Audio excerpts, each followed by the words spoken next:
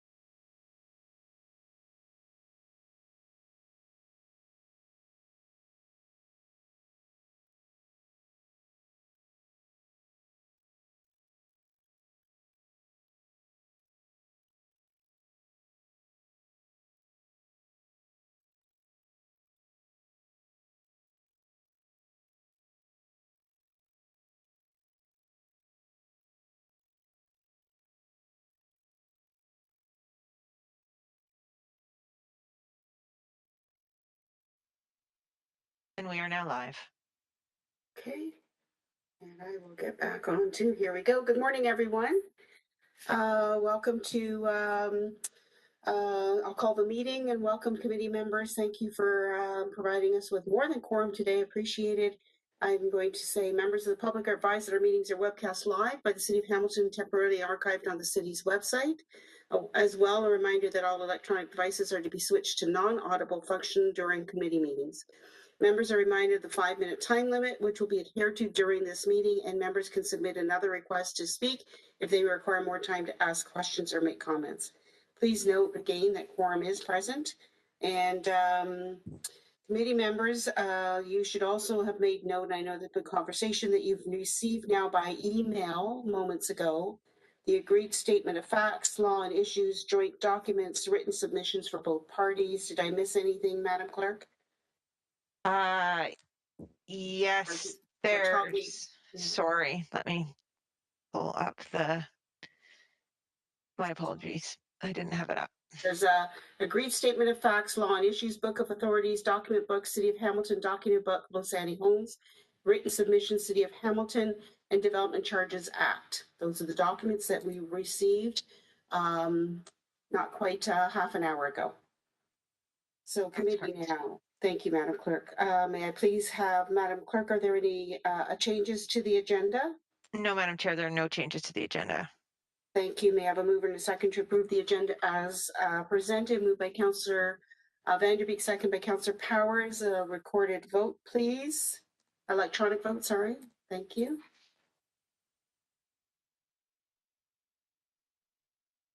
Now move on now. Are there any declarations of interest this morning by any committee? Sorry, Madam Clerk, you'll have to tell me the sorry, vote. that carries 6-0. Thank you. And declarations this morning, are there any declarations of conflict before we begin the hearing? Seeing none, Madam Clerk, that's so noted. So we'll move on now. We have approval of the minutes of the previous meeting of January 24th. May I have a mover and a seconder to approve the minutes of the meeting? Moved by Councillor Clark, second by Councillor Ferguson. Electronic vote, please. Madam Clerk, I apologize because we're toggling back and forth. Were both committee members present at that meeting to move and second that? That is an excellent question. Let me just double check. Right, no, that's okay.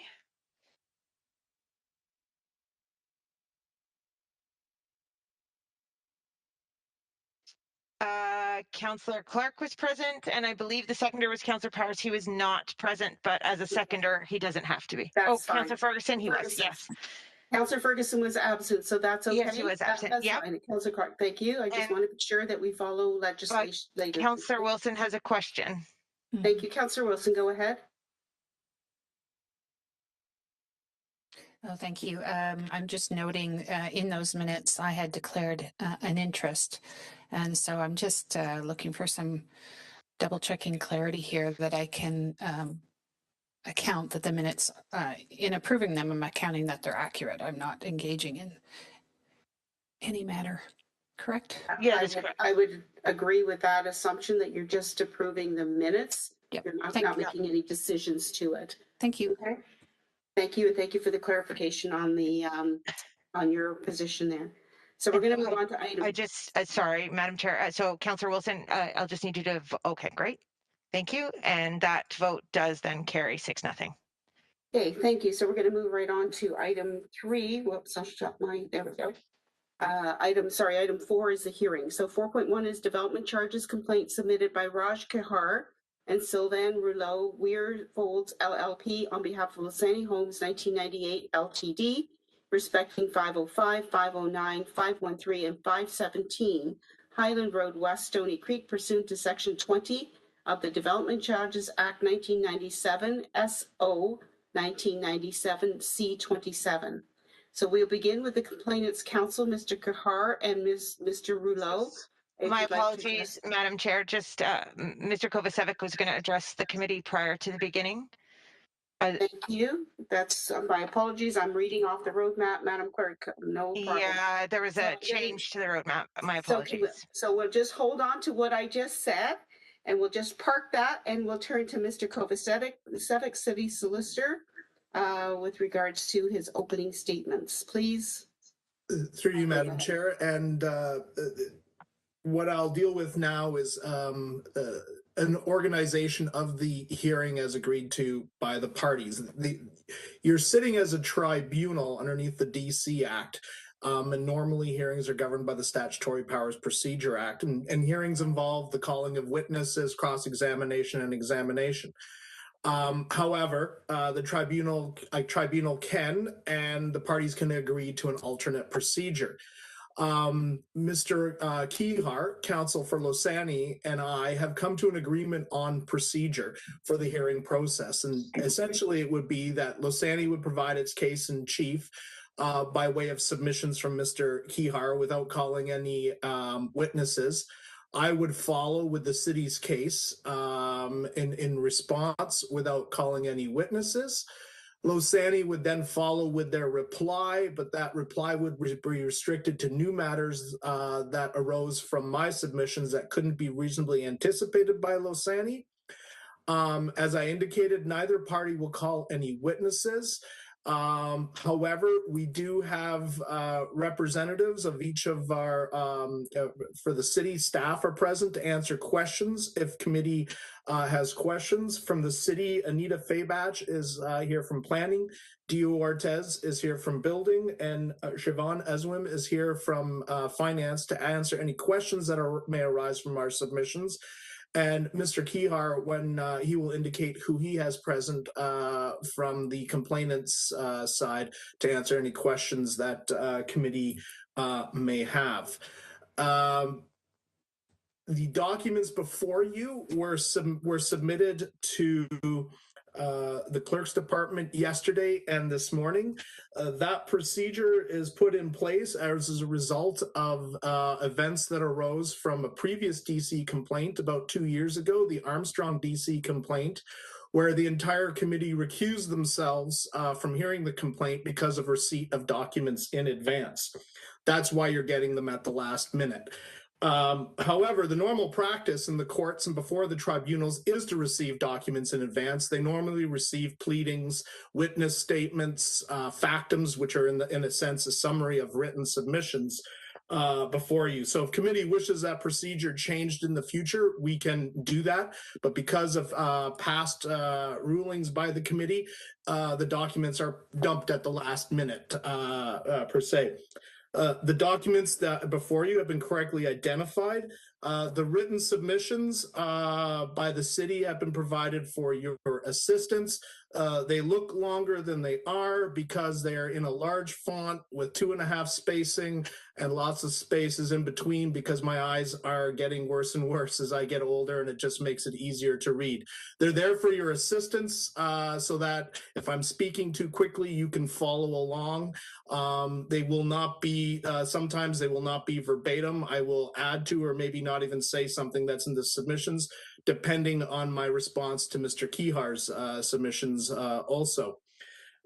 With that, I'm also going to introduce Mr. John Hart. He is here today. He's external counsel retained by the city in order to be the tribunal's counsel, and Mr. Hart will explain his role to the committee. Thank you, Mr. Kovacevic. Good morning, members of the committee.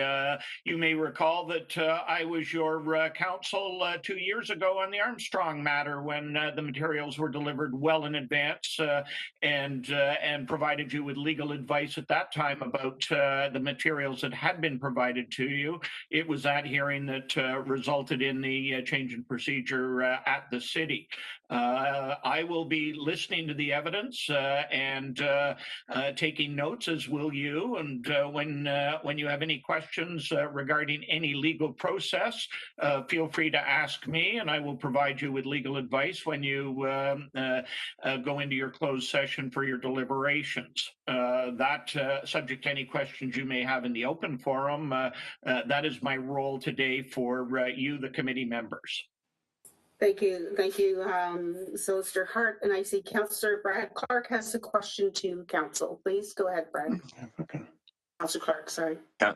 Madam Chair, Councillor Wilson was on the list first, I believe. Yes, I just saw that. It just popped up on my computer. So thank you for noting that. And I'll respectfully go to Councillor Wilson first and come back to you, Councillor Clark. Thank you. And this is a question to our council. Councillor Wilson? I think so. Yes. Thank you. you. Thank you, Chair. Thank you, Councillor Clark. I have two questions. One is one of sequence. Thank you, Mr. Kovacevic, for setting out the agenda, seeking clarification on. You said that we are able. You won't be calling witnesses, nor will the other party, but that city staff are available to members of this tribunal. At what point in the schedule are we allowed to ask those questions? That's my first. If we need to city staff. Subject to what Mr. Hart says and submissions from Mr. Kihar, I would suggest that questions be asked of staff or Mr. Kihar's representatives respectfully at the end of each of our submissions. Okay, thank you. Through you, Madam Chair, I can indicate a few things here. First, just to introduce myself, I'm Raj Kayar. I'm a partner at Weir Folds and I represent Lasani. And what I'd like to point out here is first the process that my friend Mr. Kovacevic has laid out is the process we agreed to. We think it's going to create a more simplified and efficient hearing in front of this committee, and we're hopeful it'll simplify the issues to get right into what actually has to be adjudicated. In terms of your question, through you, Madam Chair, perfectly fine with at the end of me completing my submissions, any questions that you might have for me or for my client's representatives. And you may have seen on the screen Mr. William Lisk, who's internal counsel for Lasani. He's here, as well as Mr. Dave Aston, who is the planner from MHBC, who was involved in processing the site plan application that is the subject of the DC complaint.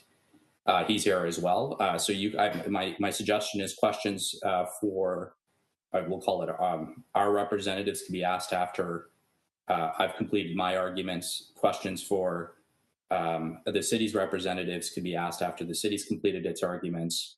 And then if there are any follow-up questions after you've heard everything, I have no concern with you asking those questions of my my representatives afterwards. I think the point of this is we're really just trying to lay out all that's happened and assist the committee in coming to a decision. Thank you for that. Councillor Wilson? Well, I have a supplementary question as a consequence of the Lausanne's solicitor answering, because it's just a reminder to me, I was seeking clarification on the sequence in the schedule for Mr. Kovacevic, and therefore I should have sought that because the solicitor to this tribunal is Mr. Hart. Should I have, Ms. Chair, sought that clarification from Mr. Hart or Mr. Kovacevic? You asked the question and it was Mr. Kovacevic that provided the answer. So I'm going to assume Mr. Kovacevic is the one overseeing this portion and was able to provide the answer. I'm not sure if you wish to ask the same question of Mr. Hart, but the answer has been provided, or direction. Okay. My second question was to the matter raised by Mr. Kovacevic in terms of documents. And Mr. Kovacevic stated that it is the legal accepted practice for the participants, meaning us, to receive the documentation prior to the hearing. And I'm seeking counsel from Mr. Hart. Is that Mr. Kovacevic's stated opinion, or is it an accepted practice that we could follow in the future? Through you, Madam Chair. Through you, Madam Chair, if I may address what happened previously in the Armstrong matter so that you understand why you're in the position that you're in now. In the Armstrong matter, what had occurred is that staff had prepared a report with a recommendation and submitted that to the committee in advance of the hearing. That is a far different document than the types of documents that are here. Mr. Kovacevic is correct that these types of documents that you have before you can be filed with the court in advance of a hearing. The issue back in December of 2019 was not these type of documents, but the type of document that was before you at the time. So to Mr. Kovacevic's point, yes, agreed statements of fact are filed with judges and courts in advance. Whether judges and courts read them in advance, one doesn't know. We're not, Mr. Kovacevic and counsel for the applicant and I are not behind closed doors with judges. I imagine both counsel will do a very good job of walking you through and highlighting the points when we get into closed session. We can address the issues at that point. But to answer your question succinctly, yes, it is a practice in courts that documents relating to the hearing are filed in advance from time to time. Supplementary, if I can, Chair Pearson, to that, you suggested, or I think Mr. Kovacevic or Mr. Hart, forgive me, that if this tribunal / committee sought to provide direction to enable that for the future, that could be forthcoming. Could I receive some counsel from whomever on when would that deliberation and debate on direction happen? Today, or is it subsequent? Is it like outside of this exercise? Madam Chair, if I could speak first to that through you to Councillor Wilson, that would be a city matter and would be dealt with in the city processes. You are in a hearing at this point, so that would not be a matter of debate today by you as council members. You are sitting as hearing members today. Thank you. I appreciate that, Solicitor Hart. Those are my questions.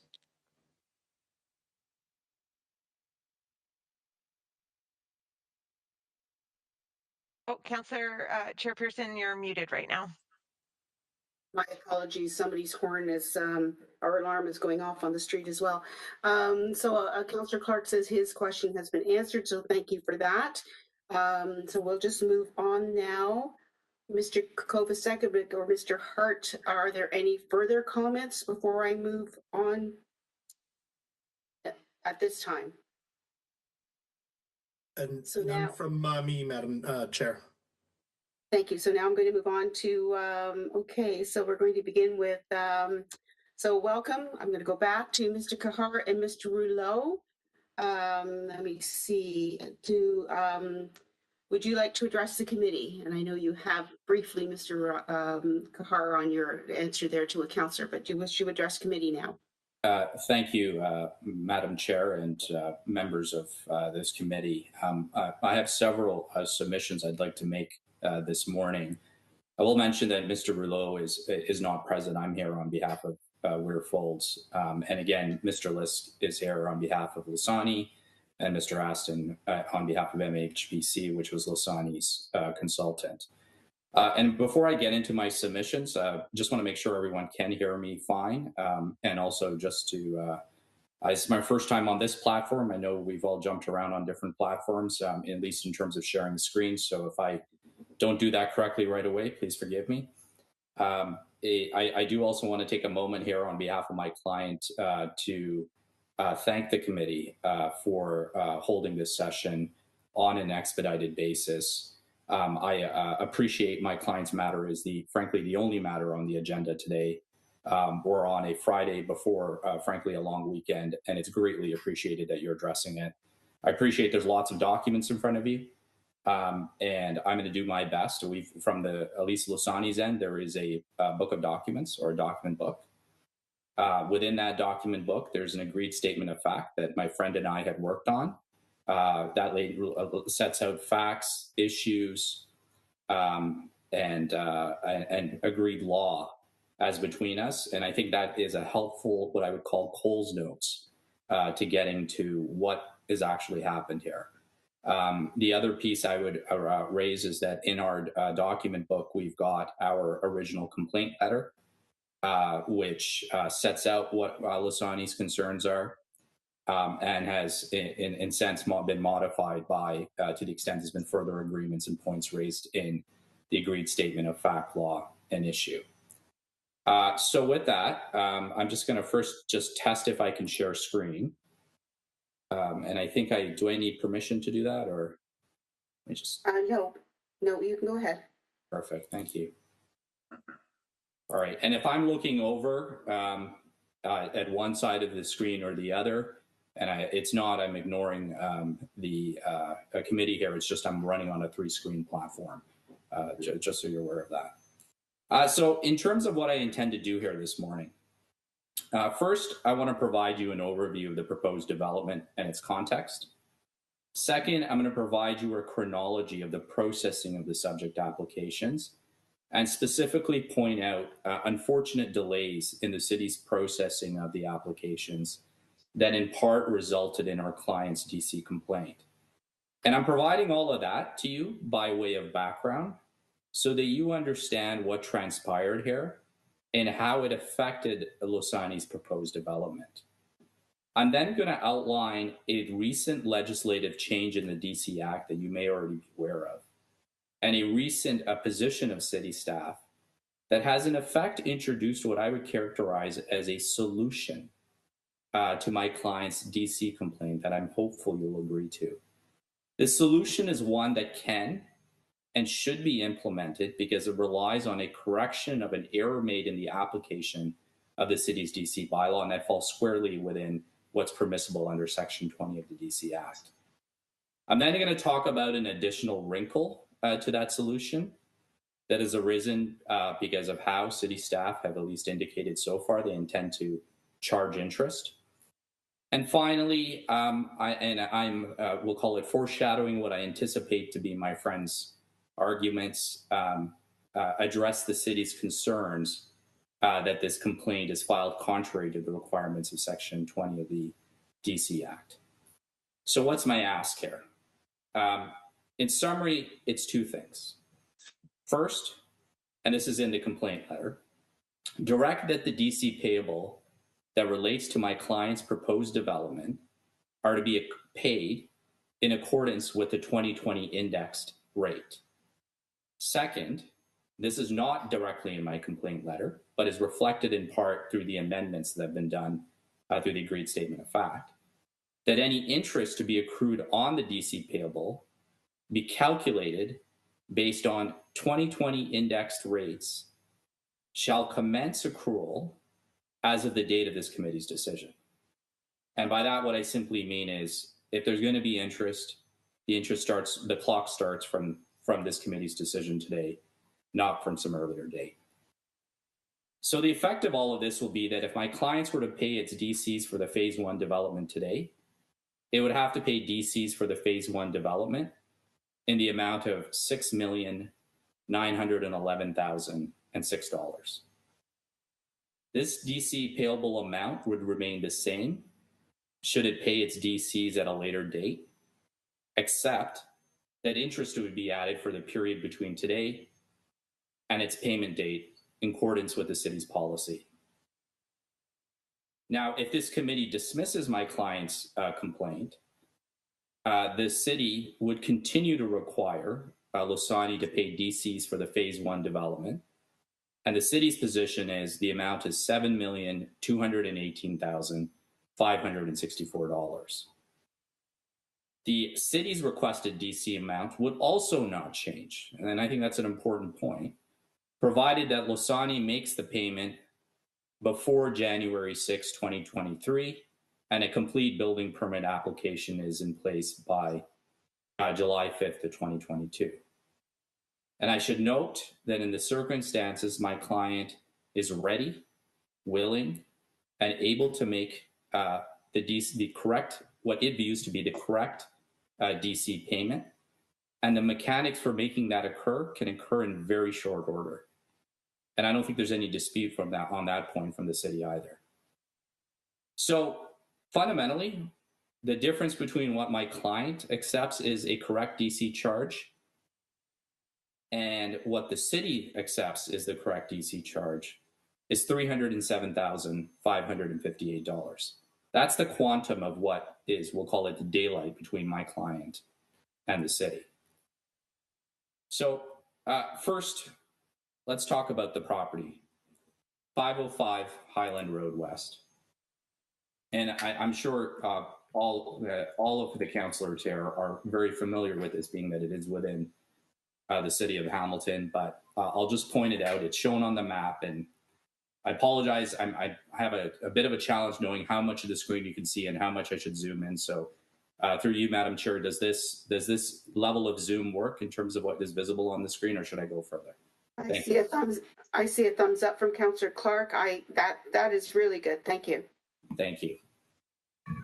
All right. So you'll see here the subject properties at the intersection of Highland Road West and Upper Red Hill Valley Parkway. It is an area that I would say is experiencing development near existing commercial and residential development. The property itself is approximately 4 hectares in size, and you can see it over here. The proposed development consists of 4 8-story multiple dwellings with 670 units and a 1-story amenity building. And it's been known and marketed as the Soho project. The city and Losani agree that these units will be a mix of affordable rental apartment units and condominium units. That's right in the agreed statement of facts. There's no dispute about that. And I say that is precisely the type of intensification the city seeks within its built-up area. Phase 1 of the proposed development, and that's really just the front portion, or the portion that abuts Highland Road West, is going to consist of 2 8-story multi-residential buildings, collectively containing 118 one-bedroom units and 124 two-bedroom units. And the DC complaint in front of you today specifically relates to phase 1 of the proposed development. That's $7,200,000 or $6,900,000 charge. It relates to phase 1 of the development. So I want to show you here first the site plan. And you can see that on the screen. I'm just going to give it a second to load.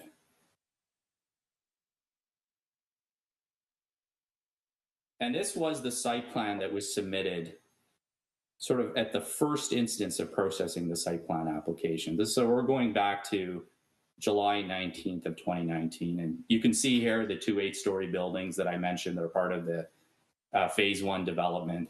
All of the development, it then includes this 7 or 8-story building here, and this 7 and 8-story building here, and this building E, amenity building over here. And what I want to point out here is this is what goes in front of the city in the first instance in July 19th of 2019. And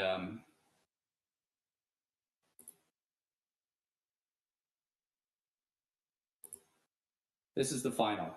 This is where we're at now. And the only reason I toggle between those two is because if you remember what you just saw and you look at what's there, notwithstanding we've been at this for 2.5, 3 years, not much has really changed. Same buildings here, same buildings here, same drive aisles, same parking space. All that's really changed, in fairness, from a site plan perspective, is this outdoor area over here has gotten a bit larger. That's it. And then similarly, I'll go back to the first set of elevations. And these are the elevations for that phase 1 building. And this is what it looks like. And this is what it looked like back in July 19th of 2019. And you can kind of see it right here in this image on the bottom. And I can tell you, again, if I go to what is currently in the 4th version, or part of the 4th site plan submission, I shouldn't call it the 4th version, it's probably the 8th or 9th or 10th version. But if you actually look at what it is, It's pretty much the same building. And that's notwithstanding that this site plan application has been in process for 2.5 to 3 years and has gone through several iterations. So I just point all of that out to really to highlight. We started 2.5 or 3 years ago. We're here today. We're talking about site plan and really what has really changed about the elevation of the building or the site plan as a whole. Now, before I get into the chronology of this matter, there's some points that Lasani wants me to bring to your attention because I think they're important. The first is that this has been an 8-year ordeal for Lasani, seeking approval for what I would characterize as much needed new rental and condo apartment housing in the city. Lasani is seeking the committee's help to finally bring the Soho project, which will provide 670 new housing units, into production. So Soho is for Hamiltonians. It's for folks, young persons who want to own a home but cannot afford a townhouse. It's folks with mobility challenges who are unable to climb stairs and require an elevator. It's for those who are looking to move down, who want to live close to their family but don't want the maintenance of a house. It's for those who do not have the required down payment or credit to qualify for a mortgage, or for those who simply prefer to rent. If the committee can assist by solving our client's DC complaint today, Lasani's submission is that it promises to pull its building permit and pay its DCs immediately, and thereafter proceed with construction of the phase 1 of the development. This is not just a plan on paper. Our client wants to build this, but it can only do it in a form where it makes financial sense. And if and when the phase 1 development is built, it will represent a positive step towards assisting with solving our current housing crisis. And I think this committee, within the confines and limits of the DC Act, should send a message that years of delay for new rental housing in Hamilton, and in particular the years of processing time for a site plan approval, is just not acceptable. This delay in timing also has a corresponding financial cost that ends up making these units more expensive from a purchase and a rental perspective.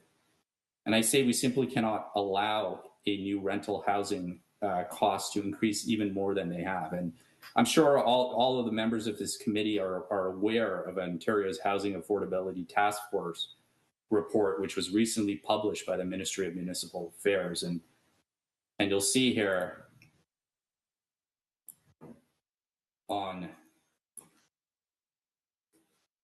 right inside the report, the government has found that for a new condominium apartment, the average additional cost of government-related charges is about $123,000. That's not an insignificant amount, and I say further increases in costs caused by municipal delays cannot be allowed to make this number worse. Now, getting into the chronology. The subject property was approved for medium density residential development through it was approved through a official plan amendment, rezoning, and draft plan of subdivision application that was filed in 2014. So 8 years ago, that's where this all starts. The applications were then considered by City Council and approved in March 2016. So they're filed in 2014, approved and considered in 2016. And part of that approval in 2016 from Council included approval of a draft plan of condo. The subdivision plan itself was registered in June of 2018, and that's what created Block 97. And Block 97 is then what is the subject lands. Now, before we get into the chronology specific, and I apologize, one more point is, so you get your draft plan in 2018, and then there was some further refinement that was necessary to the actual planning approvals in terms of the OPA and zoning bylaw, and there was a secondary instrument for that was necessary as well, that occurred in April of 2019. So getting it just to the site plan stage takes from 2014 to 2019, April of 2019. Now, before I get into the chronology of the site plan process and the building permit process for the proposed development, I'm going to just provide you some context that I'll think will assist you in understanding why the chronology is relevant. So first, just going to go to the city's DC bylaw.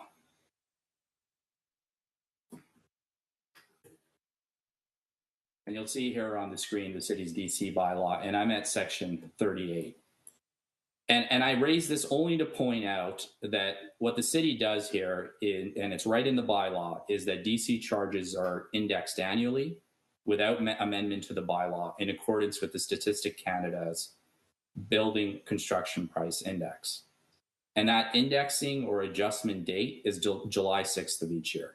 So every July 5th is sort of the last day before you get, we'll call it the increased DC rate on July 6th.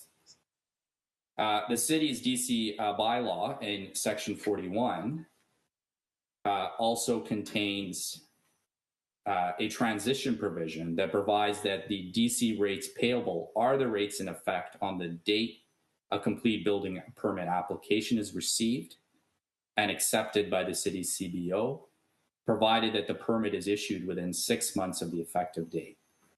So in summary, what does that mean? It means that if you get your complete application in before July the 6th, you get the benefit of the indexed rate in effect on July 5th, being the previous year's rate, so long as you pull your actual building permit by January 6th of the subsequent year. That's built right inside the bylaw.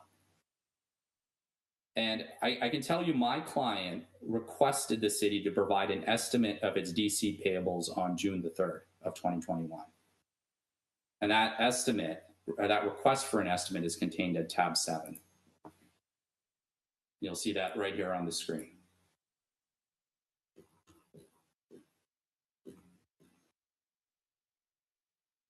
And you'll see here my client's rep, Mr. John Nesbitt, is asking for an estimate from City of Hamilton staff for its DCs for the first ever condo building development at 505 Highland Road in Stony Creek. And it's in relation to the 2 8-story buildings with a combined total of 242 units. And then if I move up to page 199, we get the city's response. And I think this is important because what the city's doing here is it's acknowledging that very transition provision I spoke about. So it says first here, please find the preliminary estimate attached for the above noted project. Based on the information you've provided, I've used the current rates, the July 6, 2020 to July 5th, 2021 rates. That's what I'm calling the 2020 indexed rates. Since you noted you will be submitting for your building permit application before July 6, 2021. That was precisely what my client was hoping to do. Please note all estimates are subject to review by the city's building and planning department prior to finalization. And then the second paragraph. To answer your question below, the DC charges will be the ones in effect at building permit issuance date. However, the city does offer a transition policy, whereas the DC rate payable is the rate in effect on the date that a complete building permit application is received by the city, provided that the building permit is issued within 6 months of the first rate increase, i.e. if you were to submit a complete building permit application before July 6th and had the building permit fully issued before January 6th of 2022, then you would be able to use the current 2020-2021 rates. So that's even the city staff recognizing that there is this transition provision in the bylaw that my client was hoping to rely on. And attached to this email was the actual estimate. So on January 15th, here's what the city says is owed in DCs. And in fairness, this is the estimate in the context of an instance where my client gets a complete building permit application in by, or rather before July 6th of 2021 and pulls its building permit before January 6th of 2022. And I'll admit right now that that did not happen. And that did not happen in our submission because of delays caused by city staff. But you'll see the amount here, $6,911,006. My client believes that's the correct amount. They've got no concern with this amount. But for the delays, they would have paid this amount, and frankly, the proposed development would be under construction today.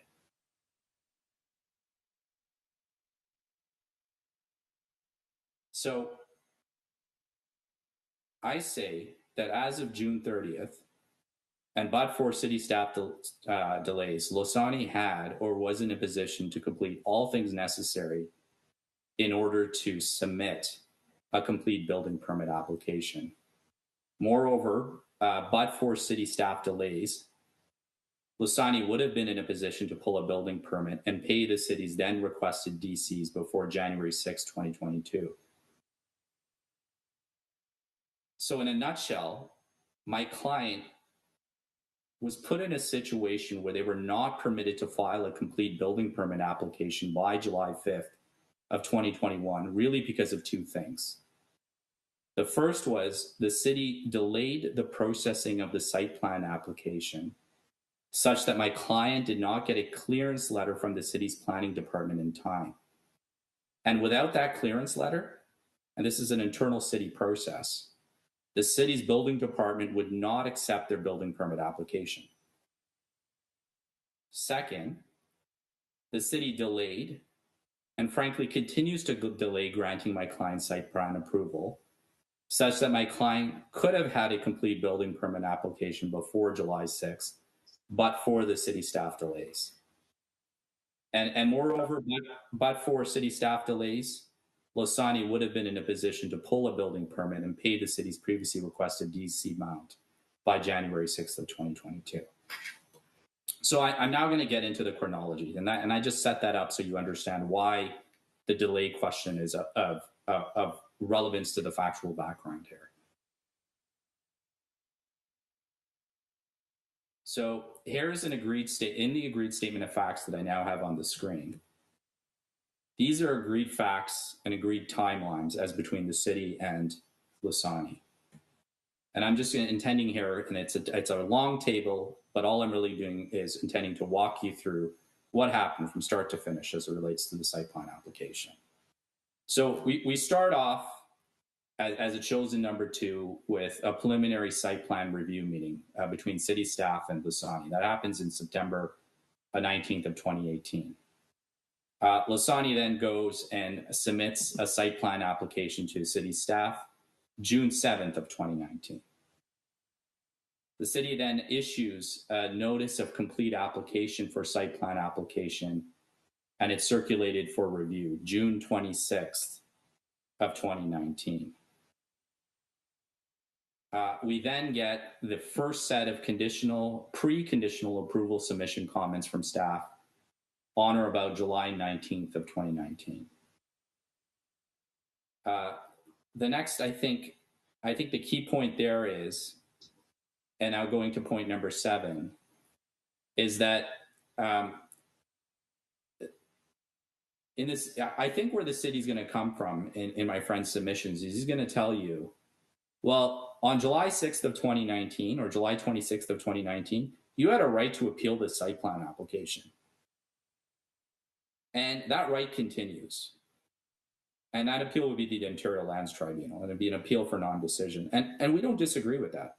My client has had and continues to have a right to appeal the site plan for non-decision. But the challenge there is that my client wanted to work with the city.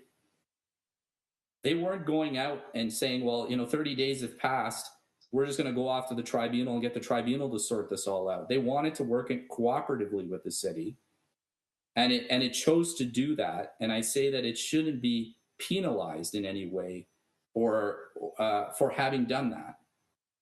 And I think that while we acknowledge that our client could have filed an appeal to the OLT for non-decision, it instead chose to work with staff because it was in part assured by staff that it would meet all things necessary in order to transition into the 2020 indexed rate.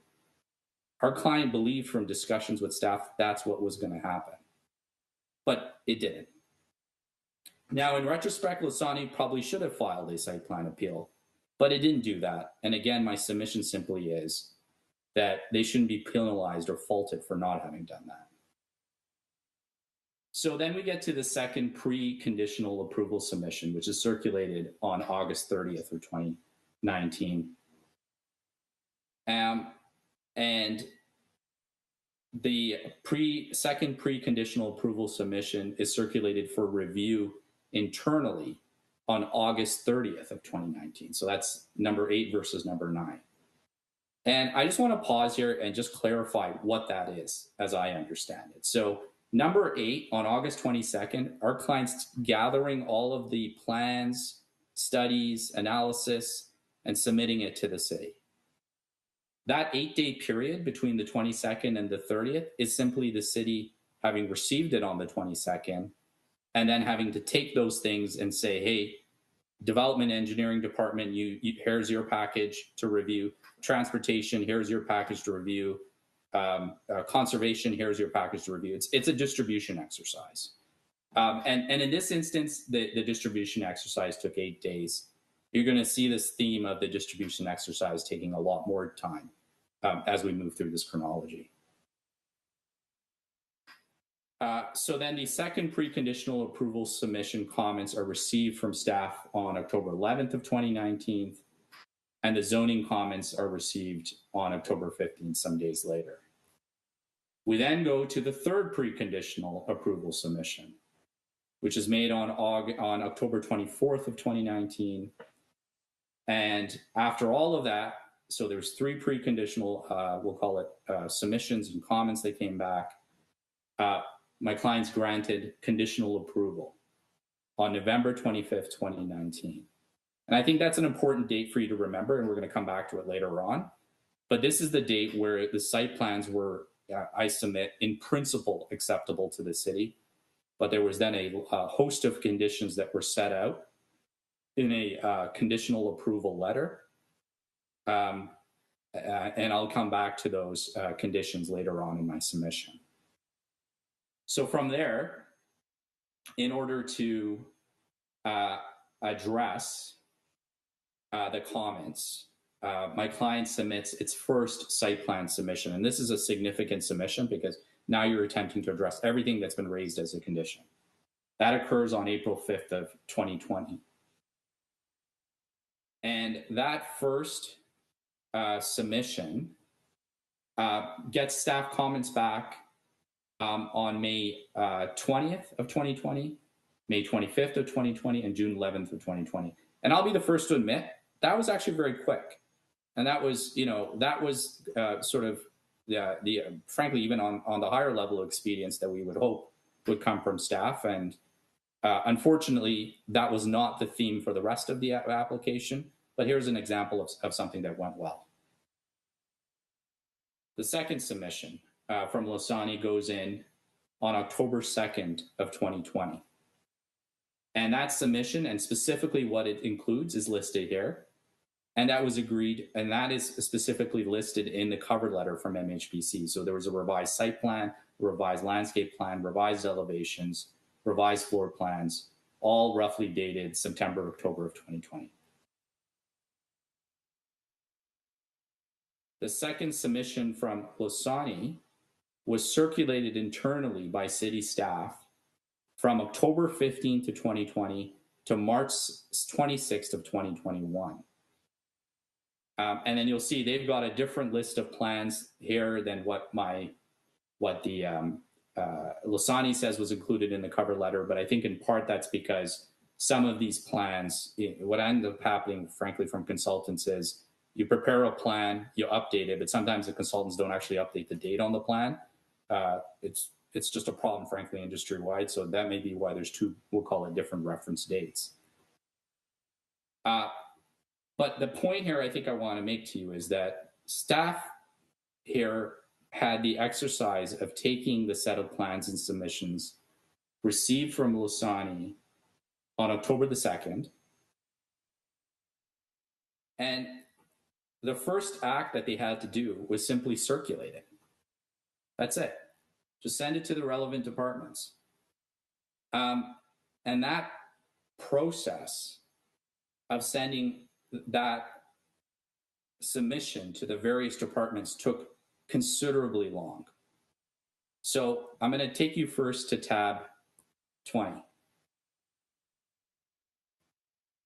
And you can see here the submission letter from MHBC and the things that were included in that submission letter and the date, October 2nd, 2020. We then move to tab 21. Just taking those plans and giving them to one of the departments took till October 15th as it relates to it being sent to the engineering, design, and construction department. Not as big of an issue, but some time delay. The second tab, taking those same set of plans on October 2nd and submitting it to urban design takes till October 16th. So about 14 days. The next tab, the forestry department, that same set of stuff, October 2nd, takes all the way to February the 5th of 2021 to send. The next tab, same October 2nd material, takes all the way to March the 26th of 2021 to send. That's almost 6 months later before all that happens is goes from one staff person to the other. And you can see what's being sent is a transportation demand management report dated September 2020. So September 2020 is the date of the report. Losani gives it to the city as part on October 2nd, and it doesn't make its way into the transportation planner's hands until March 26th of the next year. So going back to the agreed statement of fact, and we're now on item 19.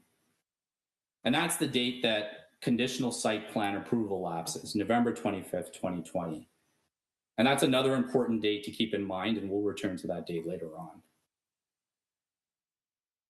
Moving to number 20, Losani receives comments from city staff on the applications.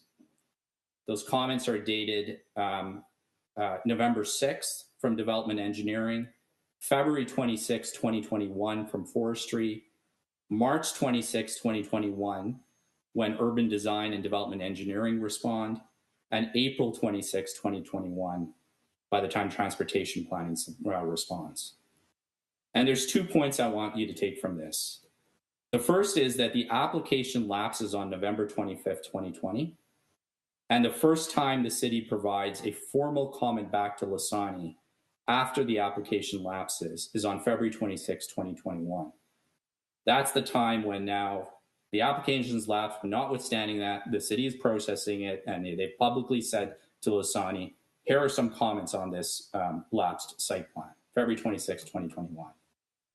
The second point I want to make is that although the second submission was submitted by Losani to the city on October 2nd, 2020, staff comments on it were not provided until as late as April 26, 2021, being almost 6 months later.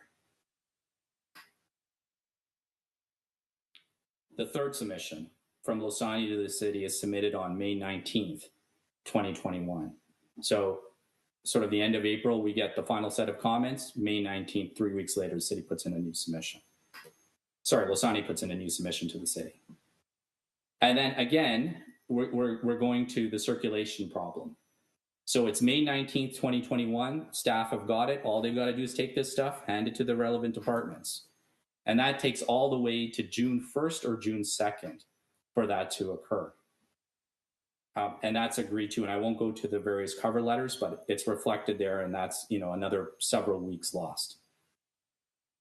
So I can tell you at this point at June 1st, June 10th, June 1st, June 2nd, my client's starting to get nervous. And they're getting nervous because they are anticipating and expecting to pay the 2020 index rate. And so what they do is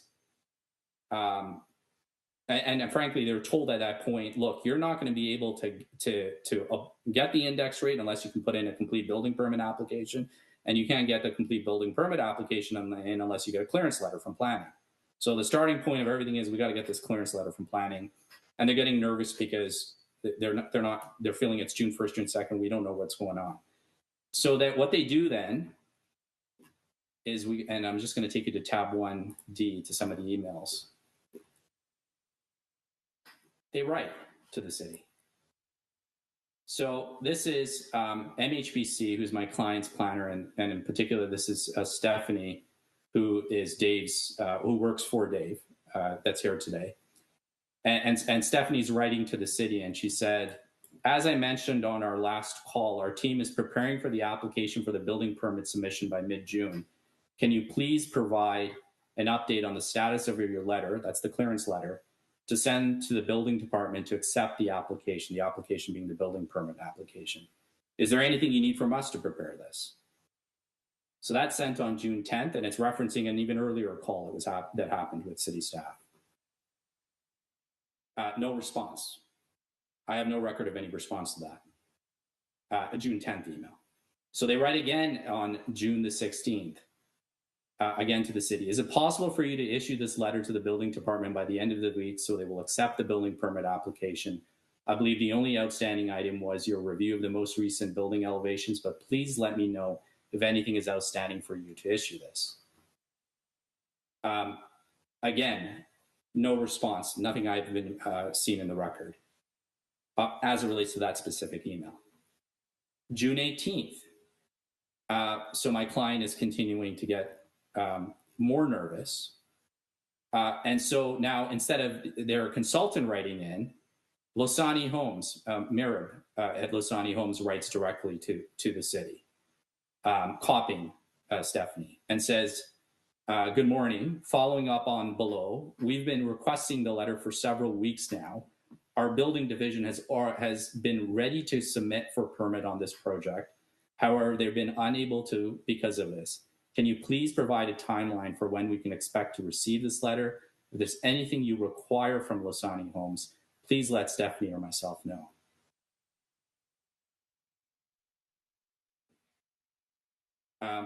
Again, and that's on June the 18th. And then Mirab also says, further to below, I'm also being told that DCs are increasing July 6th. As such, it's imperative for us to submit our permit next week to avoid these increases. If we can receive the letter today or early next week at the latest, that would be appreciated. Please let me know. So a second email. Again, no response to that either, that direct email. Then another email comes in on June the 22nd. And this is MHBC now writing and saying, I'm just following up on this. Our team has the building permit submission ready to go and have been told by the building department that they cannot submit until they have this letter. Can you please let us know the expected time for the letter so we can let our team know? And then it's finally on June the 22nd that we get a response from city staff, Mr. Charlie Toman. And it indicates we understand that the concern regarding the DC increase date and reviewing the file now to confirm if all clearances have been received to allow for the concurrent submission of the building permit application. This includes confirmation from urban design staff on the revised elevations. The deadline for comments on the revised drawing is tomorrow. Assuming there are no unresolved issues, we'll strive to have the concurrent building permit letter sent by the end of this week. And I want to just point out here that whilst I recognize staff are saying the deadline is tomorrow, and that's an internal set deadline, part of the reason that deadline is so late or so close to July the 5th is because, or July the 6th, is because of the delays in actually circulating the submissions that Losani had provided. So, in fairness to staff who are reviewing things, if they have to have a certain amount of time to review it, but if there's a delay in getting it into their hands caused by the circulation portion of staff, then well, there's going to be a cascading delay that happens through the process.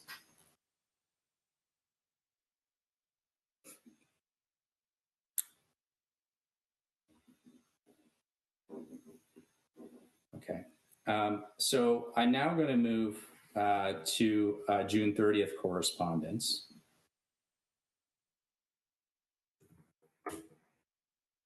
So on June 30th, my client gets what he characterizes as a surprising and last-minute urban design comment in relation to the third submission, and that's that same third submission that was provided back in May 19th.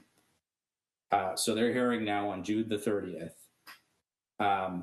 a specific concern, and you'll see here that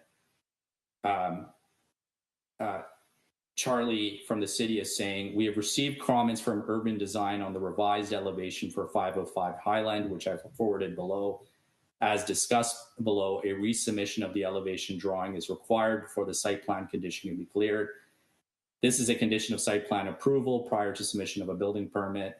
Anna has said that she would expedite the review of the revised submission. I'm not sure this can be completed prior to July the 6th. And this is the actual comment, and you'll see it here on June 30th. This is coming from urban design to Charlie, as well as to the planner, Elena. And I'm just going to go down to the required documentation because I think it kind of speaks to what it was that was raised. So first was a final site plan should be revised to remove the retaining wall on the west side of the site. So basically just deleting an image. The final elevation drawing should include labels as noted on by staff above, and confirmation should be provided indicating the blank wall treatment on ground level C and D is correctly coordinated with the internal floor layout. So they're saying, is the elevation jive with the actual floor plan? We're not entirely clear whether that's the case or not. So again, a fairly simple ask to be addressed and corrected. And the third, and this was a new one, was a full landscape pack should be required for review, including any landscape plans for rooftop amenity areas if proposed. And I can put to you that that was a new request that was ultimately addressed by Losani, and one that what the staff ultimately agreed was unnecessary for the purposes of a building permit clearance letter.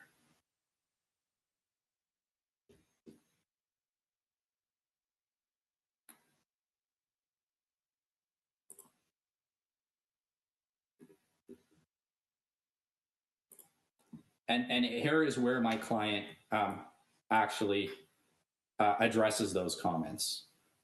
And you can see here they do the site plan, the retaining walls removed. They've shown that whatever legend and corrections were needed to the elevations. And then here is where it says, as noted in the emails, well, we will provide a revised landscape package with our next submission, with the understanding that it is not required from your team to prepare the letter to the building division to accept the building permit application.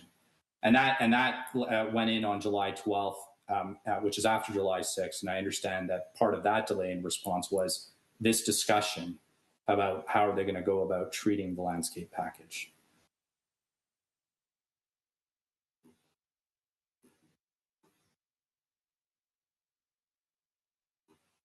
And just through you, Madam Chair, I do note it's 10 o'clock. I know we've been listening for now, it's been about an hour. I'm cognizant that folks may need bio breaks or some, frankly, just a pause. There's a lot of material here. I'm in your hands as to what an appropriate time is to take a pause, just to be of assistance to everyone. Thank you for that, Mr. Kahar. I appreciate it. To committee members, would you like to take a 5-minute bio break at this point? I see a thumbs up, Councillor Clark.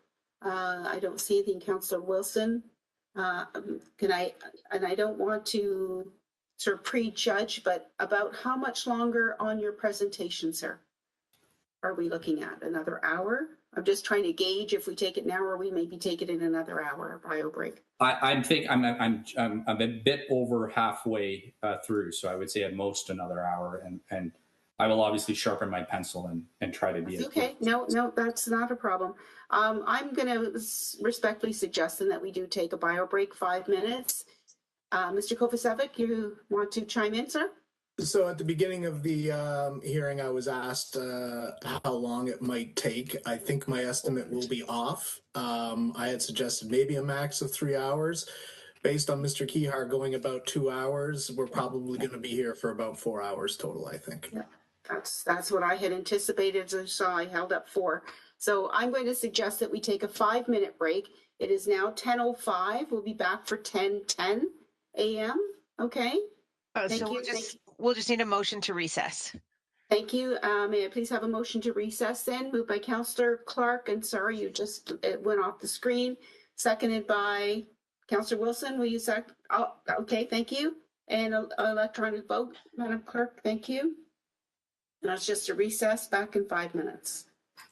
And I'm not able to see Councillor Powers on my screen, but Councillor Powers, if you There he could. is. Yeah. Okay, perfect. So thumbs up. Okay, we'll be right back. Thank you, everyone. Thank you.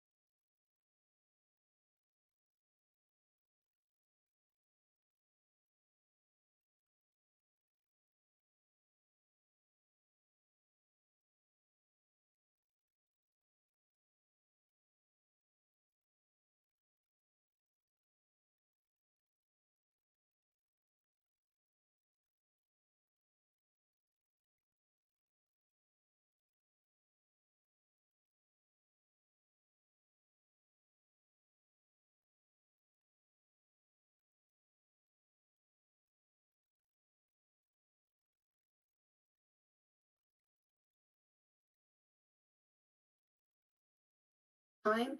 I'll ask Mr. Cahard, please proceed. Thank you. Madam. Thank you, Madam Chair. I just know Mr. Kovacevic is not, at least his video is not. I'm suggesting through you that I wait for him to appear. Madam Chair, Madam Chair, if I may, I'm ready to go. I think it appropriate that you receive all committee members. correct. Anyone that's not present can't participate in the decision, so we have to make sure everyone is here. Thank you for that. Councillor Pearson, everyone is present.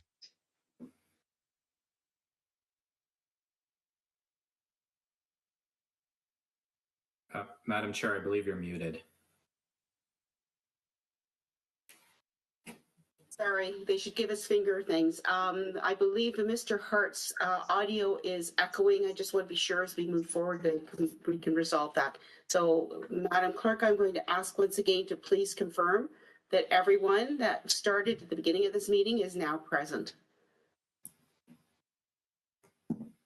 Madam Chair, sorry, I was muted. I'm just toggling through, and yes, everyone is present. Thank you then. We'll proceed. Thank you. Thank you, Madam Chair. So what I have on the screen now is my client's attempt to actually file a building permit. So they attempt to do that on July the 15th, recognizing even at that point, they still really couldn't do it because they didn't have their clearance letter. So that gets submitted on July the 15th, and you can see that here. And it's a confirmation that it's been received and it's just in the pre-screening process. Then on July the 16th, finally, my client gets the clearance letter. And you'll recall that this was a precondition that was necessary before July the 6th, so my client could ultimately file a complete building permit application before July the 6th to be eligible to pay the 2020 indexed DC rates. And you'll see right here that the letter says on it, dated July the 16th, that therefore the applicant is now eligible to apply for a concurrent building permit review to facilitate the proposed development. The concurrent site plan building permit review process will require the applicant to sign an acknowledgement with the building division. And then what happens is finally the city building department accepts the actual building permit application, and that's on July the 21st. And you'll see that here on the screen. July the 21st, and the pre-screen accepted notification, and that's post the clearance letter. So the clearance letter was a requirement in order to check that box. Now, I suspect what my friend is going to argue is that even if the July 21st, 2021 building permit application date, the day it cleared pre-screening, was instead July the 5th, it's still not enough. Because while Lasani had an application, they didn't have, from the city's perspective, a complete building permit application on that date. And that is what is needed in order to pay the 2020 index rates until January 26th of 2022. And I say there are two problems with this. First, I fully acknowledge that a complete building permit application under the Ontario Building Code requires one to have a site plan approval. But if we go to the actual bylaw,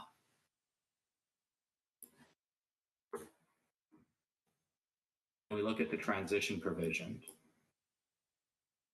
it says a complete application, and they're talking about an application for the purposes of the bylaw, shall mean an application, again, talking about for the purposes of this bylaw, with all information and plans as required as per the Ontario Building Code.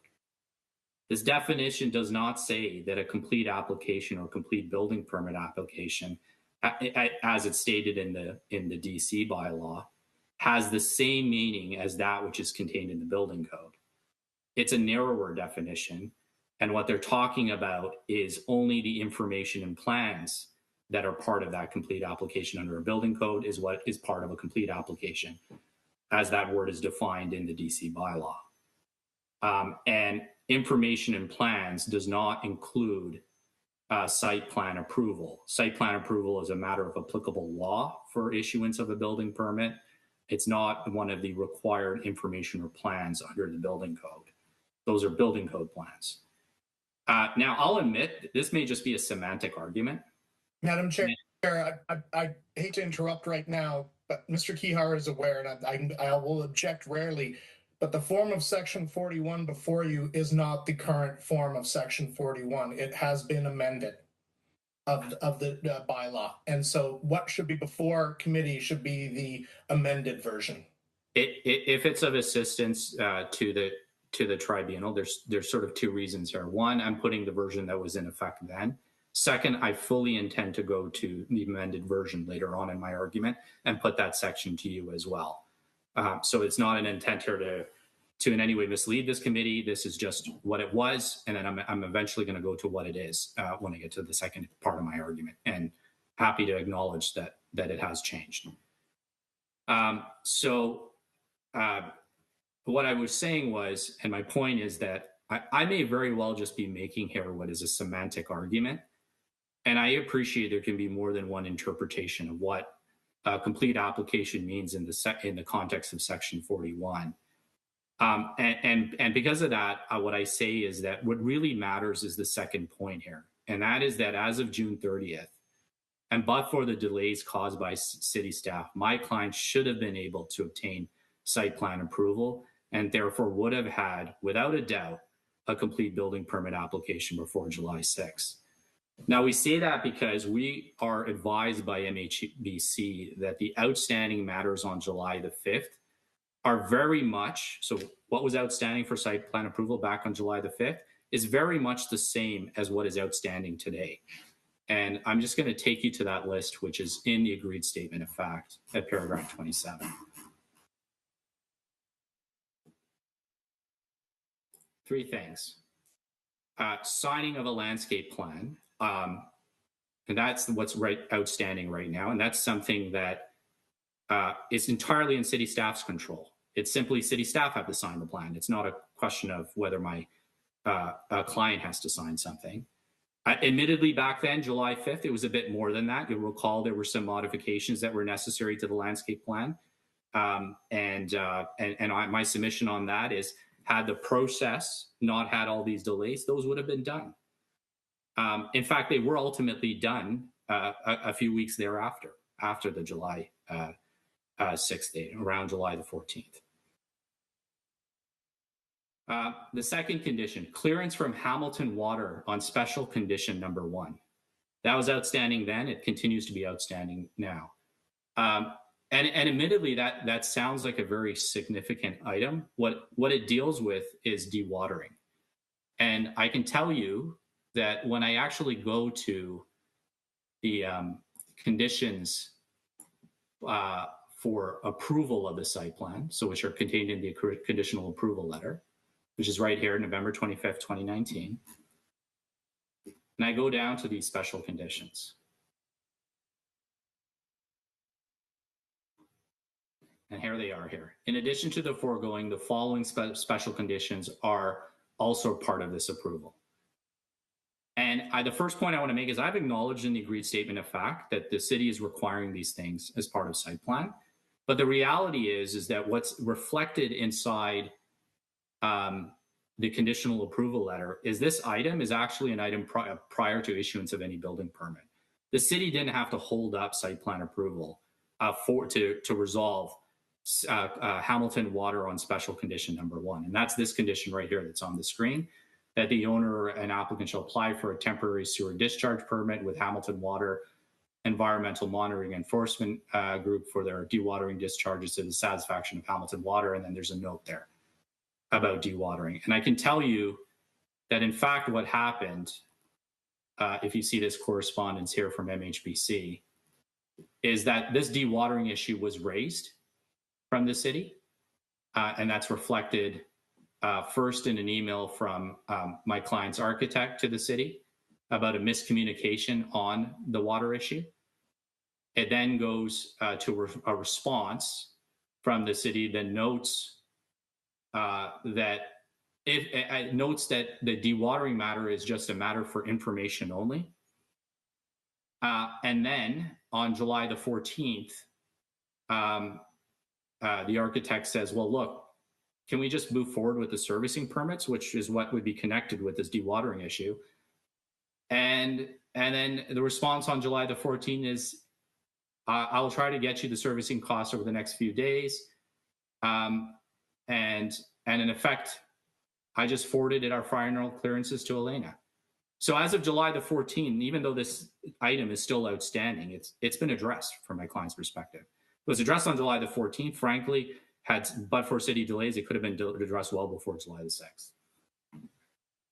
6th. Going back to the third outstanding condition to site plan approval, that was the case on July the 5th and continues to be the case today, is clearance of legislative approvals on special condition number 8. That's the third one. And I'm just going to show you what that one is.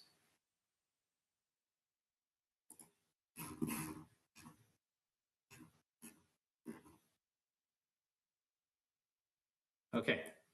So again, while the staff have said that that's a site plan approval condition, and my client is accepting that that's what staff wants, in the conditional approval letter, it's a prior to issuance of building permit condition. It didn't have to be held up for the site plan. It could have been dealt with later. And what is that condition? It's number 8. The owner or applicant submit a list to the growth planning section indicating the mailing address, unit number of each residential unit on each floor to the satisfaction of the Senior Director of Growth Management. It's about addressing the units. And through you, Madam Chair, I submit that that's not really a matter that needs to be held up at the site plan stage, especially because as I understood it, the ask was to find the addressing for all of the units in all of the buildings. Not only the buildings that were part of the phase 1 development, but the other buildings as well, which were not even, we'll call it, at the immediate pipeline for development. And I would say that those are things that very well could have been dealt with at the building permit stage. And it was staff's insistence to make this a site plan condition, contrary to the conditional letter that held up site plan approval and continues, frankly, to hold up a site plan approval, as the city still identifies this as a condition.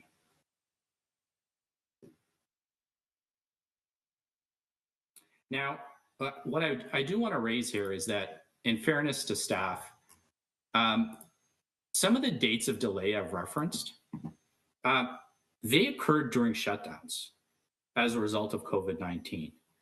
And I don't want to, we'll call it, diminish the impact COVID-19 had, both on the operations of the city and city staff. I've seen it in this city. I've seen it in various other cities that I've processed applications for or done work on behalf of. And frankly, I suspect that's probably what in part happened here and why we had a lot of delays from the city staff's end. And similarly, I'm not going to suggest that my client was immune from COVID-19 and its impacts, and the same is the case with MHBC.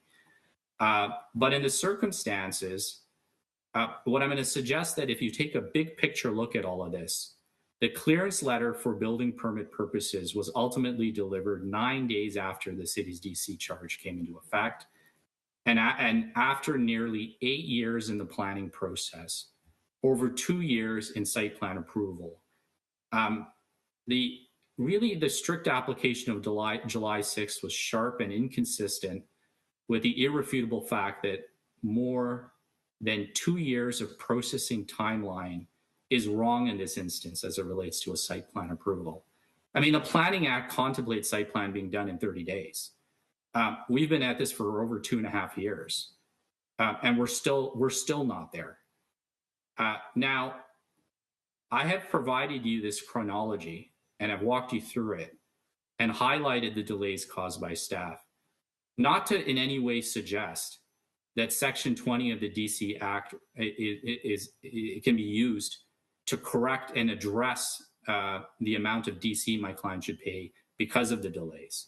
I fully acknowledge, and I'm sure my friend will bring cases to your attention that suggest that you can't use delay as the basis for determining ultimately whether there was an error in the application of the bylaw. And I agree with that. I provided you this background on delay and raised it through the chronology because I want you to understand the context in which Lasani is making its DC complaint and requesting you to confirm same. My client's actual issue about the error that was made in the application of the bylaw pursuant to Section 20 of the DC Act is that the amount of the DC was incorrectly determined, and there was an error in the application of the development charge bylaw. And it's that error and we'll call it incorrect determination that I will now get into and speak to. But before I do that, I want to point out that at the request of the City Building Division staff, a second DC estimate. So this wasn't my client asking for it. This is what the city on its own volition did. There was a second DC estimate for the Phase 1 development that was provided to Lasani on September the 9th of 2021. And I'm just going to show you that. And this is what the city is saying my client needs to pay if they're going to make a payment under the 2021 indexed rates, because they're now applying the 2021 indexed rates. And you see we have an amount of $7,218,564. And that is really the reason why I'm here today, because my client thinks that this amount is incorrectly determined. So getting to the error that was made.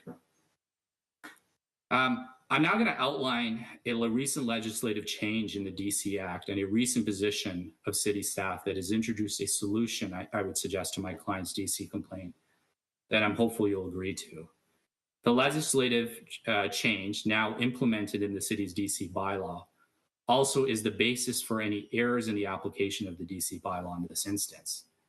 The DC Act was amended through Bill 108 to freeze the date when the amount of a development charge is determined.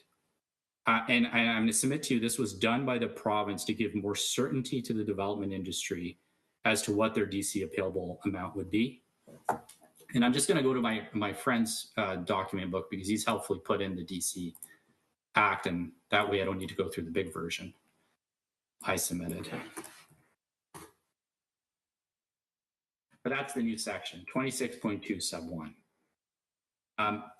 And I'm not going to read it. I'm basically going to tell you that what this section of the Act does is it freezes the date for determination of a DC payable to the day an application for site plan approval is made for the development, assuming site plan approval is required. So you'll see there's three options here. And if you don't have a site plan application, then it's the date you get your rezoning.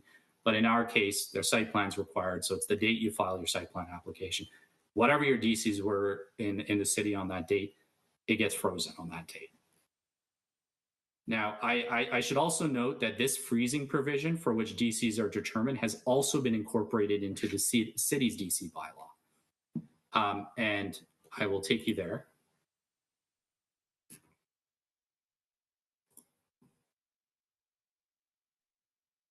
And that got incorporated on June 9th of 2021 through an amendment to the city's DC bylaw under bylaw number 21102. And I'm just going to take you to what happened here. So you'll recall my friend, Mr. Kovacevic, had mentioned that section I took you to had previously been deleted and replaced or has been amended. Well, in fact, what happened was it was deleted. So all of section 41, the old transition provision, completely deleted, replaced with what you see on the screen.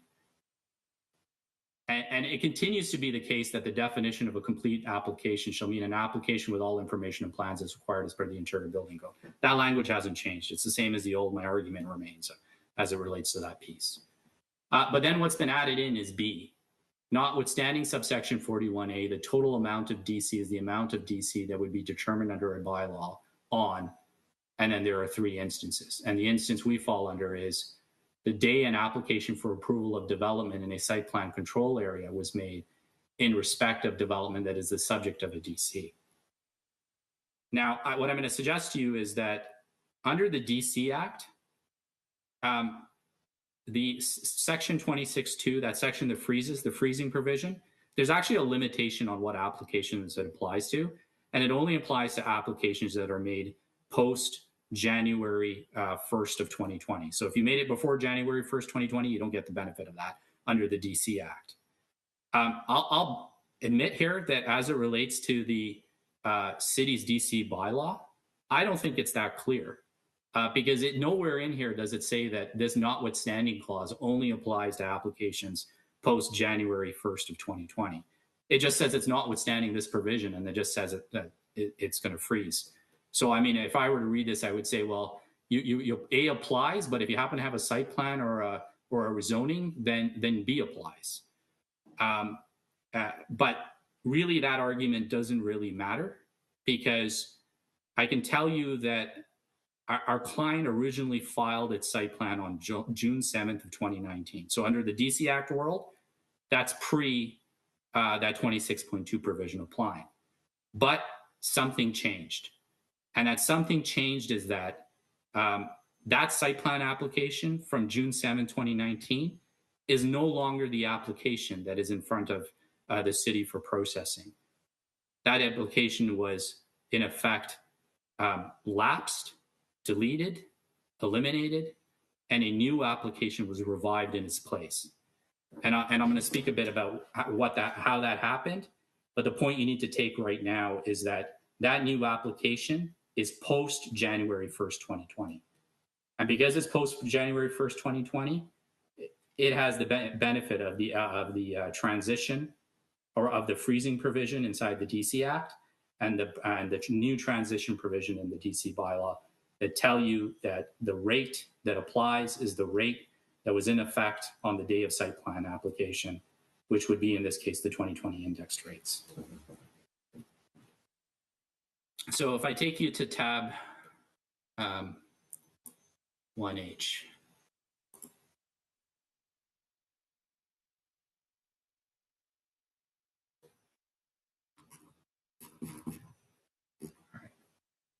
So my client gets an email from the city on November 23rd of 2021, so just a few months ago. And this is from Charlie, and it says,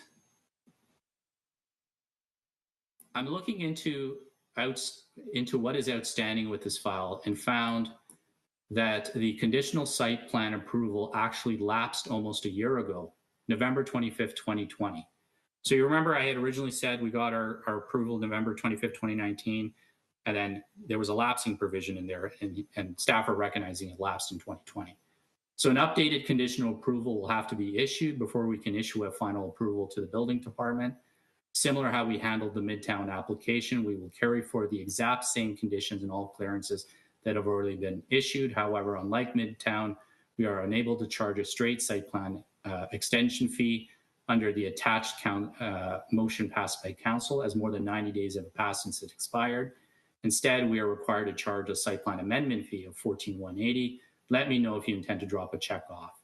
And then just as a side point, staff do notice that outside of this, there's very little outstanding before we can issue final site plan approval. I'll need to review and sign the updated lighting plan, and I'll do that this week. And then Elena is just going to check if there's any other clearances required. And that still remains outstanding. You know that. We've gone through that already. So there's this lapsing provision inside the conditional approval letter. And that's this conditional approval letter here. Here's the lapsing provision. That in the event a building permit for the proposed development has not been issued within 1 year of the date of the site plan approval, they're talking about the conditional site plan approval here, the approval shall lapse. So that approval my client had lapsed November 25th, 2020. post the January 1st, 2020 date for when applications get the benefit of the freezing provision in the DC Act. And I'll admit that this document here, it requires it to be signed by Losani. It says that in it. And there's a related acknowledgement that's required to be signed. And I think what's happened here is my client was never asked to sign it. It never signed it. The city never followed up on it. But both the city and my client have been working on the basis of what's contained in this document. And they've been processing, the city's been processing the application based on what's based on this document. My client's making submissions based on what's in this document. So in effect, the document applies notwithstanding there isn't a technical signature on it.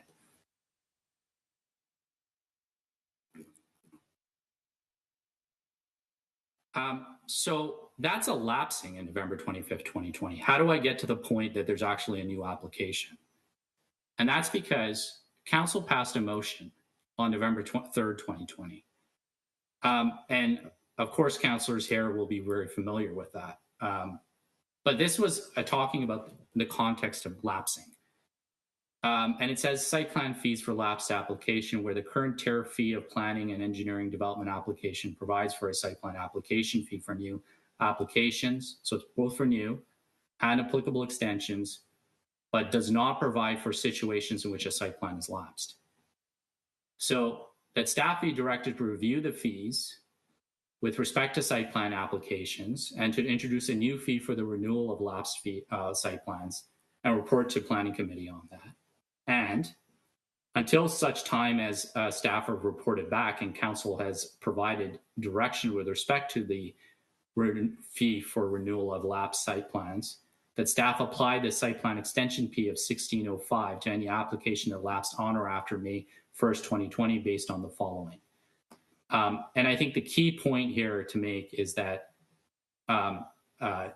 that for administrative purposes, a new site plan file be open for the purposes of calculating DC charges.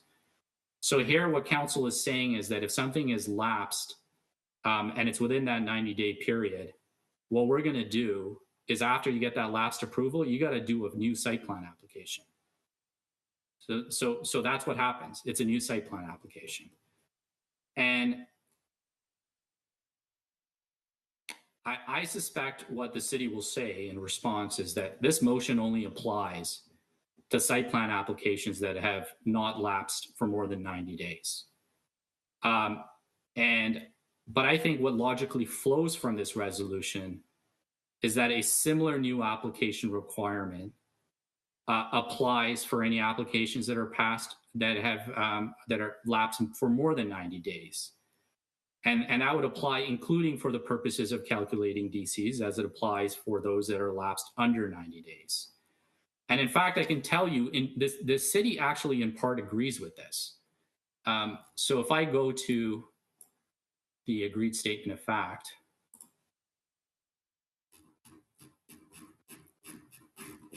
go to paragraph 19. It is the city's position that 90 days after the expiry of a conditional site plan approval, the city permits site plan applications to be renewed as a new application and requires the payment of an application fee of $14,187 as provided for in the city's tariff fees bylaw. So even the city itself is saying, look, we know we have this council resolution, but the way we've applied it for instances that are beyond 90 days is we also require a new application. Then moving to 20, Losani is agreeing in the agreed statement of facts that the renewal is a new site plan application, and it has not yet paid the application fee or submitted the application form associated with that site plan application. And recognizing that, you know, frankly, the city has only asked for this fee as of November of 2021. And then at paragraph 23, it is the city's position that in situations where a conditional site plan approval has lapsed and greater than 90 days have elapsed, planning staff and finance staff will apply the date of the new application to the DC calculation, consistent with council's policy regarding a reactivation within 90 days. So I'm going to submit to you that both Losani and the city agree that when that site plan conditional approval lapsed, there will be a new site plan application date, and that date is what is used for the purposes of calculating DCs.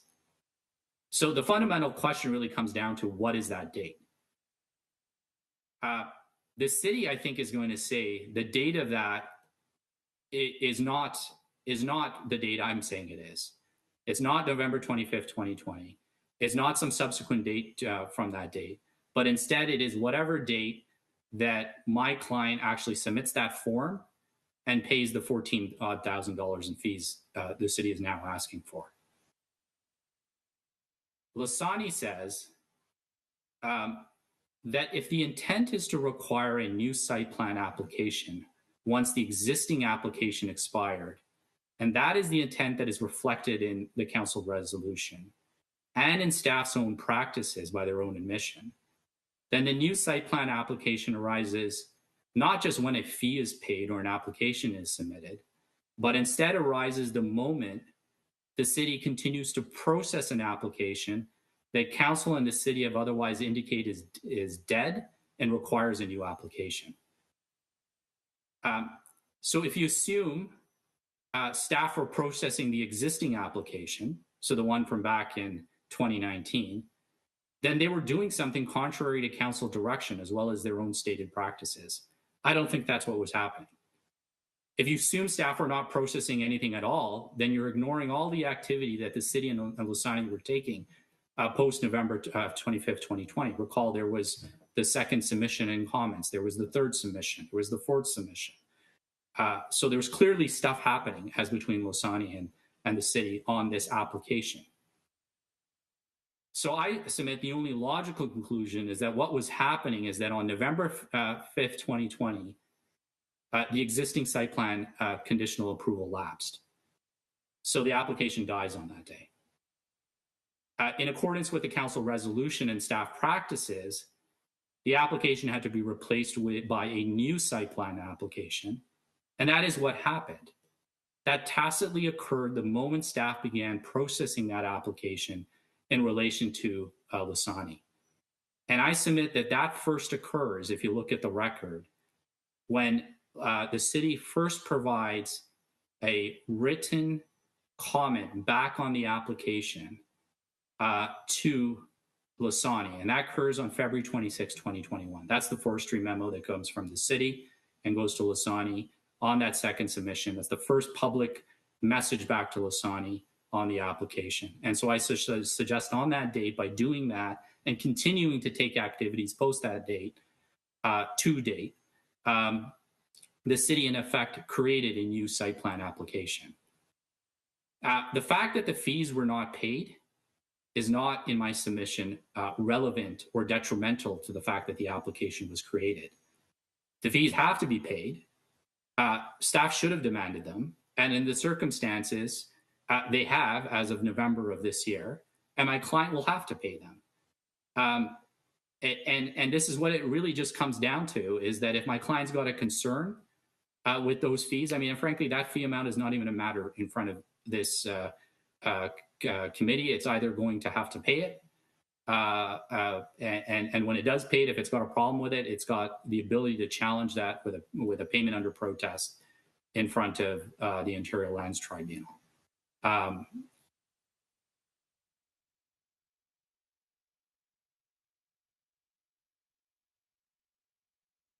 So we say, in this instance, the DC bylaw has been incorrectly applied because our client's site plan application died on November 25th, 2020 by virtue of the conditional approval letter, council resolution, and staff practices, and was then revived as a new site plan application on or about February 26th of 2021, when that first forestry letter comes back to Lasani. And also, to the extent the city might say, well, if our client site plan application is revived on February 26, 2021, then it must expire again on February 26, 2022, which is in a few days from now, and therefore will require a third site plan application. And I say to that, I say, to the extent that that may be my friend's argument, unlike the first instance where both parties were working on terms that were clear, set out, and subject to a 1-year lapsing provision that both had agreed to based on the letter that both were working off. The new application doesn't have that condition explicitly spelled out, and so it would be unfair to impose that condition retroactively. So our complaint pursuant to section 21 of the 27.1 of the DC Act is that a correct application of the DC bylaw would apply the 2020 indexed rates, as the new transition provision in the DC bylaw would require this, as our client's new site plan application is made as of February 26, 2021. So, and then pursuant to section 20(6) of the DC Act, we're asking this committee to correct this incorrect determination or error. Our client has a site plan application that is made post January 1st, 2020. And so our client has a site plan made during the 2020 indexed rates, and therefore those are the rates that should apply and not the 2021 indexed rates. And that's the relief we're asking for from you. Now, if you agree that my client's site plan application is made as of February 26, 2021, and I think that's the key question you have to ask yourself, and that's the fact you have to either accept or reject, then I think that even the city agrees that the 2020 indexed rates apply. I don't think the city is saying here that if the application was indeed made on February 26, 2021, that the 2020 index rates don't apply. I think they would agree they do apply. The question is, they just dispute whether it was made on that date. And that's the fundamental question you need to ask yourself and answer. Now, I should add that in June of 2021, Lasani's planner asked city staff if the planning clearance letter could be issued so that the building permit application could be submitted before or prior to the July 6th DC increase date. City staff, as I'm told by MHBC, responded that the clearance letter would be provided specifically by June 27th, leaving a few days to submit the building permit. It was also reasonable, at least at that time, to expect that site plan approval could have been achieved by July 6th. But of course, we know that didn't happen because of staff delays. And the frank matter is, had staff advised that the clearance letter may not or would not be provided by July the 6th, or that site plan approval could not happen in that timeline, if staff had told my client that, the action was very simple. My client would have just formally refiled the SP application, the site plan application, and that would have, without a doubt, confirmed that the application was filed on that date and DCs would have been frozen. Now, my client didn't do that, but I suggest that by operation of what's happened here, it in effect happened nonetheless on February 26, 2021. And I can tell you that the city has produced a further estimate of what the DCs would look like, assuming the 2020 index rates apply, and that's reflected here. And you'll see here that when you do that, we go back to the very same number, at least before up here, that my client believes is correct and is willing to pay. The only difference, the only reason why this is $7,065,411 is because the city is now charging interest on the amount, and they're charging interest as on this assumption, and frankly, based on our original DC complaint from November 25th, 2020 onwards to the date this estimate was created. And that's where they come up with $154,000. So they're saying that we need to pay that interest as well. Now, in terms of the question of interest, and that's the next point I'm going to get to here, Lasani recognizes that the DC Act permits interest to be charged on any DC amount that is frozen as a result of new section 26.2. And we also recognize that the DC bylaw has been amended to provide for that. And I'm just going to take you back to that amendment. And you'll see that right here. And it's under sub C. It says interest to the total amount of DCs determined pursuant to section 41B shall be charged to the date of building permit issuance as per the city's development charge interest policy as may be revised from time to time.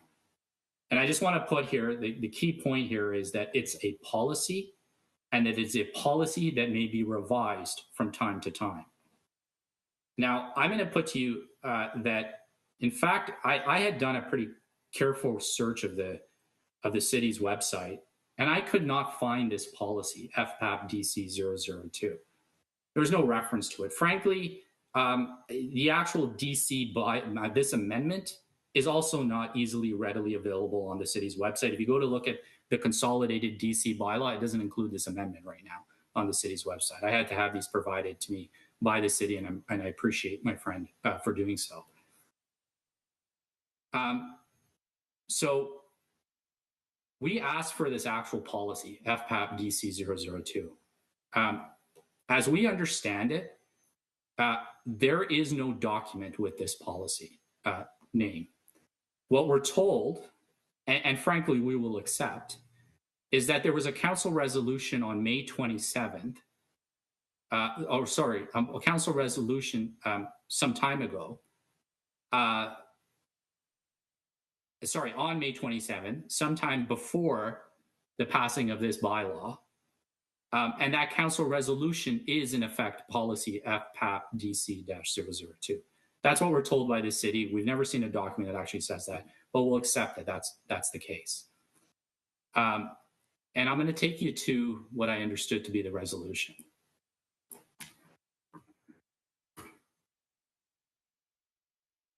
It's here, 5.4D, development charge interest rate recommendation related to Bill 108 changes and related site plan changes.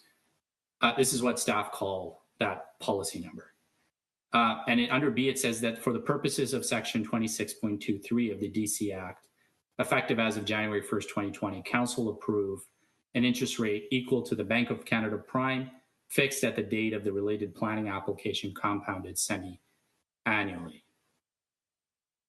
So I would say on a DC complaint,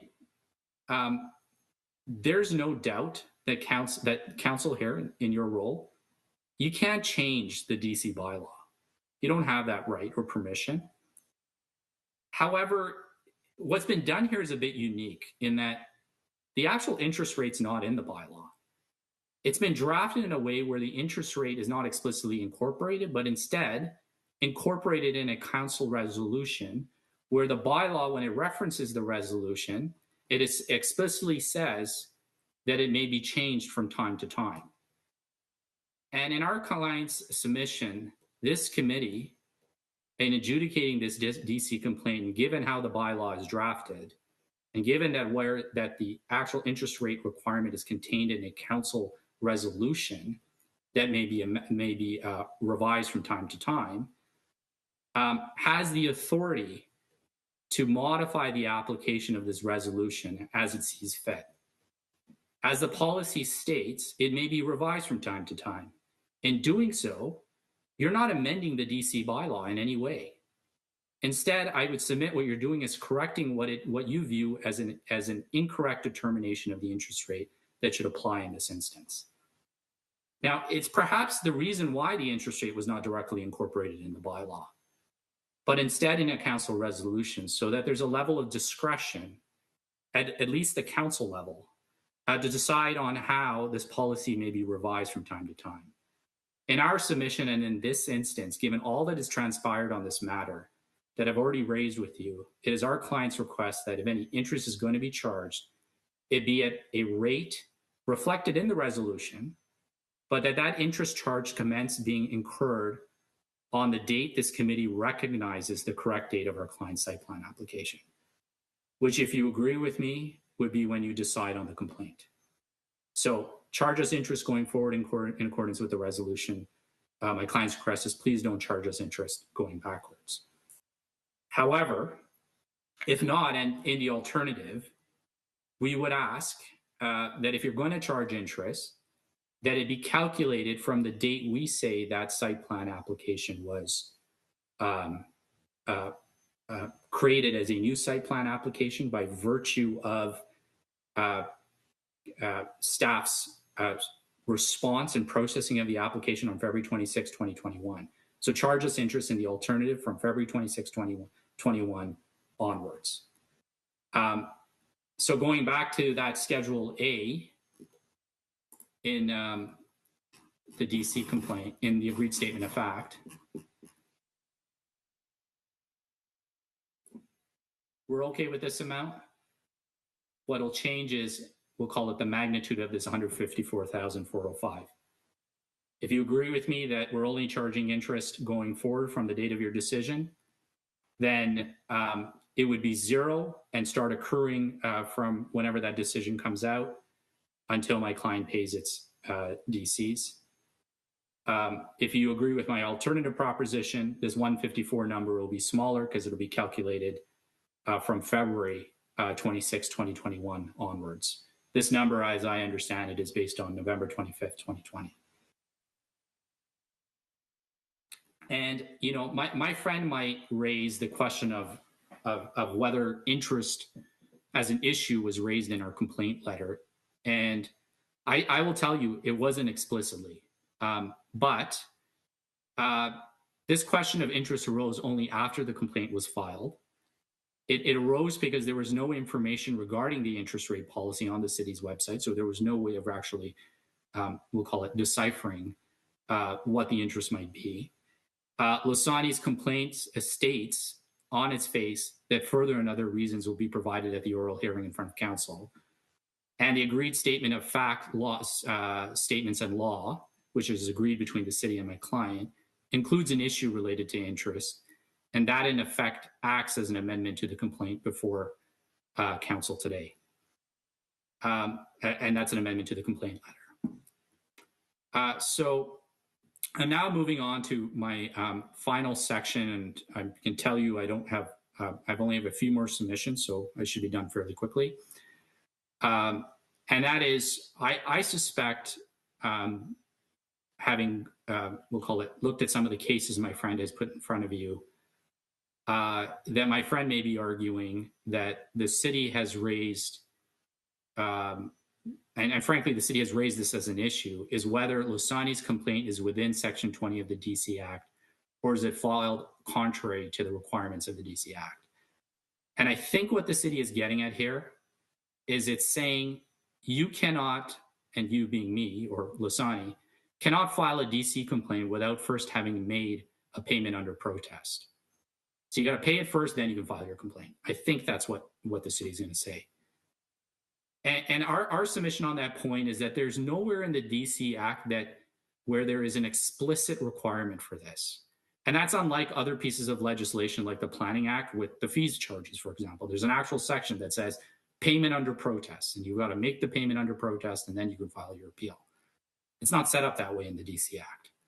Section 20 of the Act sets out the outer limit of when a complaint can be made, being 90 days after the amount is payable.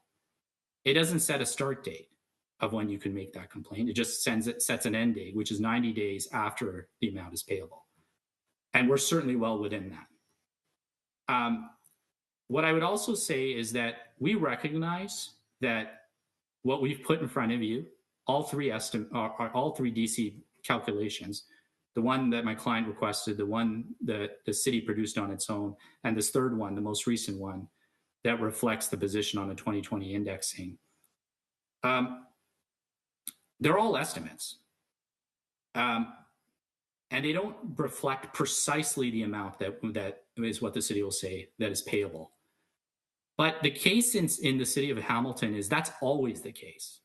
You never have an instance where you have the precise amount that is payable because the city never always requires payment of a DC prior to issuance of a building permit. Whereas the Act says you shall pay it upon issuance of a building permit. So it's always an estimate. It's just a question of the reliability of that estimate and how far out are you from the date the estimate is provided to the date the payment is made. And so in this case, my client's in a position to obtain site plan approval. There's very little to nothing left to clear, as I've demonstrated. And it wants to and is ready to pull a building permit immediately. There again is really little to nothing left for those events to occur. And I think city staff recognize this.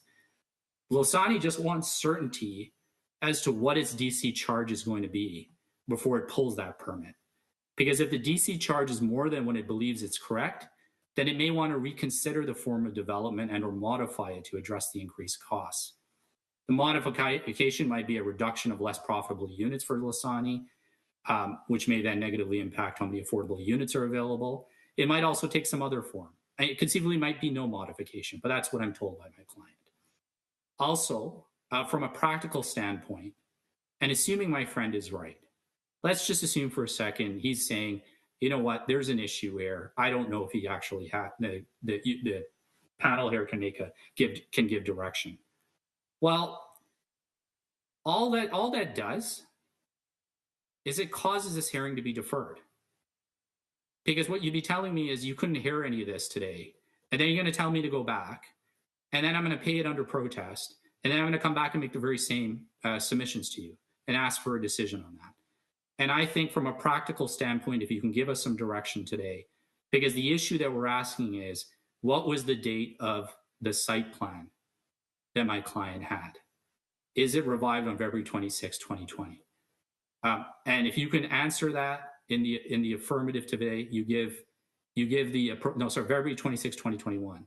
You give us the guidance we need and staff need on how you go about telling us what the city tells us is the DC charge.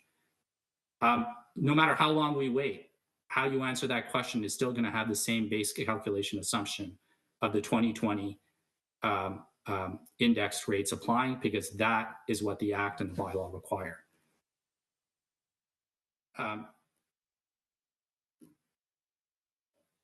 So with that, my ask to you is to make the following findings.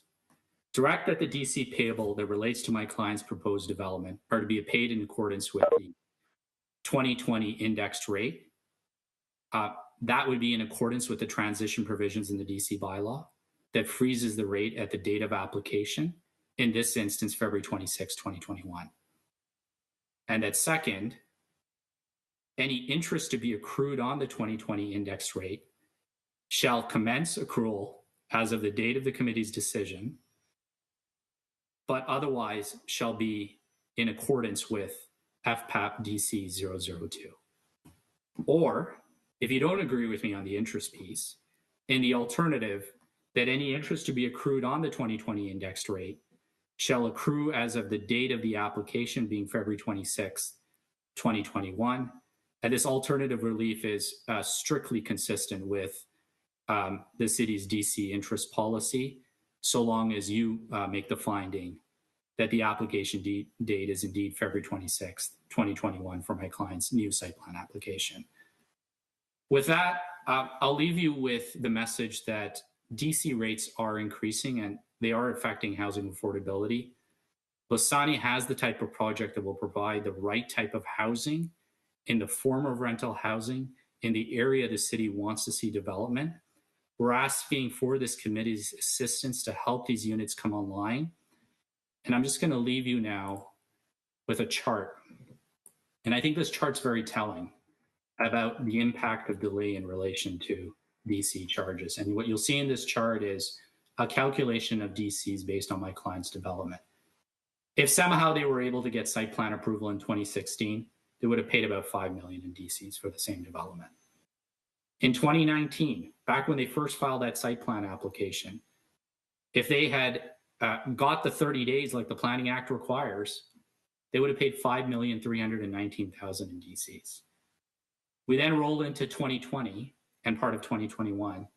And if we have the 2020 indexed rates apply, which is what my client's asking for, we go back to that $6,911,006 number. If you reject my client's complaint here, then where we're at is what the city's asking for, which is $7,218,564, which is the $307,000 spread.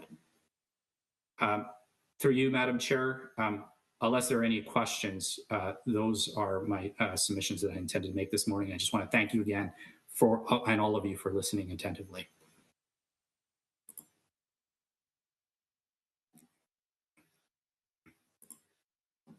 Thank you, Mr. Carr. My apologies. I'm going to turn now on to the chat, and I believe Councillor Clark, you were first on the list as wanted to ask questions of the complainants council. Go ahead, Councillor Clark. Thank you, Chair. If I can ask the following questions, trying to clarify the number of units that are being built and the proposed ratio of rental to condo. I thought I heard 670 units for the entire project. The first phase, 242 units, but I did not get a breakdown in terms of rental versus condo, which is the council's submission that the additional interest on the DCs is going to impact the rental rates. That's right. That's in part my submission. It would impact rental rates. It would also impact the cost of the purchase price of condominium units.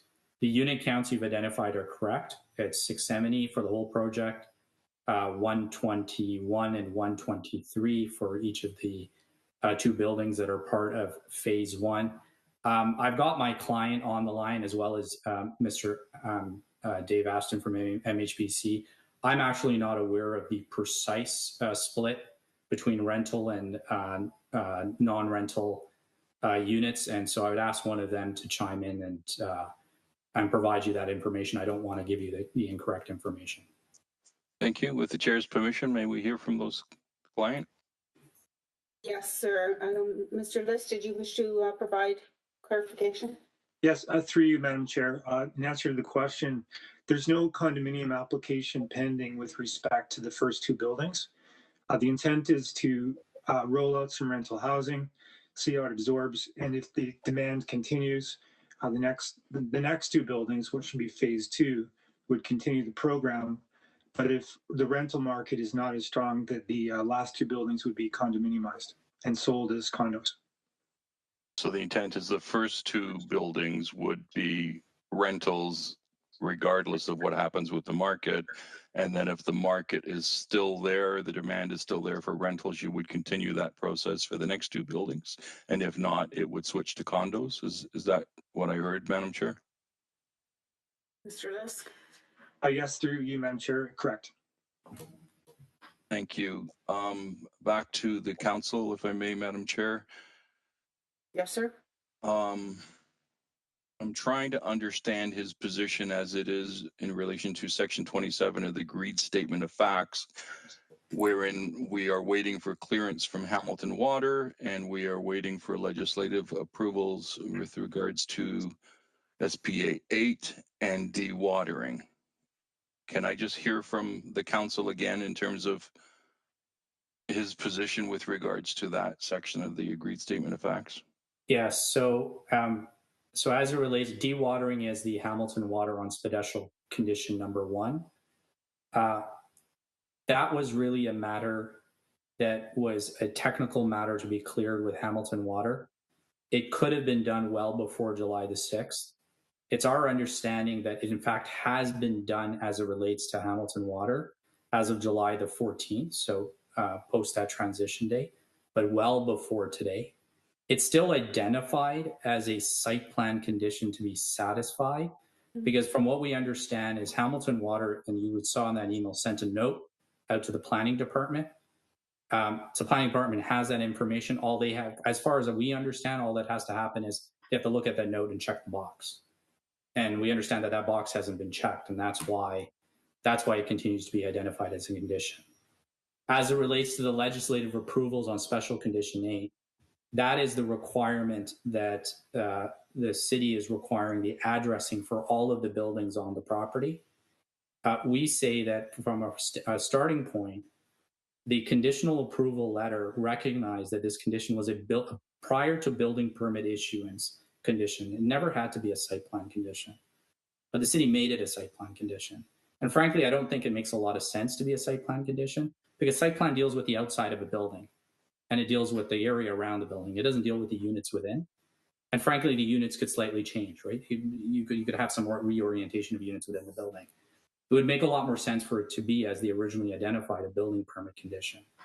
And it's particularly troubling because the actual condition is applied to buildings that we're not even seeking a permit for. I mean, as you just heard from Mr. Lisk, the plan for phase 1 and phase 2 is there. For the plan for the remainder, might be rental, might be condo. You'd appreciate that depending on what that is, it may change how the units are all laid out within the building. So and within those two buildings. So it doesn't make a lot of sense to do the addressing now.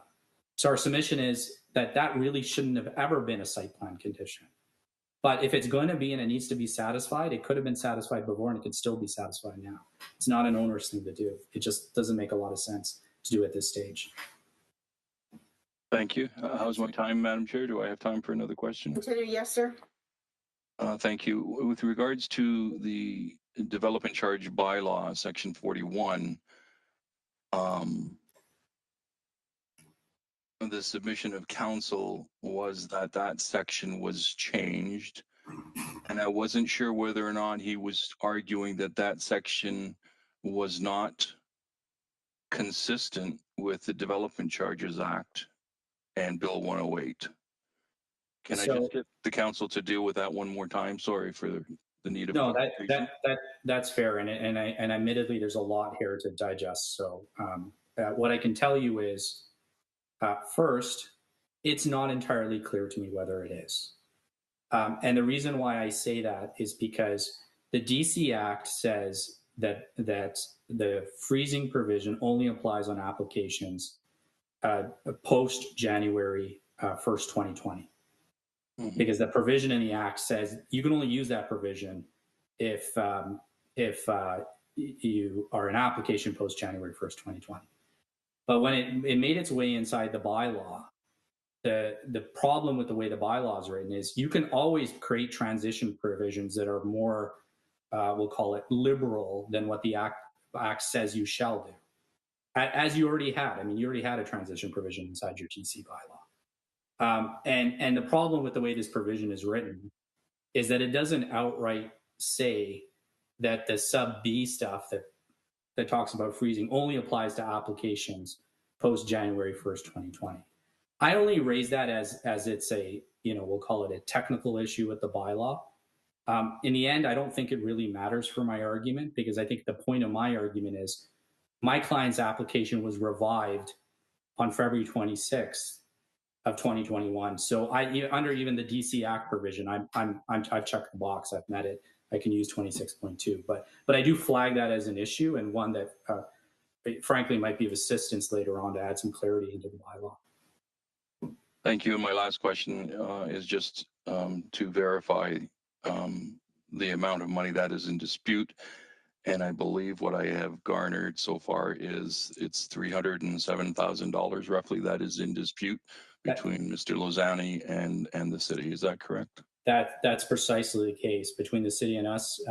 If my client were to go out tomorrow and you were to give me everything I wanted, we would end up paying $307,000 less. That's correct. Thank you. Madam Chair, I'm going to object here for a moment or add. You'll hear from me, there has been no demand for payment from the city. From the city's perspective, there is not, quote, a dispute in the amount of quantum at this point, because no charge has been payable. So it's been mischaracterized in that perspective, and that's very important in respect of the city's response. So to characterize that the city has put a position down that a certain amount is payable is not correct. So I understand where my friend is coming from here, if I may respond to it. What he's basically saying is there technically isn't a payable amount until my client has obtained a building permit. That's in effect what he's saying. And everything before that point is an estimate. My point to you is that, as we've demonstrated, we're 99.9% the way there. We're going to get the building permit. Nothing practically, theoretically something could change. Nothing practically is going to change between the amount the city has asked for today and the amount my client will end up paying when it does obtain its building permit. Madam Chair, I'm going to object again. The city has not asked for any DC payment. It keeps being mischaracterized in that perspective, but the facts are clear. The city has not asked for any DC payment.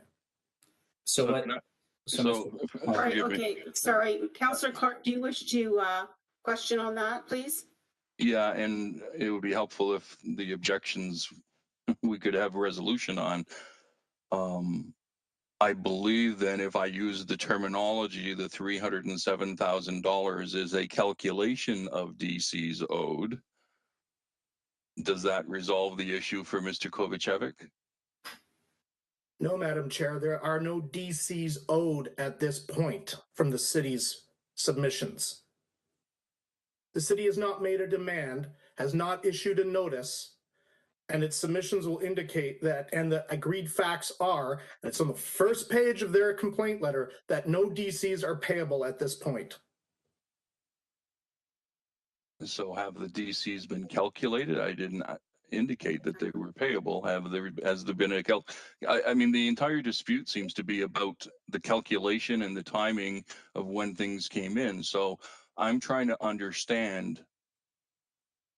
And through you, Madam Chair. And I'm not trying to understand the city's position right now, with the greatest respect to Mr. Kovacevic. I'm trying to understand Lozani's council's position, which is why I was asking him the question. Thank you. And if I may be of assistance, our position is that the DC amount has been calculated. It was once calculated at my client's request. The second time around, it was calculated at the building department's request. Those calculations were shared with my client. That second calculation is the one that bases it on the 2021 indexed rates, which my client has a concern with, is what triggered the filing of this complaint. Now, is the amount technically payable? Which is what my friend is raising. And I agree, it is not yet technically payable, because it becomes technically payable upon building permit issuance, is what the DC Act says. But what happens here in Hamilton, and frankly in most other municipalities, is you never actually have, the city never takes the DC payment on the permit issuance. What it does, as far as I understand, is that these estimates go out, and in effect saying that if you pay by a certain date, this is what we estimate your amount's going to be. And then the payment is always required before the permit issues. So we end up in this scenario where you end up with estimates, and the only question between one estimate and the other is frankly a matter of reliability. The estimate comes 4 years in advance, lots can change, obviously. If the estimate comes, a week or two in advance, not a lot is going to change, or is not anticipated to change. And then you have a much more reliable estimate. But I will acknowledge my friend's comment that technically a DC is payable upon building permit issuance. It is, but that's just not how it practically plays itself out. Thank you. Those are my questions. Thank you. I have now Councillor Wilson, please, to the Complainants Council. Councillor Wilson. Yes, Chair. Thank you. Just a single question. I'm trying to better understand the issue of the non-payment of $14,000, which the council states that the fee was not paid and this is not relevant and staff should have demanded it. I just want to understand this argument better. The city staff is stating that the application lapsed as of November 25th, 2020. And you're suggesting that a new application, this constituted a new application, but in order for that to occur, there had to be a payment. And can you just elaborate on that, please? And again, the argument of why the fee was not paid and why you don't think it's relevant? Sure. So what's happened here is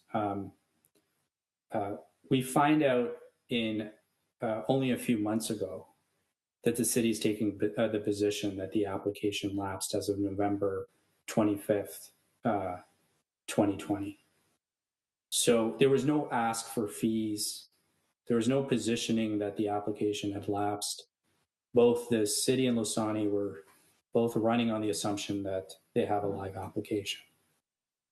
But then the city just a few months ago says, no, actually that application lapsed on November of 2020. And so what I say then is, well, if it's lapsed and the council resolution says that that application is to then, once lapsed, be replaced with a new application, then when did that new application come about? And I say it came about the day the city continued to process the thing. Because if it didn't, what was it processing? And what the city says, and what I expect my friend is going to say, is that no new application ever came about, and no new application comes about until you pay the fee. Mm-hmm. And you haven't paid the fee yet. Mm-hmm. So your new application will come about when you pay the fee at some point, I guess, in 2022. That's what the city is saying. And what we're saying is, well, if that's the case, then what were we processing over the last 2.5 years, or since November 25th, 2020, rather? What were we processing? It had to be a new application. All that this comes down to then is a question of, should we have paid the fee? Yes. I mean, in a technical term, yes, it should have been paid back then, but no one knew to have to pay it back in November of 2020. When we knew to pay it was a few months ago. And what we were hoping to do is, through this complaint, is get a resolution to where we land on this. And then if it's appropriate, pay the fee. And why I say the question of the fee is irrelevant otherwise is because my client's not here telling you, don't charge us the fee. Because frankly, that's not a matter that's in front of you. It's a matter that falls under the Planning Act that has a separate, we'll call it dispute process. And so my client's not raising anything about that issue here today. The only thing I think that's relevant for you to consider is, am I right that my client's application by the Forestry's letter in February of 2021 was revived as a new application on that date? Or is the city right that no new application was ever revived? We don't know what they were processing, but instead, what's happened is there will be a new application when the fee gets paid. That's the area of disagreement, and it's a question of which one you think is right. Thank you. Councillor Wilson, that's it. Thank you. Mm-hmm. Councillor Ferguson, I'm sorry, Councillor Ferguson, please. Yeah, I'd like to just ask one question of Raj, if I could. It's okay if I call you Raj, sir? Oh, absolutely. Okay, Raj, I'm trying to understand the business case of this. Yeah, I heard you say there's a lot to digest. It's an impossible amount to digest. As something flashes across our screen for a few minutes, and there's it's very complex.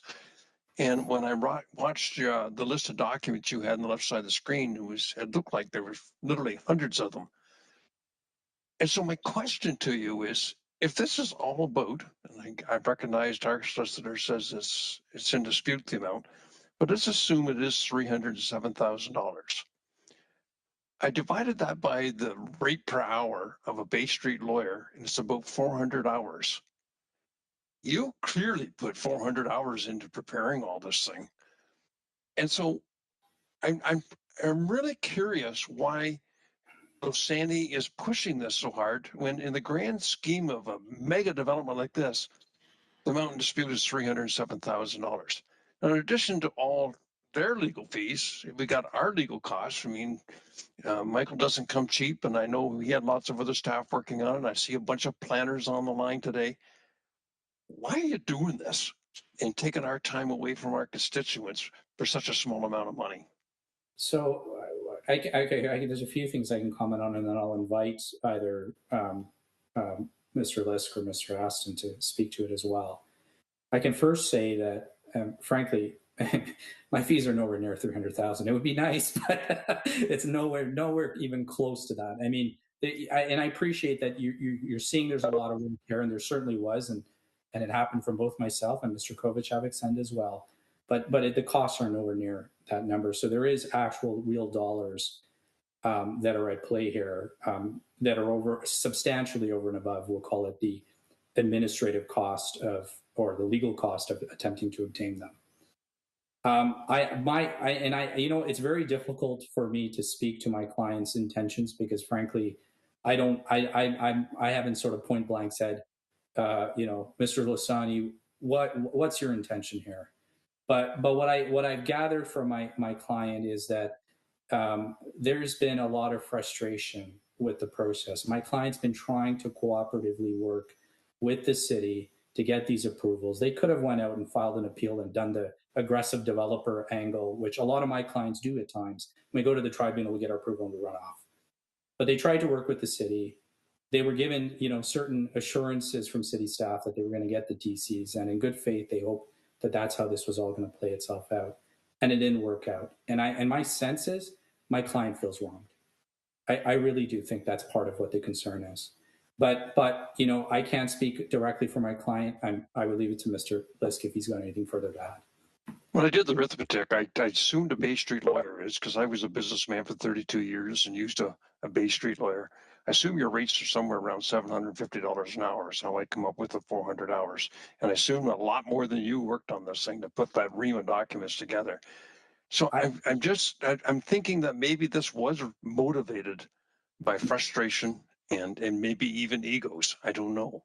I wouldn't say I gotta think that we may have done you a favor by delaying you 2 years. Housing prices are up 30% in Hamilton alone last year, just in 2021. And so I'm puzzled why we're here. And, you know, I don't know whether Mr. Niski has something further to add than that. Maybe it's not even relevant to this. And you may just say this is not an appropriate question.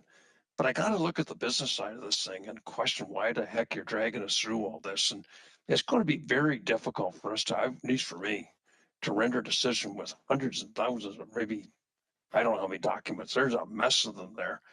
And how you're going to coach us to make an informed decision. And it's a big risk for you or for your client that we may make it in your favor. And so I think I made my point, unless Bill wants to add something more. Thank you, Mr. Liss, go ahead.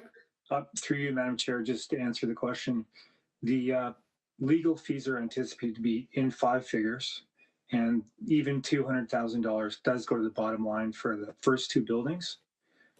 We're trying to keep them affordable, and we expected or thought that committee would have that same mentality, that same thinking to keep this building affordable, and that we were all on the same page in that regard. And I think that's where Fred's probably coming from in terms of Mr. Lozani giving instructions for appearance today. Thank you. Okay. Yeah, you know, keep it affordable. In my experience, builders will always extract as much as they possibly can for the marketplace. But I'll let this go. I'm just a little annoyed that we're going through all this, and at the end, there's a small amount of money at the end of the rainbow. So I'll let that go, Madam Chairman. Now, thank you. Thank you. And I would like to ask a question if I can, just to get clarification. So, Madam Clerk, could you just confirm who the new vice chair is? Because I don't recall off the top. Not a problem. It's Councillor Vanderbeek. Thank you, Councillor Vanderbeek. Can I please relinquish the chair to you, and I will have my watch going as well. Absolutely. I guess my first, I just want to ask a question is understanding this. So, through to Mr. Kahar.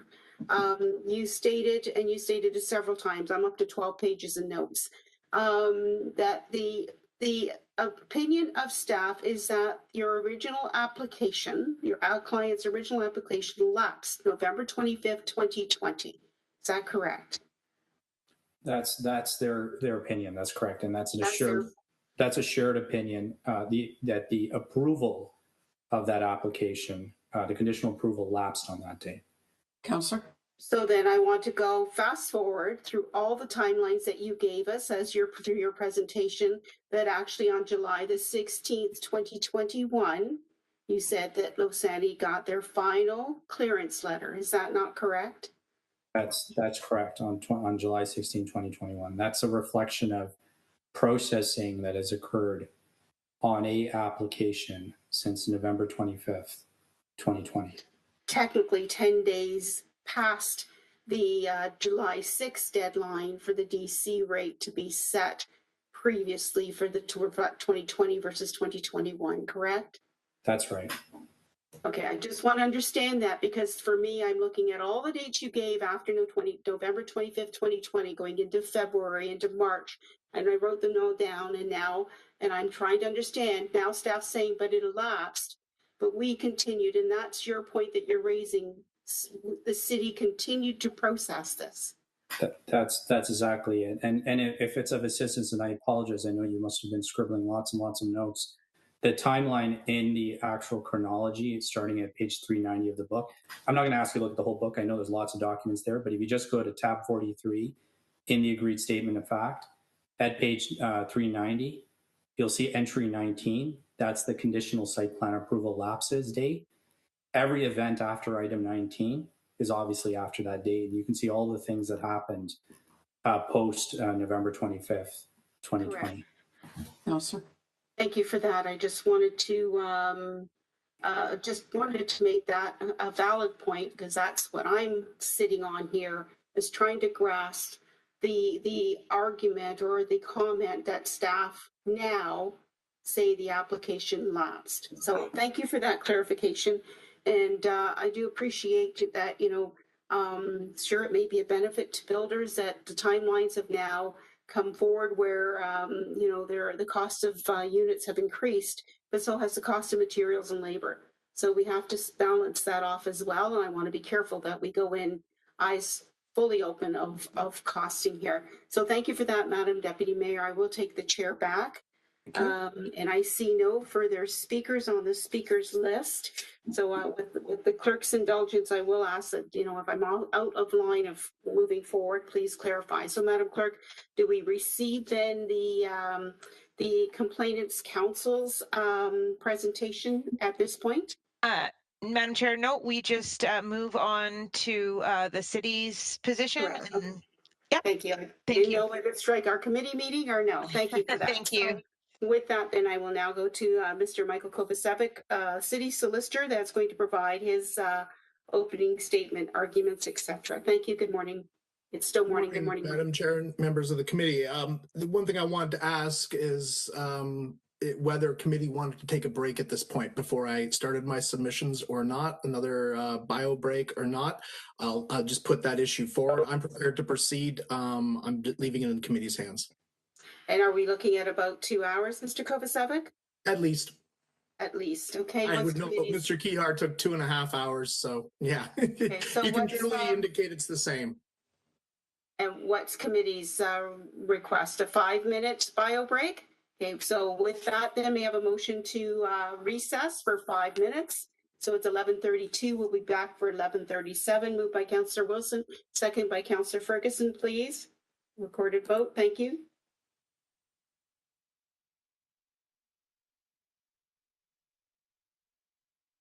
My apologies. It's just taking a little while to come up.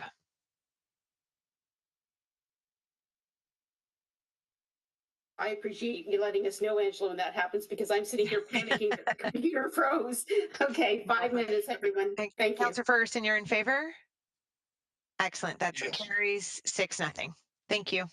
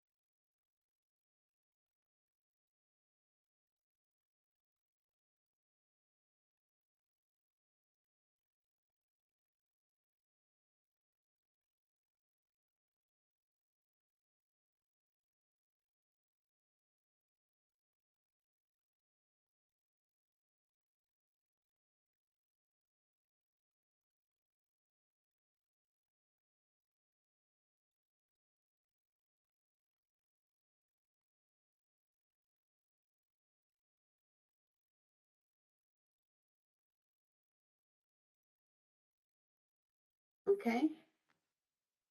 We are live. Thank you, everyone. Just starting the next page. And Mr. Kovacevic, if you're prepared, you may go ahead. Thank you, Madam Chair. And before I get into the bulk of my submissions, I just want to kind of deal with some of the questions that we heard from committee at the end. You heard questions from Councillor Clark regarding a site plan condition and Mr. Kehar's response that, you know, the condition really wasn't appropriate for site plan.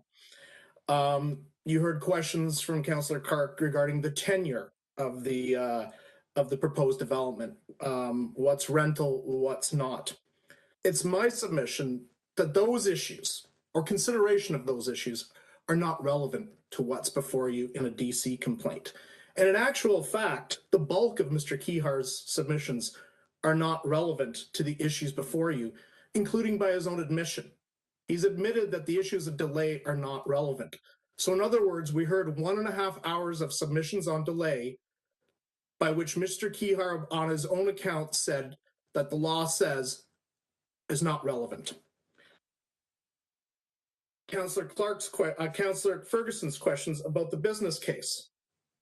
Also, once again, those type of considerations are not relevant to the determination of a DC complaint. I think the intention of, and I'm going to use the complainant's name, just it's a corporate name, but I'll use the front of the name, Losani. I think the intention of the complaint is clear. This really isn't about DCs. This is a beef session to complain about delay in their development process. And you know what? This isn't the forum for that. There's a forum for that. Mr. Kehar has conveniently ignored that. But the forum to complain about delay or deal with delay is provided underneath the Planning Act and has been available to Losani since July of 2019. And they did not take advantage of the appropriate forum. And the issues they're asking you to deal with here are not in the right forum. There was questions about affordability and a so-called promise by Losani to keep this affordable. I'm sorry, there's nothing that's enforceable in law or any agreement provided by Losani to make any units affordable. In fact, Mr. Lisk told you it's all about what the market's going to demand. There's been no commitment for these first 2 towers to be affordable rental units. They're going to look at the market. So they always have the option of just doing it as a condo. But once again, all that is irrelevant to the matters before you. And it's an attempt to make a sympathetic argument to what is essentially a technical and administrative function that you have underneath the DC Act in respect of a DC complaint. What's before you, or what should be before you, is, was the DC payable, calculated correctly, and was the bylaw applied in respect of that correctly? So I'm going to be, before you have my written submissions. I'm going to be referring to the city's document book and its book of authorities. I'm going to share now the document book so that we know we can get it on screen. Let me make sure I have it. I've got the wrong document. I'll apologize. And just bear with me for a second. Let's try that. Okay. I must admit, I'm not as technically adept at Mr. Kehar. Still not working. Sorry.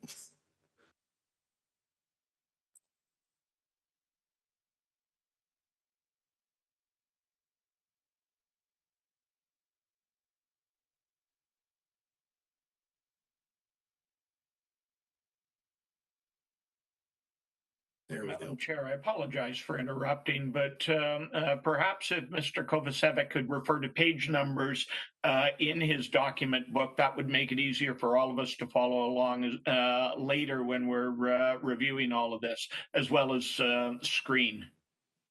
And I will attempt to do so. Can everybody see the document book for the city now? Yes. And it's a size that everybody can read? Yes. Thank you. A little bit bigger. I can't So- read it. Can you make it bigger? A little bigger, please.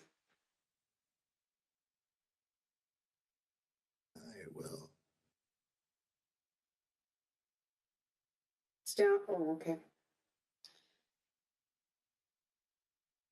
Is that better? Yes, it is. Okay. So the complaint before you raises 4 issues is agreed to by the parties in the agreed statement of facts. And I'm just going to refer to it as the agreed statement because it's an agreed statement of facts, law, and issues. 1, is the complaint within Section 20 of the DC Act, or was it filed contrary to the requirements of the DC Act? What date is used to calculate the DC applicable to the building permit application?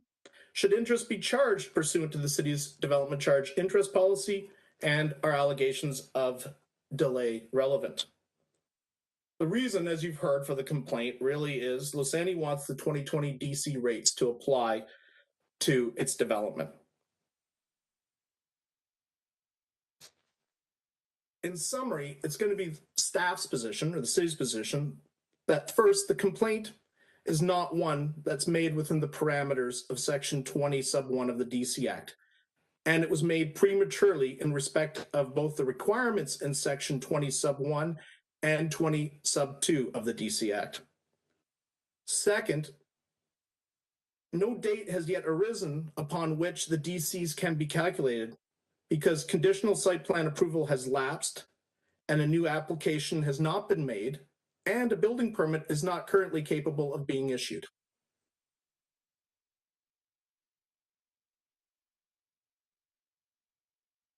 And Losani's own actions and inactions have resulted in the higher DC rates being applicable to its development, not staff's actions. Now, I'd like to take you to the complaint letter. It's here on screen.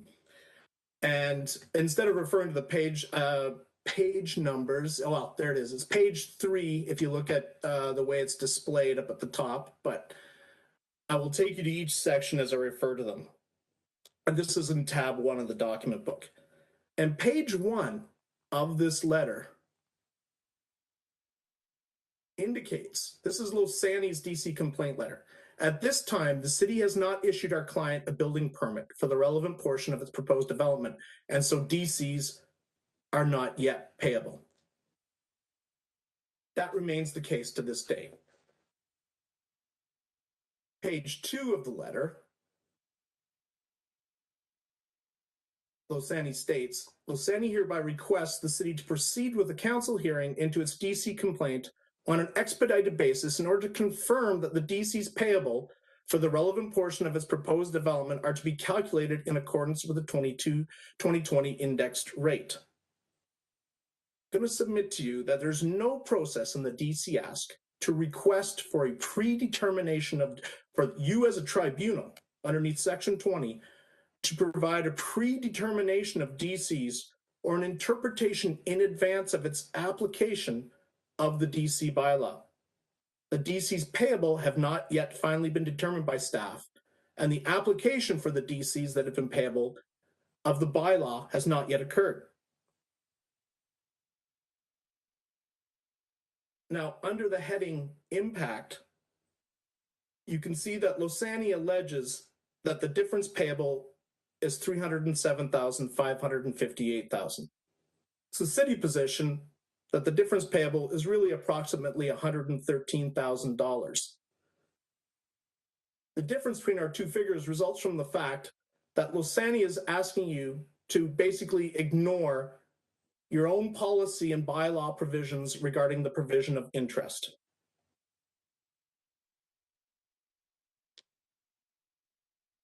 If I can take you to the last paragraph on page 2, it states, as of June 30th, 2021, and but for the city's delay, Losani had or was in a position to complete all things necessary in order to obtain approval of the site plan application and a building permit for the relevant portion of the proposed development. I'm going to say to you that that is categorically false. as of June 30th, they were not in that position. And that has been recognized today by the submissions of Mr. Kihar, who indicated there were outstanding urban design issues as of that date. The city said, you know what, get the revised elevation in. And if you can recall at the beginning of Mr. Kihar's submissions, he said, take a look at this original elevation, take a look at the last one, not much difference. And if you listen to his submissions on what they did around this date, around June 30th, there wasn't much to address those revised elevations. Not much was needed. And staff said, you know what, get us prior to July 2nd. We'll try to get everything done by July 6th. But what happened? They didn't submit till July 12th. Page 4 of the complaint letter. Second full paragraph. This refers to assurances made by city staff that led Lusani to believe it could obtain a building permit by July 6th. The agreed statement of facts before you and all the documents before you, all the email exchanges, confirm no such assurances were made. The best that can be said was that on June 30th, staff said, if you get us the revised elevations by July 2nd, we'll try to get this done by July 6th. But there was never any assurance or promise made. Last paragraph on this page of the complaint says the city's planning department promised that this letter, clearance letter, would be released before July 6th. Madam Chair, there's not a single agreed fact, piece of correspondence, piece of evidence supporting that any promise was made. It's my submission that it's a categorically false statement.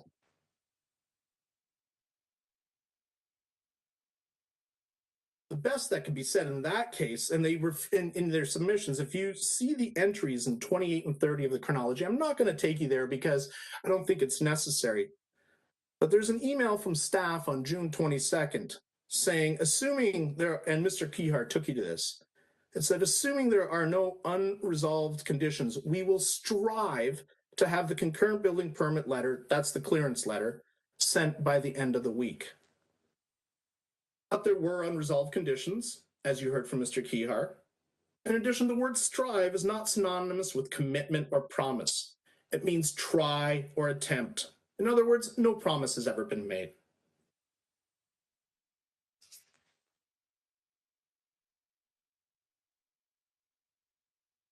I can take you to page 5 of the complaint letter.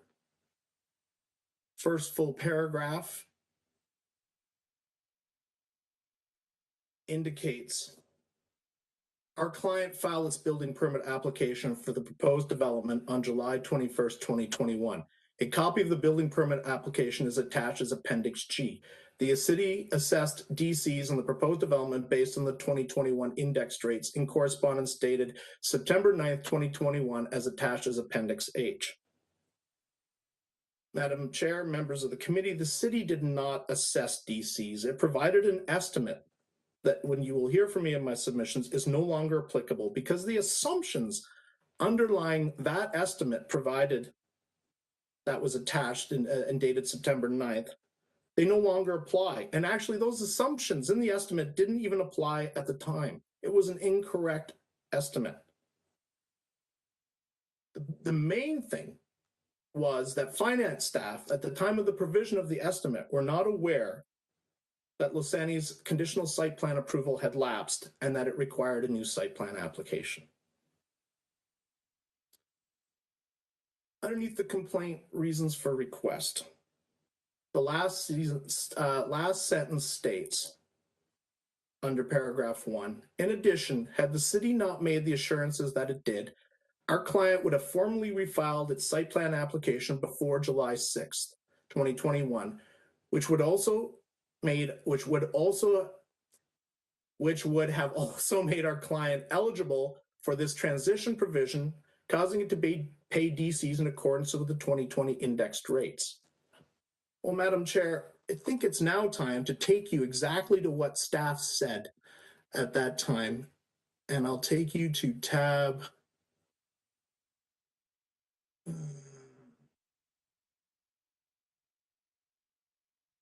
You bear with me in a second.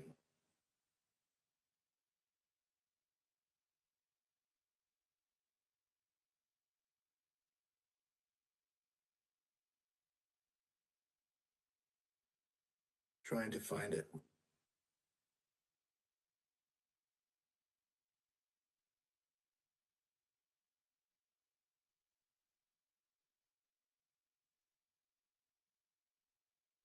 Here it is. It's an email from the planning staff to MHBC, which are the planning consultants, dated June 30th. And it says, we have received comments from Urban Design on the revised elevation drawings for 505 Highland Road West, which I've forwarded below. As discussed below, a resubmission of the elevation drawing is required before that site plan application approval condition can be cleared. This is a condition of site plan approval prior to submission of a building permit application.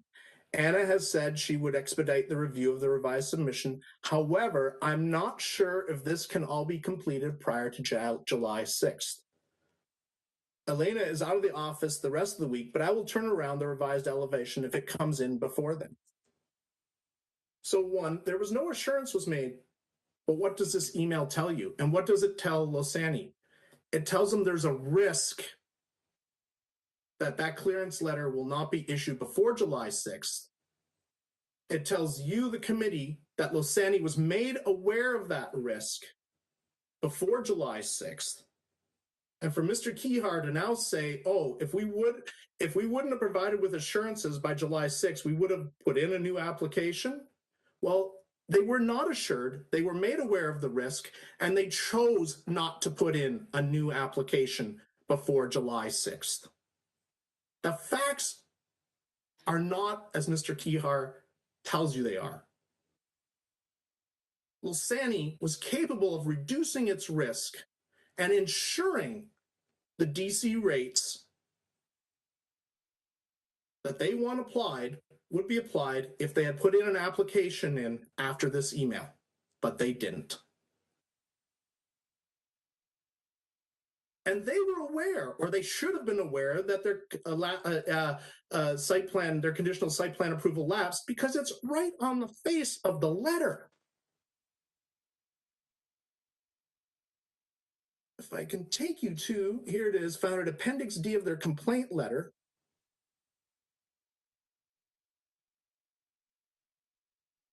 Sorry, I'm having some difficulty here.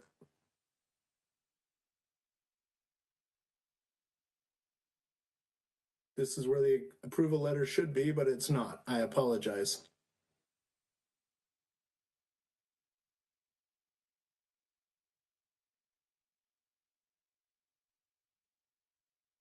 There, sorry. So this is the conditional approval letter issued on November 25th, 2019. You scroll down to the bottom of the letter.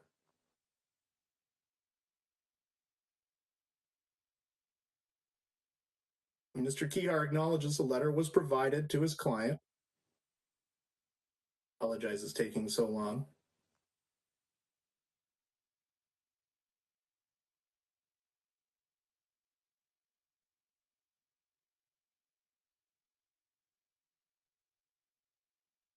It's right here. It says, if you're agreeable to the conditions of approval, please sign and date in the space provided below and return a copy to, and the person is identified. Please note that by signing, you're also acknowledging that in the event a building permit for the proposed development has not been issued within 1 year from the date of site plan approval, the approval shall lapse. Losani is notified in November of 2019 in its conditional approval. If you don't get a permit within 1 year, it lapses. It's not city staff's responsibility to babysit Losani and its consultants and advise when its site plan approval lapses. And I'll be taking you to law, which the OLT has recognized it's not the city's responsibility. Lasani is an experienced developer with experienced planning consultants. It knows that its site plan approval can lapse. It's up to it to monitor that.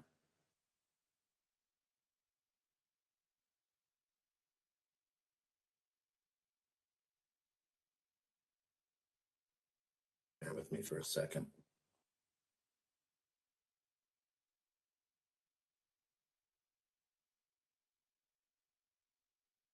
Take you back to the complaint letter.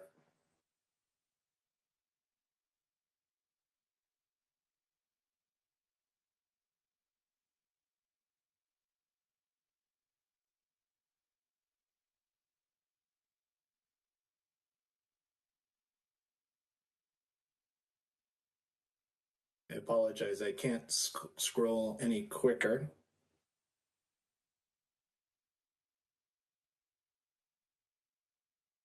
Now, you've heard through Mr. Keyhart, it's set out here, that Lasani is taking the position that notwithstanding the lapsing of the site plan application on November 25th, 2020, to date, the city has continued to comment on and process the site plan application.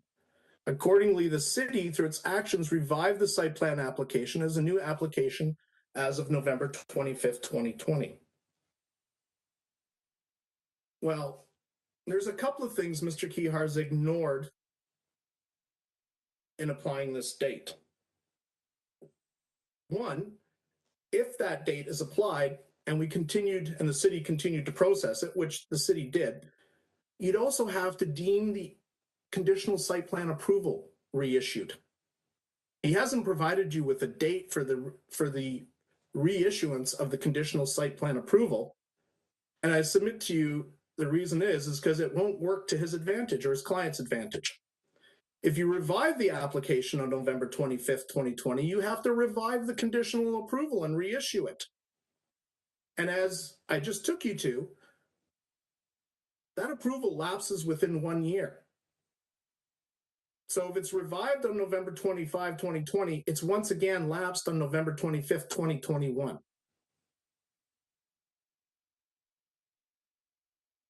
In addition, as Mr. Keyhar acknowledged, and there's no explanation provided for this, Lasani has not paid the new application fee or submitted the new application. Now, when it's to Lasani's advantage, Mr. Keyhar states, oh, all it would have taken for staff to circulate a new revised thing was create a memo and circulate it to the various persons. Well, all it would have taken Lasani as of November of this year, when they say they first became aware of the lapse, when the staff told them, was to make the payment and submit the form. It's been 3 months and they still haven't done it.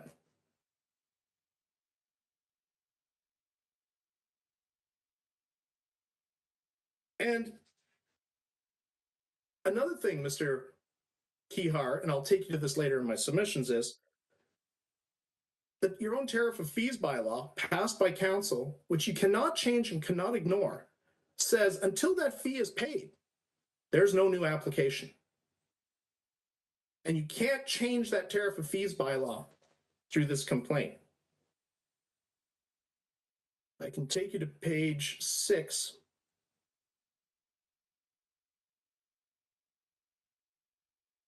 And this is a repeated theme, but there's no facts or evidence to support this. Paragraph 3 here, it says, it is unreasonable and unfair for the city to have first made assurances to our client that it would obtain a building permit before July 6, 2021, such that it could trigger the 2020 indexed rates, and then to have caused delays solely in its control that caused our client to be subject to the 2021 indexed rates. Madam Chair, as I've taken you, there was no such assurances made. There's no evidence of any such assurances or promises.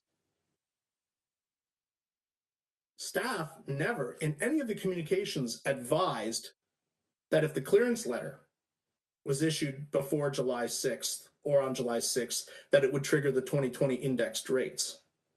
And in fact, this entire July 6th date is somewhat irrelevant because on July 12th, the clearance letter, I believe, was issued. That clearance letter was not for building permit application.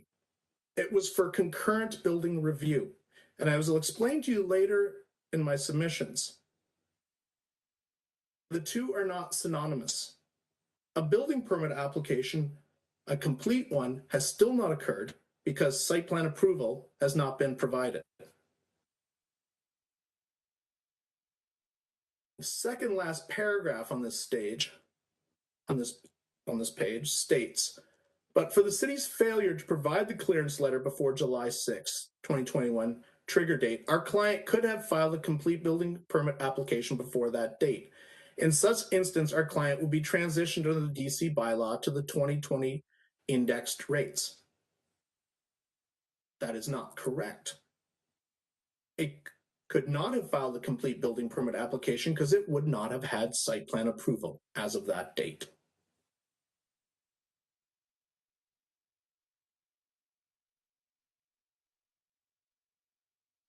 The July 6th date is, I submit, a red herring to all of your considerations in respect of the complaint before you.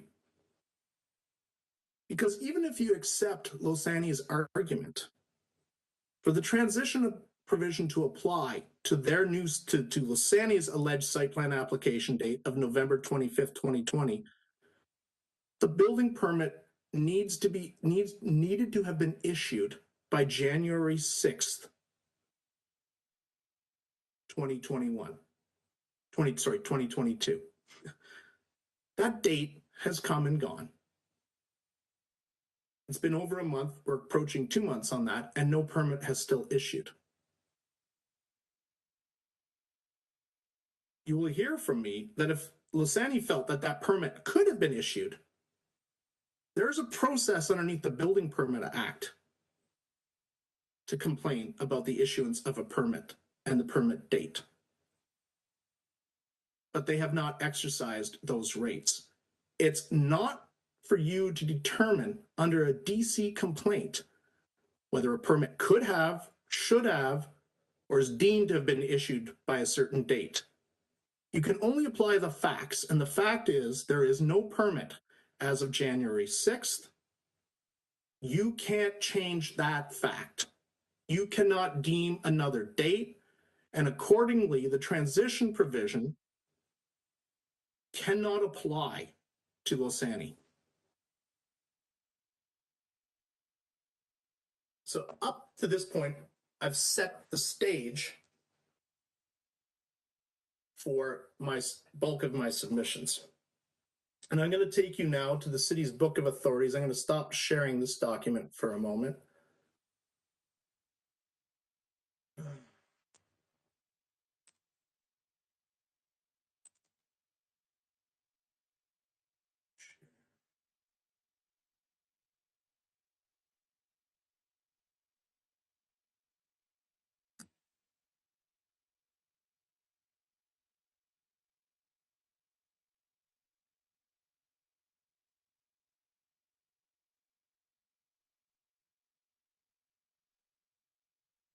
Pardon me, I'm trying to find it on the screen so I can share it. Yes, here it is. Can everybody see that in the appropriate size? So the ability to file a complaint arises from Section 20 of the DC Act. And it states a person required to pay a development charge or the person's agent may complain to the municipality imposing the development charge that A, the amount of the development charge was incorrectly applied, B, whether credit is available to be used. And I'm just going to skip B because B has not even, it's not before you. There's no issues about any credit. And C, there was an error in the application of the development charge bylaw.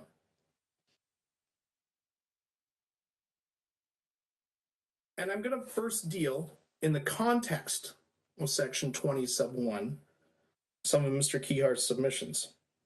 First is the relief being asked for.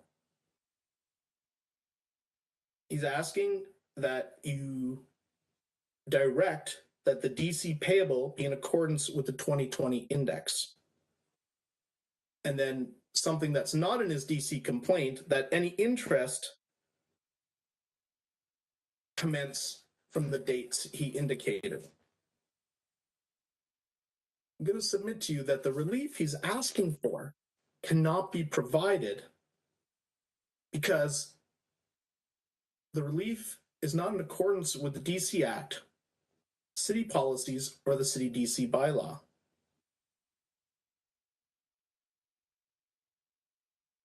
Mr. Kehar said that the city has requested a DC amount. As you've already heard from me, the city has not requested a DC be paid, has not provided a notice of the DC that's payable. So in the context of section 20 sub 1, Lusani doesn't fall within this highlighted section, person required to pay a DC charge. At this point, they're not required to pay a DC charge.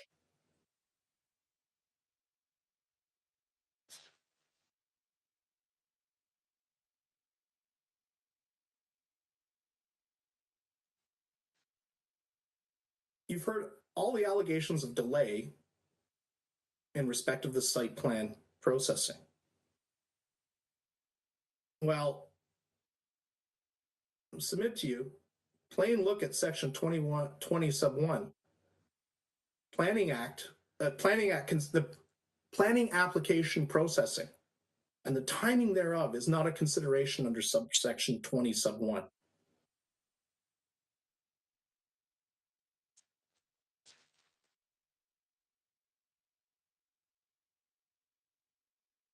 Sub 1 specifically requires that it apply to a person required to pay a DC.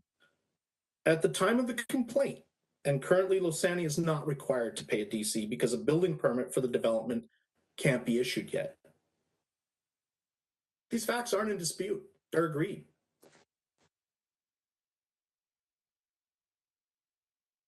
Subsection 20 sub 2 provides the time limit within which to make a complaint.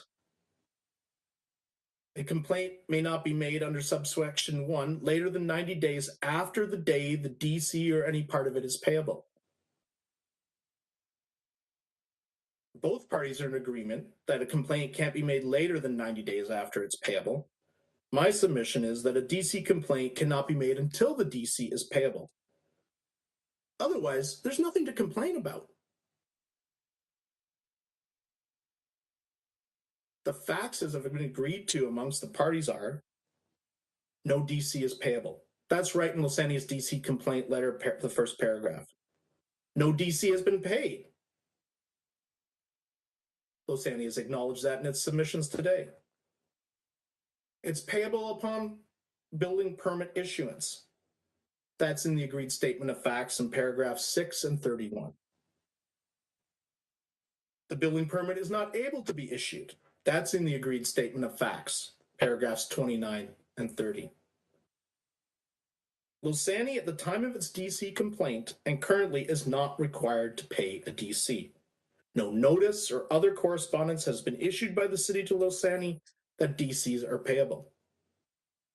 Lusani was provided with estimates of the DCs that would be payable based on assumptions therein, but they are just that, estimates, and not notification of the actual DC that will be required to be paid. The first estimate, and if I can take you to that, bear with me. I have to change documents again.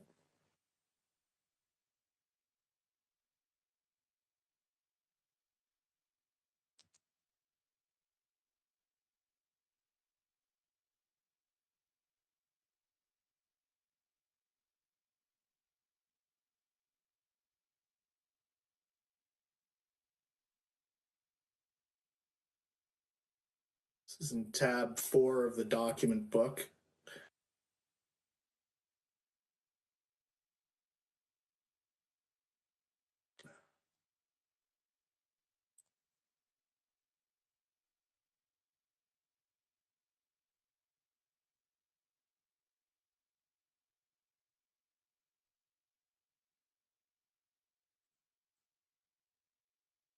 And this was the estimate that was provided at the request of Losani. And the first estimate referred to. And it assumes a site plan application date of June 13th, 2019. Now, that's stated right here. If you can see my cursor, application date. That was an incorrect assumption in the provision of the estimate because finance staff were unaware that the conditional approval had lapsed. And as Losani has admitted, a new site plan application is needed. And that date had not been determined, and finance staff were not aware of it.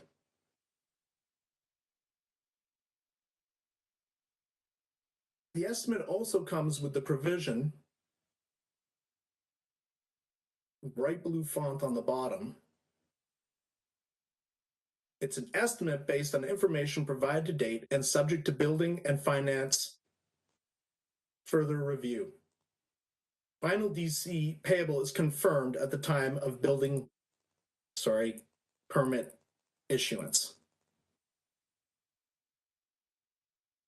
This estimate would not currently apply, and it did not even apply at the time it was provided because site plan approval lapsed and finance staff were unaware of the lapse at the time.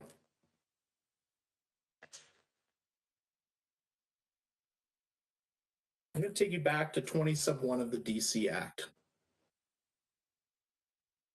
First, a complainant can complain the DC was incorrectly determined. I'm going to submit to you that's impossible at this stage because, as agreed by Losani, the DC is not payable. And if it's not payable, it hasn't been determined yet and can't be determined until the building permit is capable of being issued. And just in the Act, the next subsection, the subsection about the credit, says it allows you to examine whether a credit is available against the DC or the credit was incorrectly determined. Well, you need to know the DC payable to know if the credit is available. And once again, in this case, the DC payable has not been determined. And the last heading in section 20 sub 1 is, was there an application in the DC error in the application of the DC bylaw? And it's, was there an error in the application? An error can only be complained about if a DC has been determined and the DC payable has not been determined, and it can't be until the building permit is capable of being issued, which it currently is not.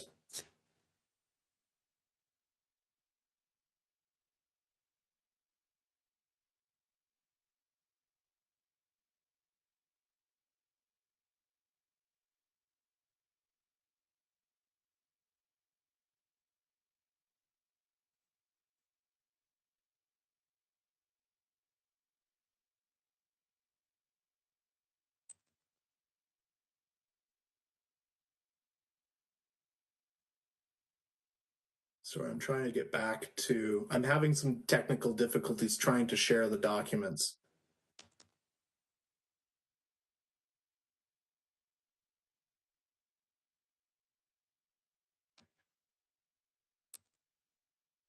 Use that.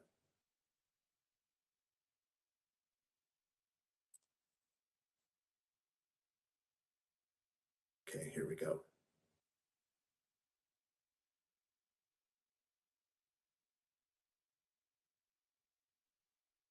Subsection 20 sub 1, just before you again, clearly speaks to an action that has occurred. In other words, there was an error. That's subsection C. The amount of the DC charge was incorrectly determined.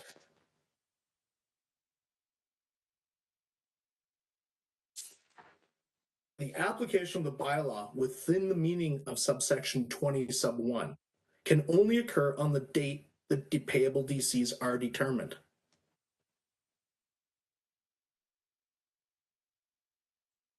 And that date is the date of building permit is capable of being issued. That date has not yet occurred. Section 20 doesn't permit you to determine how the DC is to be bylaws to be applied. It allows you to check how it was applied, but it doesn't allow you to say how it is to be applied. And that's what Mr. Kihar is asking you to do. It speaks to a past action that you make a determination on, not a future action.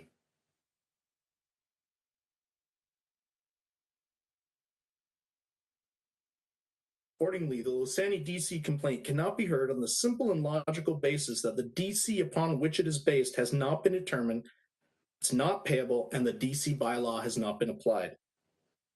As I said before, a complaint under Section 20 is an administrative or technical examination into whether an error has been committed in the calculation of the DCs and nothing more. And accordingly, AFNA's function is essentially an administrative one. And that's been confirmed by the board. I'm going to take you to the decision of the Ontario Municipal Board at tab 10 in the city's Book of Authorities.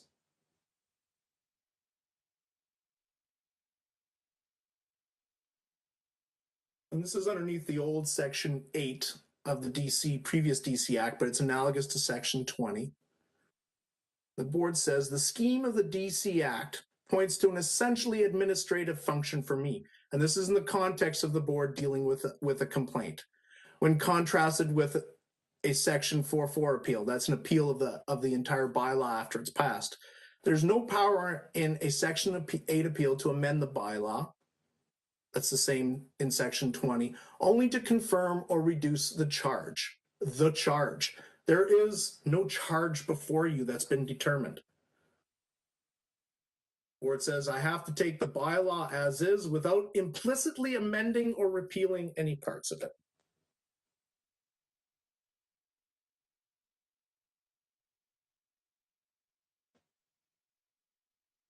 There's not a piece of evidence from Losani that indicates the quantum of the DC. In other words, if you look at the rate, once the rate has been determined, that any of the estimates incorrectly calculated the DC.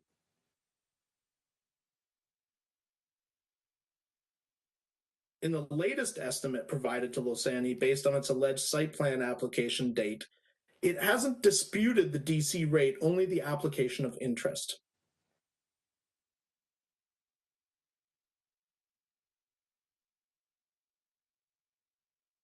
The complaint is about an estimate. And it's about an estimate that has now been superseded perhaps by another estimate. And you'll see that staff have also calculated yet another estimate. And they're all based on different assumptions. And the different assumptions, there's been errors in the assumptions. There's been changes in the facts that have applied to the estimates. But it all comes down to there's been no determination of DCs payable on what needs to be assumed pursuant to the bylaw.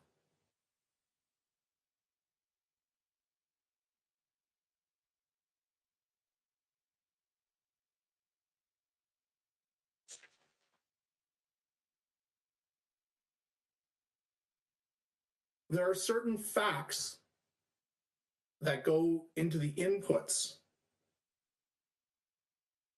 for the determination of the site plan application date that you can't deal with, or certain law. For instance, as I indicated, the tariff of fees bylaw says the fee has to be paid before an application is made. You can't change that. That's not before you today.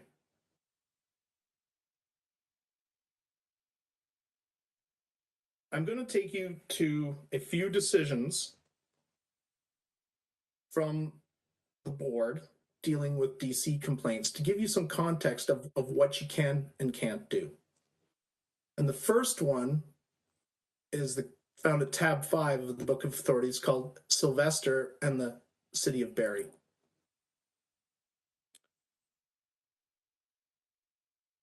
This case concerns a DC complaint pursuant to Section 20 of the Act. Mr. Sylvester was constructing a house and paid DCs. And here's something. All the cases before the board either deal with DCs that were paid or where a notice was provided by the municipality that a DC was payable. I could not find a single case before the Ontario Municipal Board or the courts that is analogous to what you're being asked to do. In other words, a predetermination when the city has not said these are the DCs payable or municipality. And I'll repeat, there's not a piece of evidence before you today that says what the quantum of DCs payable is. That has been said to Lusani, you need to pay this. Not a single piece of evidence. I can ask you to, I'm going to take you to page 2 of this decision. Paragraph 4.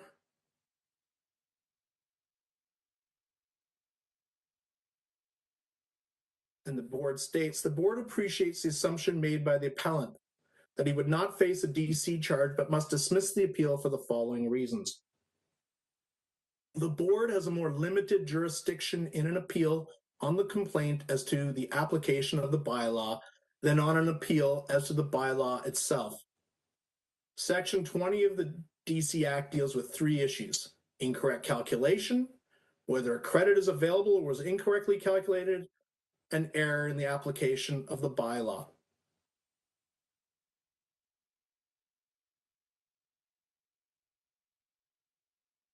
Board confirms the limited jurisdiction under Section 20. It goes on to state, and I'm not going to reread this, it's right there highlighted for you, that it cannot amend the bylaw. That means the committee cannot, under the complaint before you, amend the rates to provide a lower rate or create an exemption or partial exemption to provide a lower rate based on sympathy or other irrelevant considerations regarding delay. The facts are the facts. You can't alter the facts. You can't alter the dates to what Lusani desires. You apply those dates. There were other remedies available to deal with those delays and those dates, but that's not for you to consider under a complaint under the DC Act. I can take you to tab 6, the decision of LaFaro in the City of Toronto.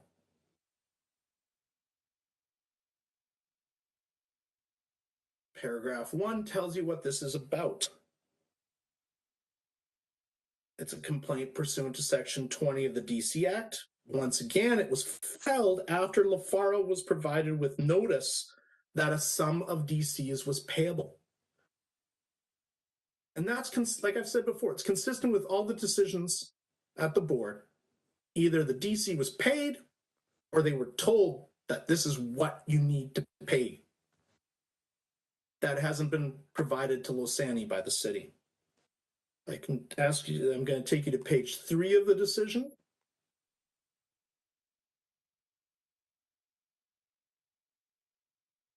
Paragraphs 9 to 14 says the jurisdiction of the tribunal in this matter is strictly set out in the Act. In other words, there's no room for interpretation of what you can do underneath a Section 20 complaint. It's strictly set out in the Act. There's no dispute in the quantum of the DC for the detached dwelling.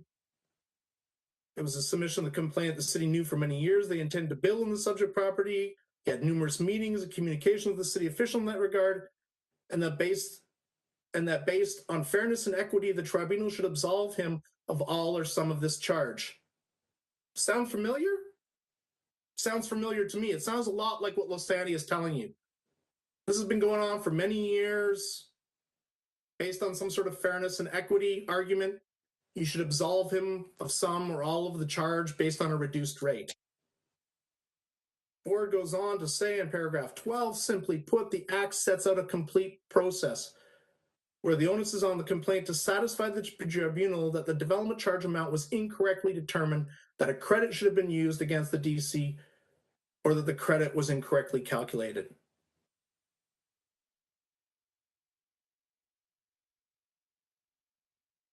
And paragraph 14, based on the complainant's case here, where he was saying that he should be absolved or some absolved charge or that.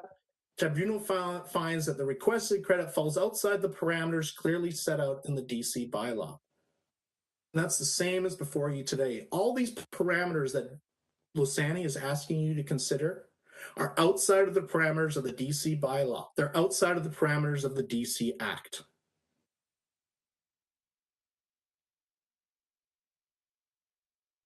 The DC Act sets out a complete process.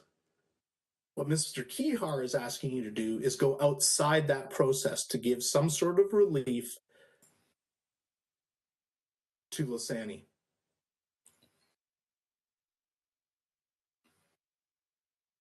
And if a complaint goes outside of those parameters, you have to dismiss it. And I'm submitting that's what you should be doing with Lusani's complaint.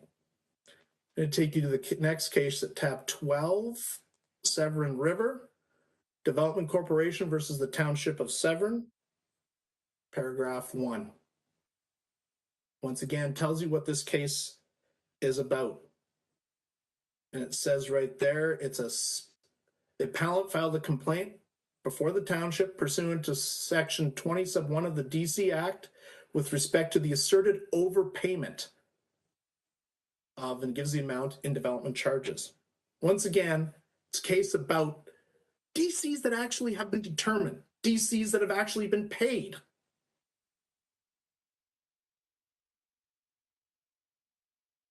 I can ask you to, I'll take you to paragraph 29 on page 6. Sorry.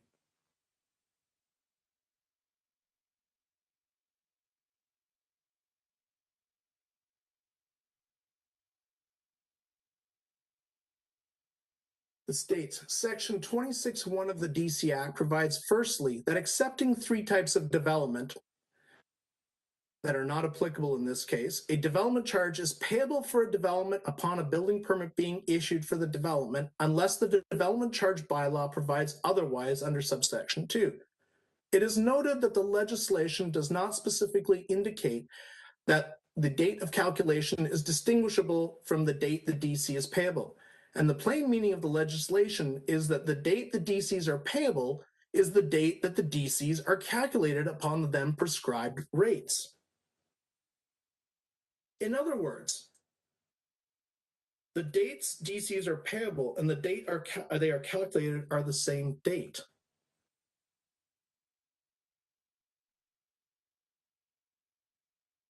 That date has not yet occurred, despite all of my friend Mr. Kihar's submissions trying to tell you that it has. And the board has recognized that those 2 dates, the calculated date and the date they're payable, occur on the same date. Now, staff have provided estimates, but when it comes down to the actual DC payable, that's essentially has to be done upon the date of building permit issuance. And staff will, yes, take a look at that in advance of the building permit issuance, but they're going to make sure that building permit can be issued before that final determination is made. And that is not the state of affairs at this point. So estimates were provided as a courtesy or in preparation of this case, but nothing has been provided to Lusani that says, here's the DC payable. And I keep going back to it because that's not possible at this point because the date upon which the building permit is not capable of being issued.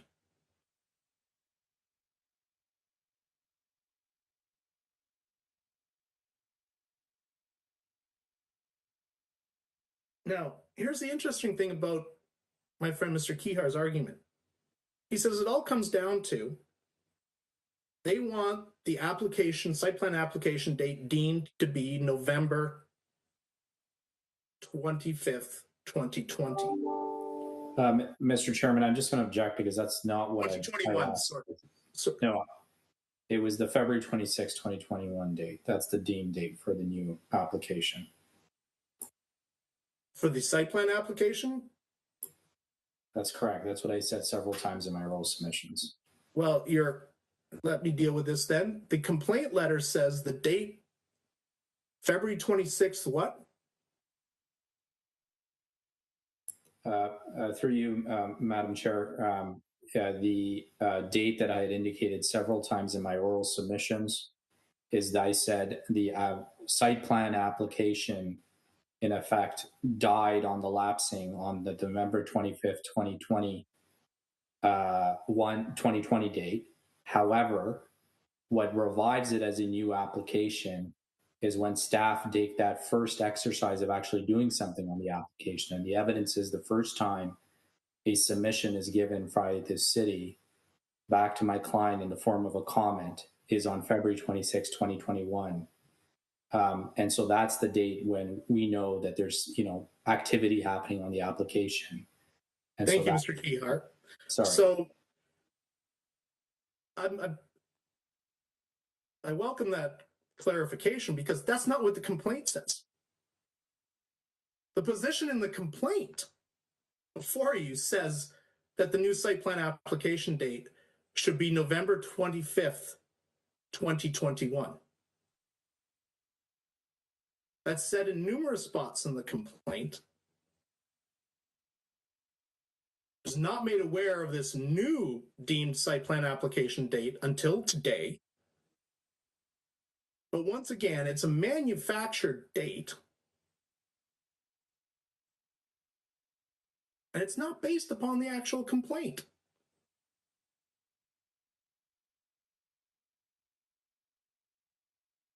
But they want that date for their site plan application date, but they don't want it for interest. And you can't have two site plan application dates. There's only one site plan application date. So if you take the benefit of a February 26th, 2021 site plan application date for the determination of your DC rates, then you have to take that same date for the burden of the interest provisions that apply. It's illogical to suggest there's two site plan application dates because there's no two site plan application dates. There's only one site plan application date. And it's a city submission, that date has not yet occurred. But according to Mr. Kehar, there seems to be two dates. But you can only have one in reality because there's only one site plan application.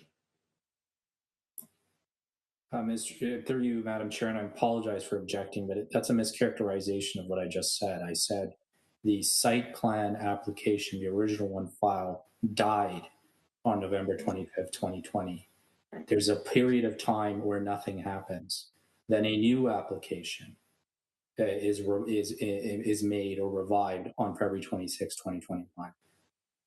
I just want to make sure that's clear, and I would ask my friend to correctly reflect what I said. That's what I've indicated. But he's using a different date he's using a different deemed site plan application date for interest calculations. If he's going to say February 26, 2021 is the new site plan application date, that applies to interest also. Madam Chair, I apologize for interrupting again, but again, I have in my alternative relief that I've asked for, that is precisely what I've asked for in the alternative, which is that interest be calculated from that February 26th date. That's the alternative relief I've asked. So I have asked for that in the alternative. Madam Chair, I'm going to continue. Please, Mr. Kovacevic, thank you.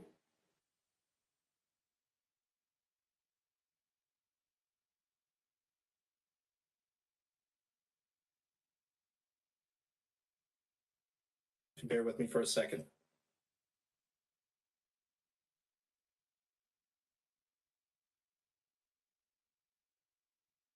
So Mr. Kehar showed you, I believe, two estimates for the that were provided to Losani. As part of the preparation for this hearing, Losani was provided with a third estimate attached as Schedule A to the agreed statement of facts. And I'm going to go back to the city's document book now.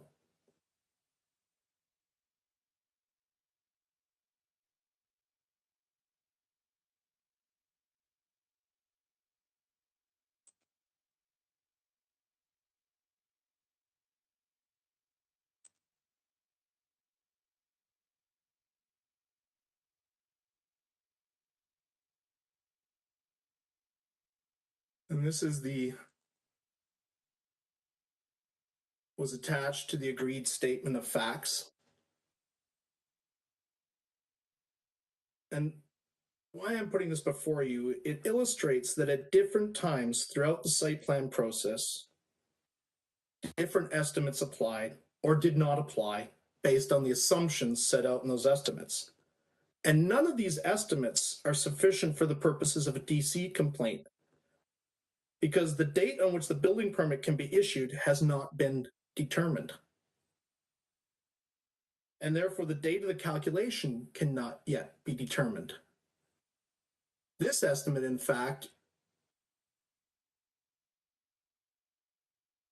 says it's good till a certain date based on the facts inside it. And it's based on a application, based on the site plan application date of November 25th, 2020, which is the date that is set out in the complaint letter.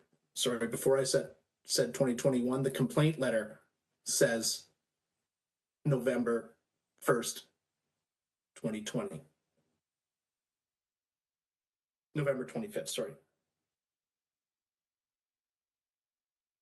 If I take you to tab 7,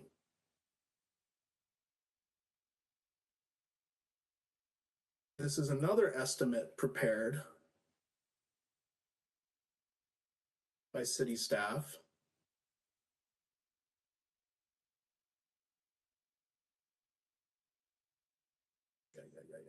Apologize. There.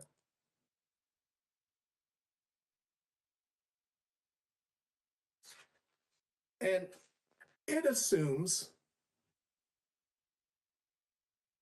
that the site plan approval date, the building permit application date, the site plan application date, and everything were yesterday. In other words, if Losani paid its fee yesterday, if the building permit application was deemed complete yesterday, and the building permit was capable of being issued yesterday, this would be the estimate that applied.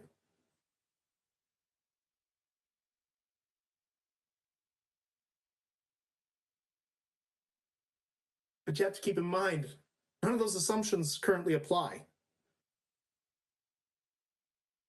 because the fees haven't been paid. No final site plan approval has been provided. The city's submission of site plan application date does not yet apply by the provision of the city's own bylaws. So before you, in the evidence, are 4 estimates. One for $6,229,608, one for $6,650,536 and $192, a third for $6,383,000 and $383,168.23, and a fourth for $6,536,192. The only estimate mentioned in this Losani complaint is the second estimate that was provided to them. I'm just going to reemphasize that none of the estimates provide a calculation of the DC that is payable. There's been no calculation of the DC that Losani will actually have to pay.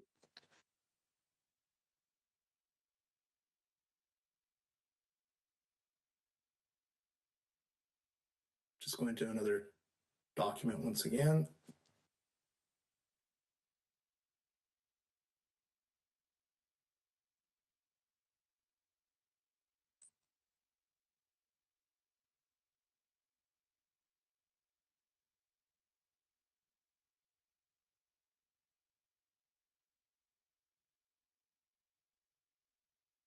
I can take you to tab 7 of the Book of Authorities of the city.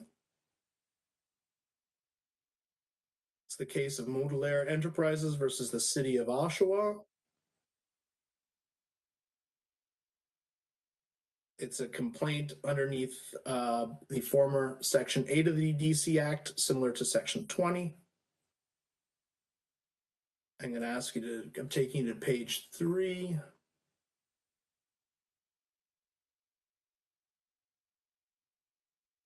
And well, take you to page 1 to tell you what the case is about. Once again, it's another case where the city required payment of DCs totaling a certain amount prior to the issuance of permits.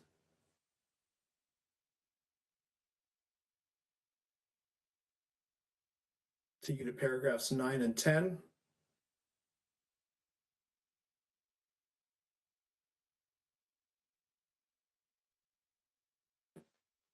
Sorry, you know what? I think I've already gone through this, so I'm going to skip that. I'm going to go on to the timing of the application now.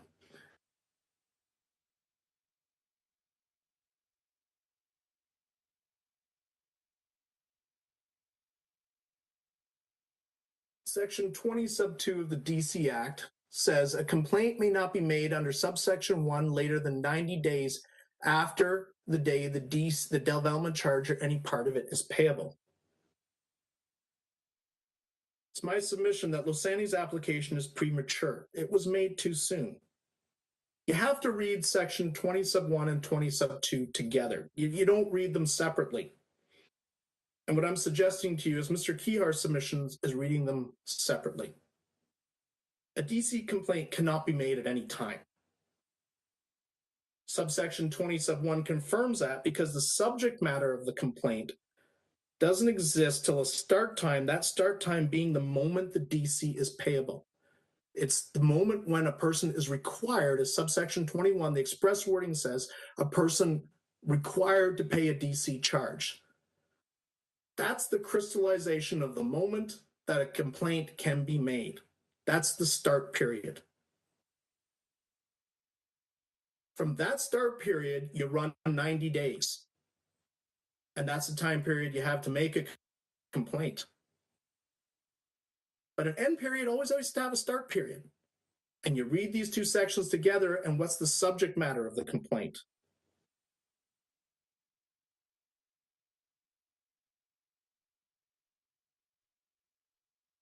And section 20 sub 2 recognizes what you, and it's related back to 21, it relates to a complaint made in respect of a DC that is payable. It doesn't say that, and neither 21 or 22 can be read to say, you know what, you can make a complaint and have the tribunal decide what is payable. If it hasn't been determined yet. You can't ask for a predetermination, which is what Losani is asking for.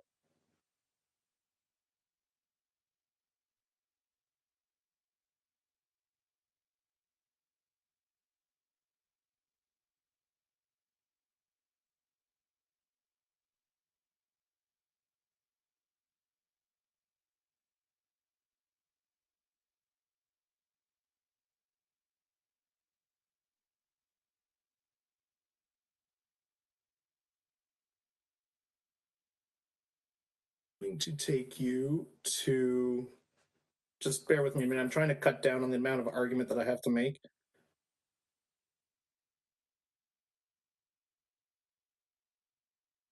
Okay.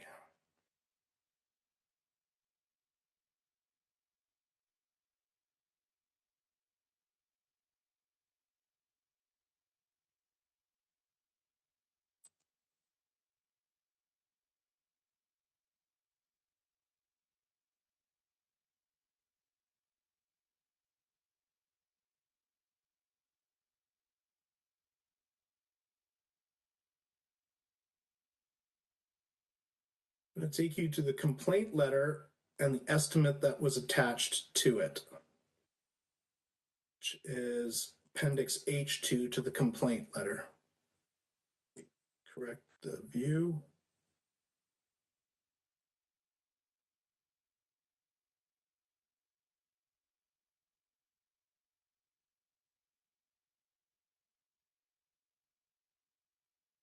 This is the estimate that was contained in the complaint letter.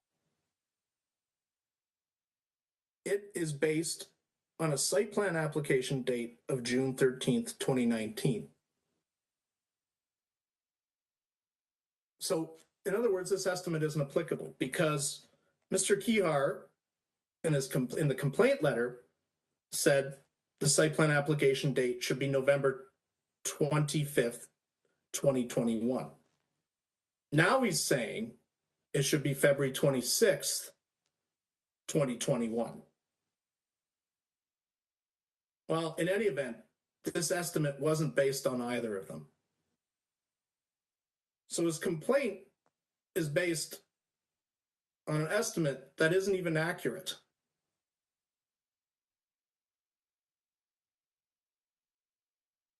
The estimate is based in locked-in DC rates not applying and interest not applying from site plan application date to building permit issuance, since the site plan application is pre-January 1st.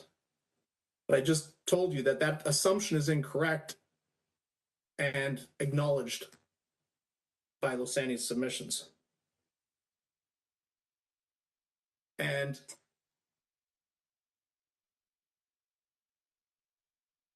once again, it's a qualified, it's just an estimate.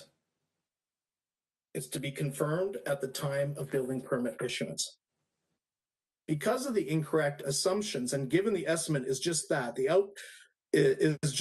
outcome is that there has been no application of the bylaw or no DC determination within the meaning of Section 20. In other words, Losani is trying to complain about an estimate that is incorrect, not the actual DC calculation of what is payable and still to be determined.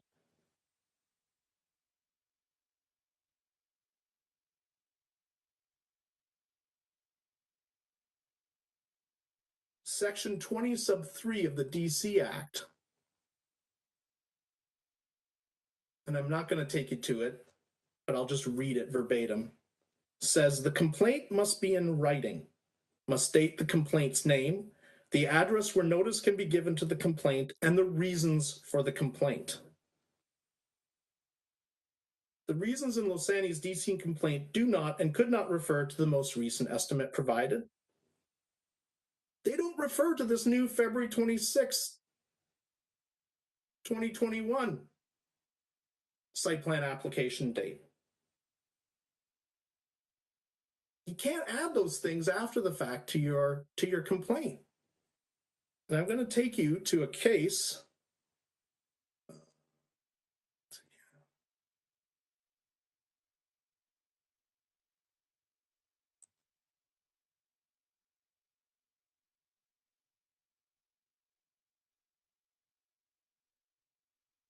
Sorry.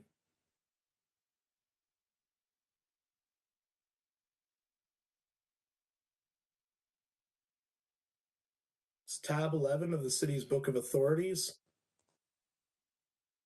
It's the case of First Baystone versus the town of Barrie.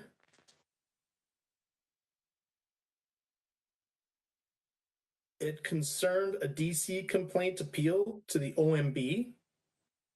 At page 5 of the decision, I'll take you to the highlighted section. I apologize. Thirdly, the appellant cannot add 3 more claims at the hearing. Section 20 sub 2 has a 90-day limit for filing a claim which is long since expired. And Section 23 requires all reasons for the complaint to be in writing at the time the complaint is made. Now, this was being argued by the city, and later down, the board says the board has reviewed the evidence and argument of both parties and prefers that of the city in its entirety. In other words, the board says you have to have all the reasons for your complaint in writing at the time of the complaint is made. Mr. Kihar is trying to change the nature of the complaint on the fly. That's just not fair, for one thing, but it's contrary to the act also.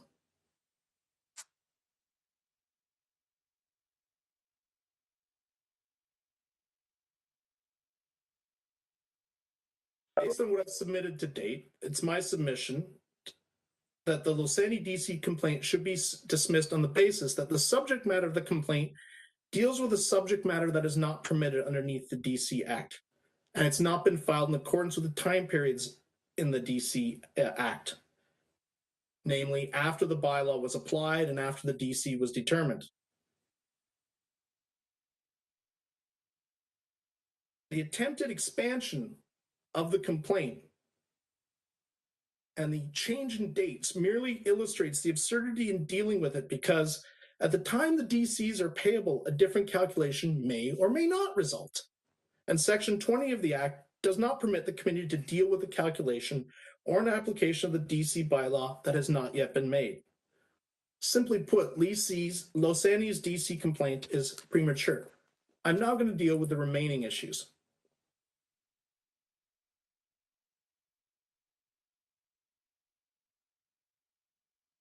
If the committee determines that the Losani complaint is a valid complaint filed within the time period in subsection 20 sub 2 and within the requirements of 2120 sub 1, then two issues are raised in the complaint, or three issues remain to be dealt with before you. What is the date on which the DC is to be determined? Should interest be charged? And are Losani's allegations of delay relevant in a DC complaint? My submissions will illustrate that the date on which the DCs are to be determined is currently unknown. And it's going to be on the date on which the new site plan application is opened. Should interest be charged? Yes. And 3, the allegation of delays are not relevant, as confirmed by my friend's own submissions. The facts which are relevant to the determinations I'm going to ask you to make are: the original site plan application was filed by Losani for the development in question on June 20th, 2019. That's been agreed to by both the parties. November 25th, 2019, conditional approval was issued. That's been agreed to by both the parties. I've taken you to the conditional approval. It provides that lapses of a building permit has not been issued with 1 year of conditional approval. That's also the case. The conditional approval provides that prior to lapsing, a request can be made to extend the conditional approval for a period up to but not exceeding 1 year. And the general manager of development planning, heritage and design may deny that request, grant the request, or grant the request with revisions or additional conditions. That fact has already also been agreed to by the parties. So in other words, before the lapse, Losani could have asked for an extension to it. It didn't. Conditional approval provides it lapses if a building permit has not been issued within 1 year of the conditional approval.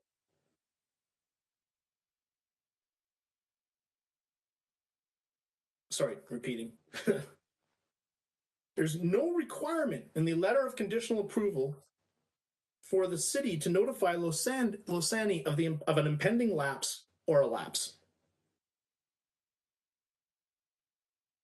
On November 3rd, 2020, City Council approves a policy where if you renew your site plan, a lapsed site plan application within 90 days of lapsing, you pay a much reduced fee of $1,605. And that policy went into effect for any application that lapsed after May 1st, 2020.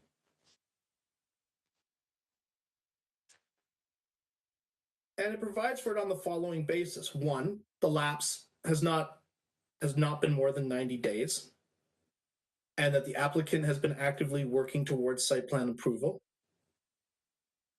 And that where resubmissions of any supporting studies are required, these can be charged the existing resubmission fee where applicable. And that for admin purposes, a new site plan file be open for the purposes of calculating DCs. On November 25th, 2020, the conditional approval lapsed, agreed to by both the parties. Prior to the lapse of the conditional approval, Losani did not make a request to extend the conditional approval. That's been agreed to by both the parties. Now, the complaint filed with the city is relying on the lapse as the basis for its site plan application date of November 20th, 2020. Now it's relying on the lapse for a new site plan application date of February 26th, 2020. Staff did continue to process the site plan conditional approval after the lapse. That's been agreed to by both the parties. 90 days have elapsed since the conditional site plan approval lapsed, and Losani did not pay the renewal fee of $1,605. It could have, chose not to. The new fee that is applicable is $14,187. And I'm going to take you to the tariff of fee bylaws.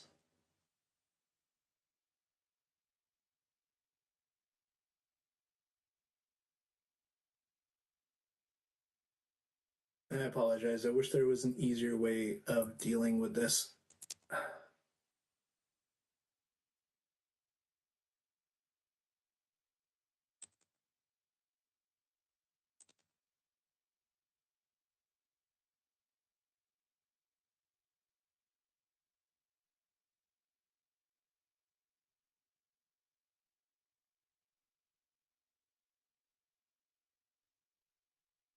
This is bylaw 19108. It amended their tariff of fees bylaw. And section 4 of the bylaw enacted by council, which you cannot change in this application, says that no application, service, or activity listed in Schedule A shall be deemed to have been made, provided, or completed, and no application shall be received unless the appropriate fee is paid in accordance with this bylaw.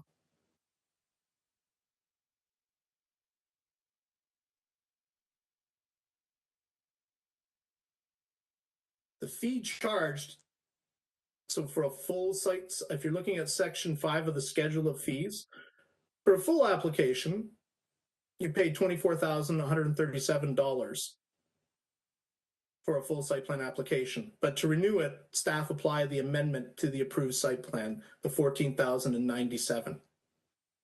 This is the, unfortunately, this is the schedule that is the previous schedule. The new schedule is here, sorry.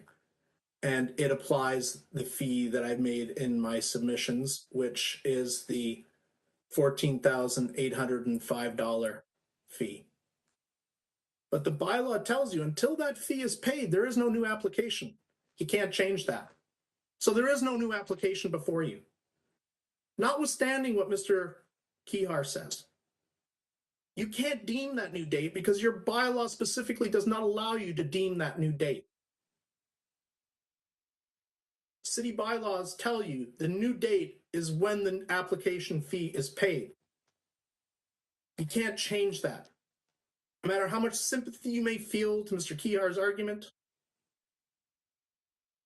no matter the sympathy you feel for the delay that was incurred, notwithstanding the city staff continued to process the applications, the bylaw says there's no new application until that fee is paid. That's the law. This complaint cannot change that law.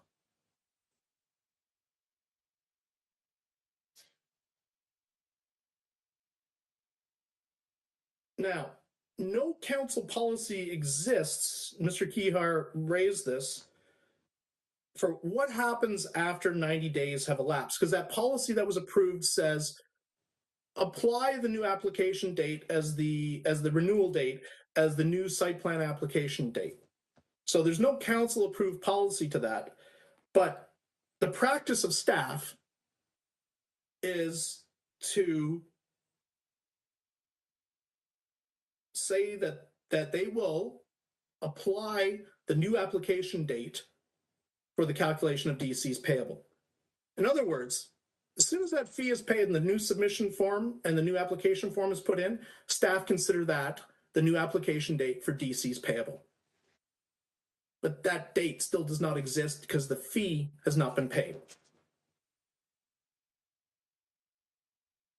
If the fee would have been paid back in November, 3 months ago, That would have been the date of site plan application pursuant to staff's practice. If Losani would have paid the fee to renew its application right after it lapsed, that would have been the date of new site plan application. And going back, remember, Losani was advised, there's a risk we can't get this done by July 6th.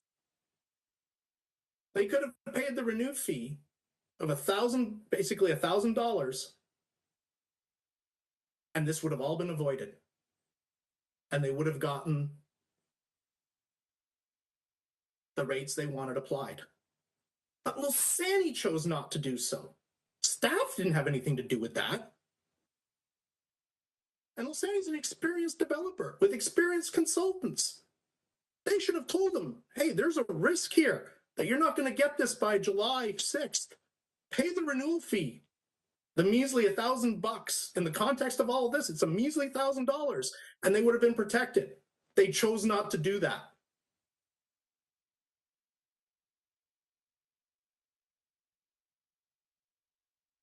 Staff's actions in processing the conditional site plan approval were a courtesy provided to Losani.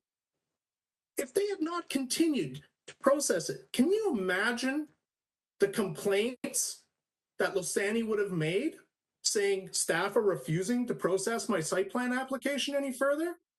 Staff did the right thing. They continued to process the application at the city's risk of not getting that fee paid and Losani dropping the application.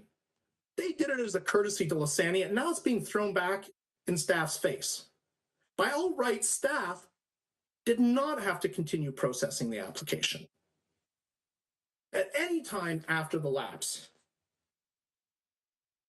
there's no requirement in law or in the conditional approval or any policy at the city approved by council that staff have to inform Losani of an impending lapse or of an actual lapse in their conditional site plan approval. And I'm going to take you to another case which confirms there's no responsibility. It's at tab 8 of the Book of Authorities. And this case concerned 13 complaints in respect of DCs that were paid. Once again, in respect of DCs that were actually paid. And a number of the complaints had building permit applications which were being processed by the city, but due to various delays, sound familiar? Of course it sounds familiar. The applications are not being completed at the time the new DC bylaw was passed. So once again, in this case, there's delays being alleged saying, but for those delays, we would have gotten the benefit of the old DC bylaw, but a new DC bylaw was passed. At page 8 in paragraph 43,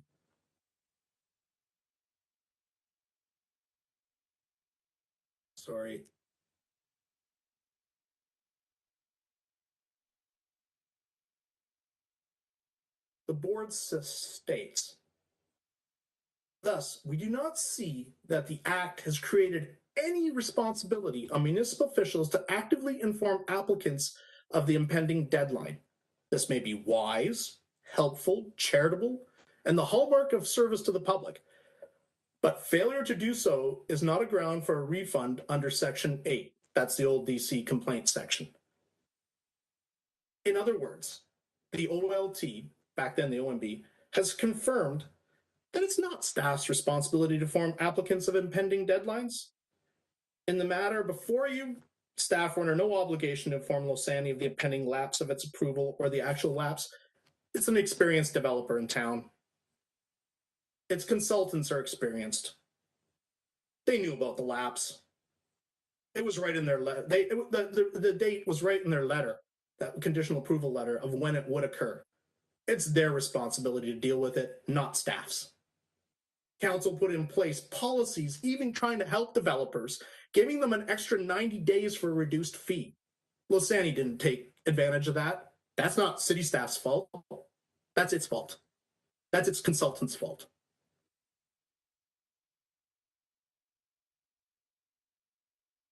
Losani didn't take any steps prior to the lapse to try to renew it. If he would have done that, he could have gotten a renewal without even having to pay any fees.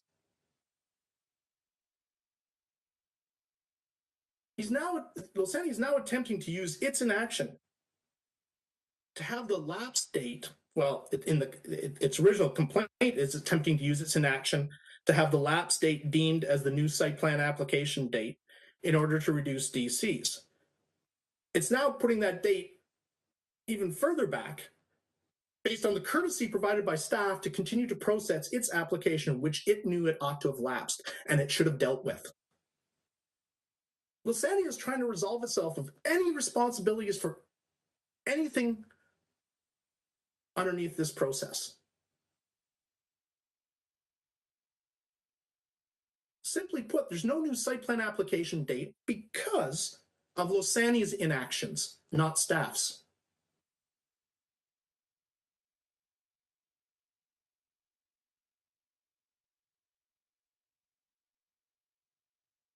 And then if you go back now and you use a February 26th date, 2020 for site plan application, once again, I'm going to resubmit this. Whatever date Mr. Kihar chooses as his date of site plan application, that's the new date for conditional approval. And under any of those dates, conditional approval has lapsed once again because it's only good for a year. Apologies for interrupting through you, Madam Chair. Just as a matter of clarity, the date I'm referencing is February 26, 2021, which is post November 25th, 2020. Okay. And so I just want to make sure my friends got that correct. Okay, sorry about that.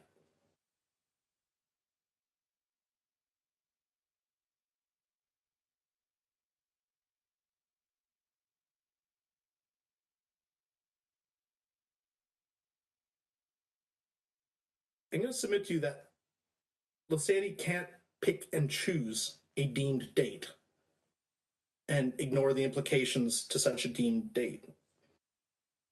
But it doesn't get the choice of the deemed date to try to somehow artificially create a situation for a reduced reduced DC rate.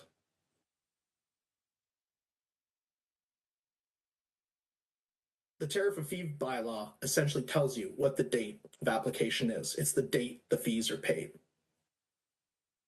Madam Chair, point of order, please.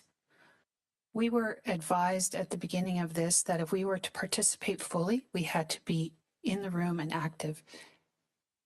And you'll note from your screen that's not the case.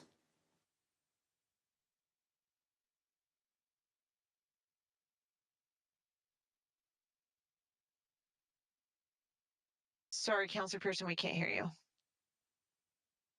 My apologies. I'm sorry. Yes, I saw what Councillor Wilson was referring to. Unfortunately, I can't see everyone on the screen because of the presentation that's on it.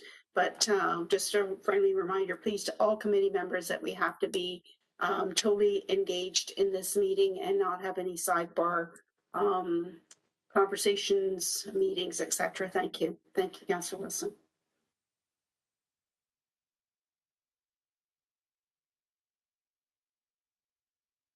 So in summary, there is no new site plan application date. And so the DCs can't be determined at this point, and there's no subject matter for the complaint before the committee. If committee somehow accepts that there's a new site plan application date of some sort, then the city's position is that interest should be charged in accordance with policy approved by council.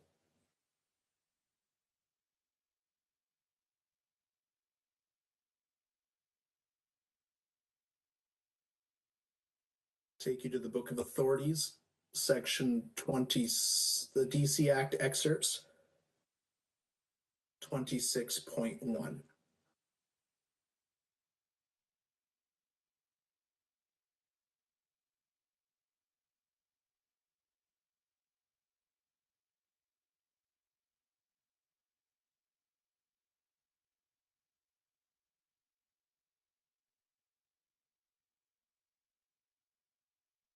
Bear with me a second.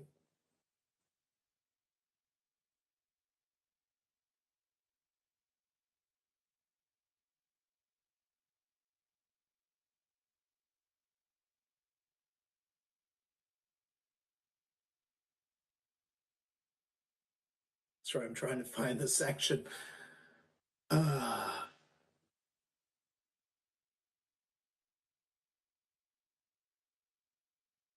Sorry, while you're looking that up, Mike, can we just have clarification? I just saw in the chat, Councillor Powers I'm not sure if he's recusing himself now because he's having difficulty in video. Can we just get clarification? I apologize, Mike. No problem. If Councillor Powers is still there. I am. The audio is breaking up significantly, and unless I shut off the video,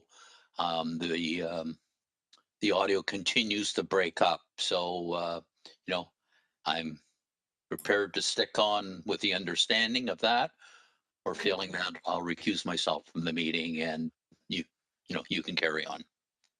Thank you. So let us know then you'll be there, but not on video, and just listening through audio, correct? No?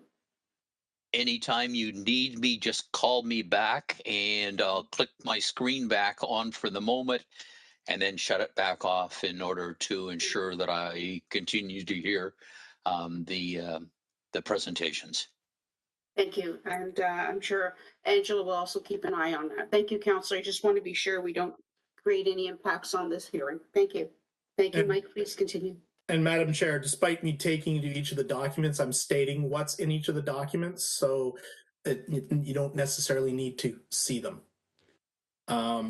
So I've taken you to 26.2 sub 1 of the DC Act, which tells you the date upon which DC calculations pursuant to a DC bylaw should be based. And they are, in the first part, A, basically summed up, is the DC rate at the date of site plan application.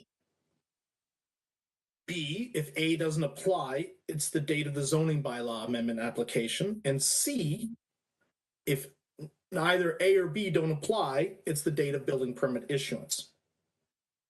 This section is reflected in section 41 of the city bylaw, which was not amended to reflect this until this section came into force.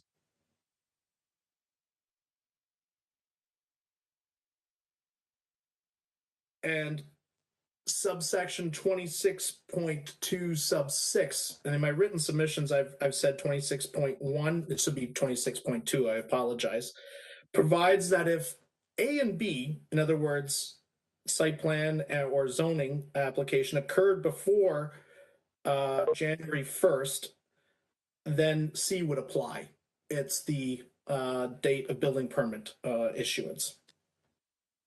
That's the date the rates would be effective.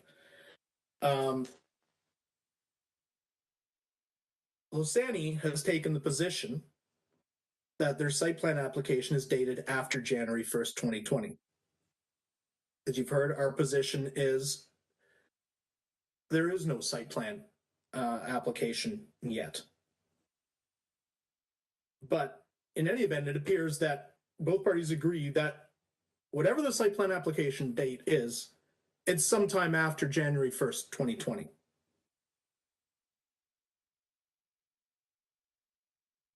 And as long as 26.2 sub 5 says, as long as the building permit is issued for the development within 2 years of the site plan application date, the date of site plan application is used for DC calcs.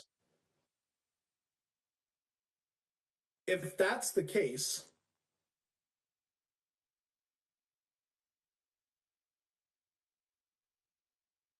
(26.1 sub 3 of the Act, 26.2 sub 3 of the Act applies. And it states, where clause 1A or B applies, the municipality may charge interest on the development charge at a rate not exceeding the prescribed maximum interest rate from the date of the application referred to in the applicable clause to the date the development charge is payable. In other words, the city is permitted to charge interest at a rate not exceeding the prescribed rate. There is no requirement in the DC Act, and the DC Act tells you what needs to go into a bylaw. But there's no requirement in the DC Act that a municipality has to set that interest rate in the DC bylaw. Both parties have agreed the province has not set a prescribed rate. My submission is that means there's no limit to the interest rate that can be charged. And in the report, actually, that Mr. Kihar took you to, that was provided to the province in regards to housing and affordable housing, I think there's mention of one municipality charging a 13% interest rate. That's not what council has approved in Hamilton. And Mr. Kihar took you to it, and there's no dispute about this. On May 20th, 2020, council for the city approved a report with recommendations for interest, and said that for the purposes of 26.2 sub 3, the section I just took you to of the DC Act, effective as of January 1st, 2020, council approve an interest rate equal to the Bank of Canada prime, fixed at the date of the related planning application, compounded semi-annually. So in other words, interest starts from the date of the site plan application, and it's compounded semi-annually. Now, staff internally assigned policy number to that council approval, that council policy, and that policy number is FPAP-DC-002.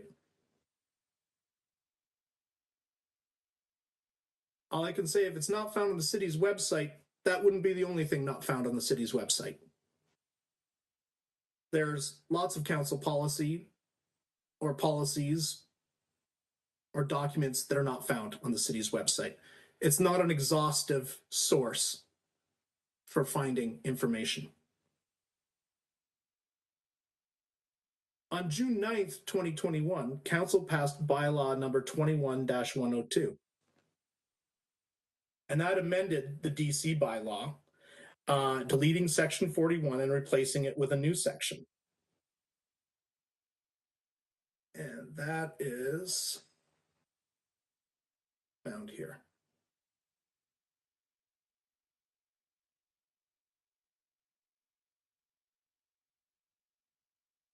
Sorry for scrolling down.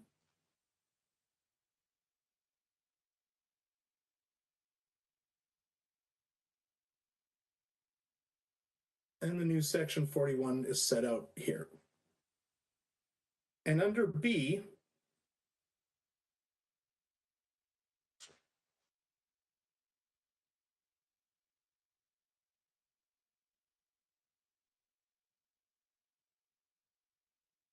taking you to C. Subsection C provides that interest on the total amount of DC determined pursuant to subsection 41B shall be charged to the date of building permit issuance as per the city's development charge interest policy, and then the numbers provided as may be revised from time to time.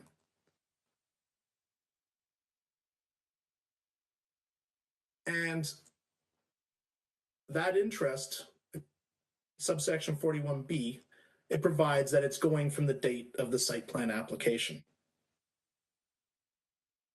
So whatever the site plan application date is after January 1st, 2020, interest should apply to that. As to the quantum of that interest,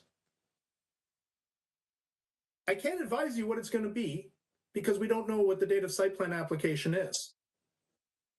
Even under Lasani's own complaint, the written complaint provides one date, the oral complaint provides another date. And city staff say there is no date. So there's really no date upon which committee can determine the date of site plan application because there's conflicting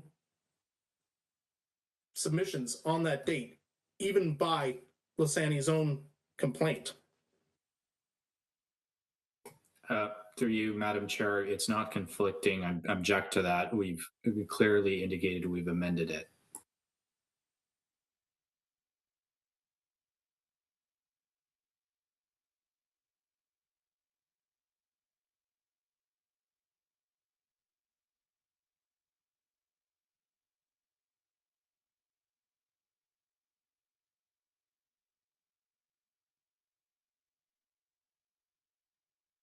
Secondly, Madam Chair, the issue of interest, as acknowledged by Mr. Kihar, was not raised in the complaint letter. And I've already taken you to the law that says, and it's section 20 sub 3 of the DC Act, everything you want to talk about in your complaint, your grounds for your complaint, have to be raised in your complaint letter. Interest wasn't raised. The fact that it wasn't raised in my submission confirms the absurdity of dealing with Losani's DC complaint at this time. It was not raised because the DC payable wasn't determined yet. And so interest wasn't applied to any calculation because the site plan application date isn't known. The whole issue of Losani not raising interest in their complaint confirms my submissions that you can't deal with their complaint because at the time of their complaint, the DC wasn't calculated. They didn't even know interest was going to be applicable. Bear with me a second. I'm just going to try to. So Mr. Kihar's submission says that you acting as a committee can modify council's policy. I'm going to submit to you that's patently absurd. You're not sitting here being delegated authority from council to change council policies. You're here with delegated authority to deal with a complaint within the DC Act. The DC Act does not permit you under Section 20 to change any council policies. You do not have the authority to change any council-approved policies before you. They are what they are. You have to apply them. I don't think your council colleagues would appreciate you changing a policy that was considered by all of council. It's patently absurd. You're here in a limited role as a tribunal underneath the SP, underneath that governed by the Statutory Powers Procedure Act and Section 20 of the DC Act. That sets your parameters of what you can do. You cannot change council-approved policy. Period. End stop.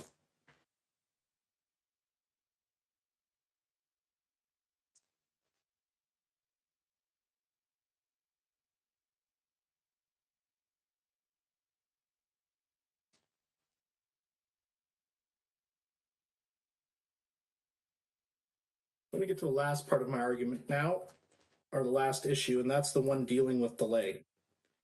And the issue is, are alleged delays by staff relevant to the DC rate or calculation?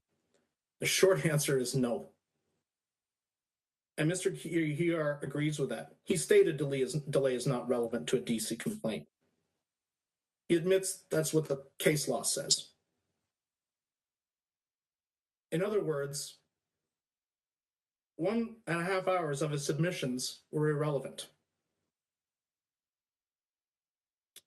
And I submit those 1.5 hours should be ignored in their entirety.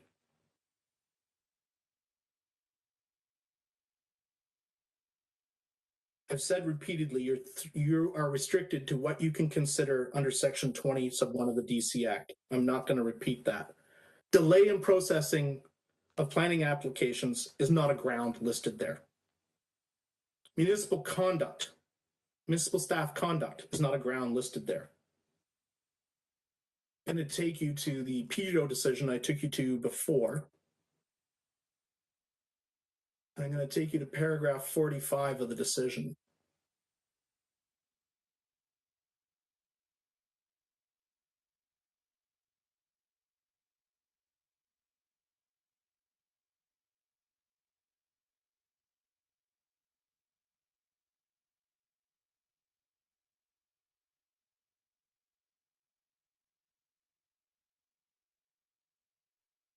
It states, by a municipal official, we include health unit officials and similar organization. Application of principles 1 and 2 means that the error cannot be corrected by the appellant alone. In the case of Jean-Paul Belanger, he placed an approval document to be signed by a local municipal official in the hands of a regional staff and was assured it would have been forwarded correctly. Inexplicably and apparently knowing the significance of the November 4th date, he did not follow up in a timely way at either end. The ultimate responsibility for getting a permit before November 4th was his, and the error of the region could have been corrected by Mr. Belanger with reasonable diligence. Therefore, we deny his appeal. I'm going to draw the analogy to what's before you. In respect of Losani's complaint, staff were aware of the July 6, 2021 date by Losani, on which it wanted to apply for its permit, as set out in the emails of June 30th. But staff advised the revised elevation was required. Get it to us before the end of the week. It would be reviewed by the end of the week. Losani's consultants didn't submit it by the end of the week. They submitted it on July 12th, 12 days after the June 30th email.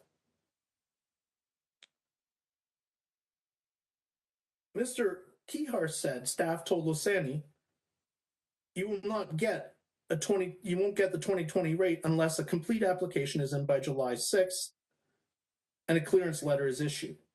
Well, I can agree that staff said you need a complete application by July 6th to get that rate that Losani wanted, but staff never said that to get that rate, it's dependent on the clearance letter. Because the clearance letter doesn't get you a building permit application.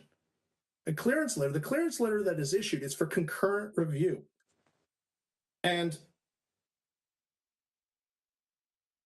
concurrent review is not acknowledgement of a complete application.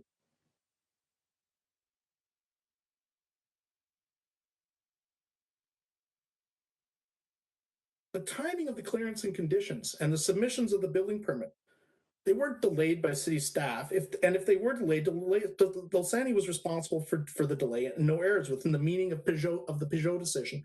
In other words, there were steps Losani could have taken up until July 6th if it was not satisfied with the speed of the processing of the application. It didn't take those steps. Losani could have locked in the DC rates he wanted by merely renewing his site plan application before July 6th. It did not. The responsibility, as the board indicated, was with Losani. I can take you to the Severn River case.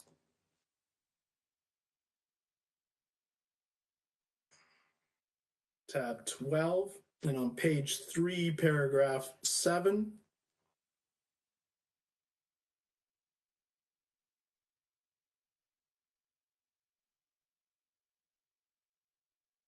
It states the appellant raised a number of grounds for the appeal in the attachment to his notice of appeal dated May 19th, 2020. And this is a section 20 complaint appeal to the board.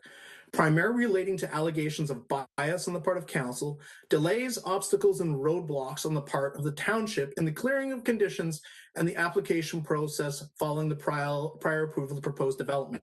Sounds familiar? It should.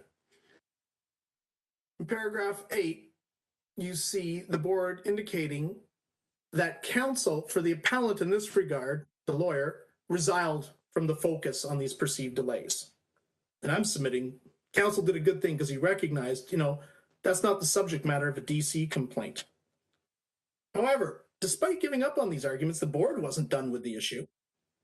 On page 5 in paragraph 17, the board states, while there was clearly some delay in the efficiencies of these various processes and proceedings, the tribunal cannot conclude there was any degree of unreasonable fault on the part of the township with respect to such delays or an inordinate unreasonable delayed timeframe to process and implement the development application. Ultimately, in the tribunal's view, Mr. Nafisky's, he's the complainant's, testimony in this regard is irrelevant to the determinations to be made by the tribunal in this appeal. But it does impact on the tribunal's assessment of the reliability of Mr. Nafisky's evidence on the issues, which are relevant. So what the board is saying is delay isn't relevant. It's not relevant to the appeal before you. In this case, the board just took that testimony to deal with the delay, to deal with the reliability of the complainant, and that's all.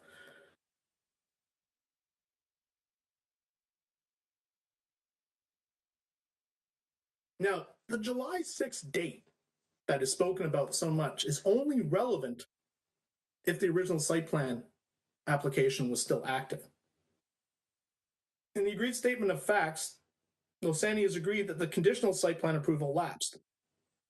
In paragraph 20 of the agreed statement of facts, it further agreed that a renewal of the conditional approval is a new site plan application.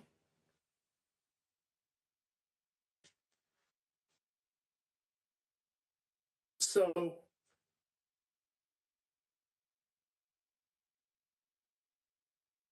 the July 6th date is irrelevant because the site plan application date it relies on no longer exists. Through I submit Losani's own submissions. In addition, Losani wouldn't have the benefit of the transition provision in section 41 of the DC bylaw because it requires a complete application with all information and plans as required per the Ontario Building Code. And I submit that per the Ontario Building Code, for Mr. Kehar's own submissions, that includes Ann Hamilton and underneath the DC bylaw, the meaning of a complete application under 41 includes site plan approval. I can take you to the Building Code Act. I've got excerpts here in the Book of Authorities. 7.1 provides the council of a municipality or of an upper tier municipality is entered into agreement under subsection 3.5 or Board of Health prescribed for the purposes of section 3.1 may pass bylaws. You go down to subsection B, providing for applications for permits and requiring the applications to be accompanied by such plans, specifications, documents, and other information as is prescribed. Subsection 8.1.1 of the Act, sorry, I'm scrolling down to it, provides for what is to be included in a complete building permit application, and it states, an application for a permit to construct or demolish a building may be made by a person specified by the regulation, and the prescribed form or the form approved by the minister must be used and be accompanied by the documents and information specified by the regulation. Okay, that regulation is the Ontario Building Code 332/12 Ontario regulation. And the relevant excerpt is found at tab 4. And Division C, Article 13135 of Division C of the Building Code sets out the requirements for a building permit application. And if you go down to subsection 5F3,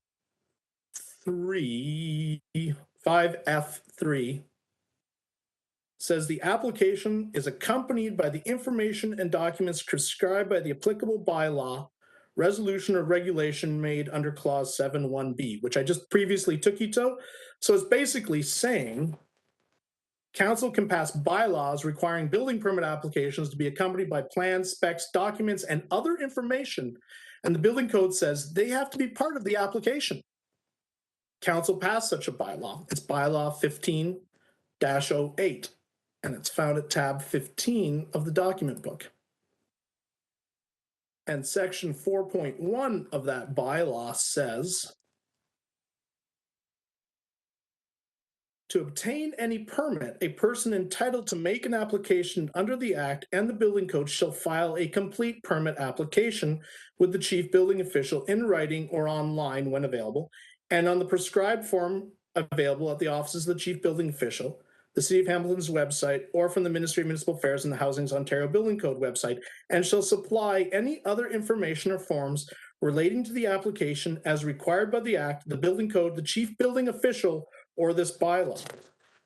Section 4.2 states, the application for a building permit shall be accompanied by the required fees as calculated in accordance with this bylaw and shall provide sufficient information with the application to determine compliance with the Act, the Building Code, applicable law, and this bylaw, including subsection D, plans and specifications as described in this bylaw or as may be additional necessary to determine the nature or extent of the construction, demolition, or change proposed under the permit and compliance with the Act, the building code, applicable law, and this bylaw.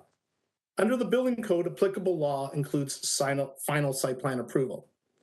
Building services staff have confirmed to me that site plan approval is required to be provided in order to deem a building permit application complete in accordance with the Ontario Building Code pursuant to the narrative I just took you through.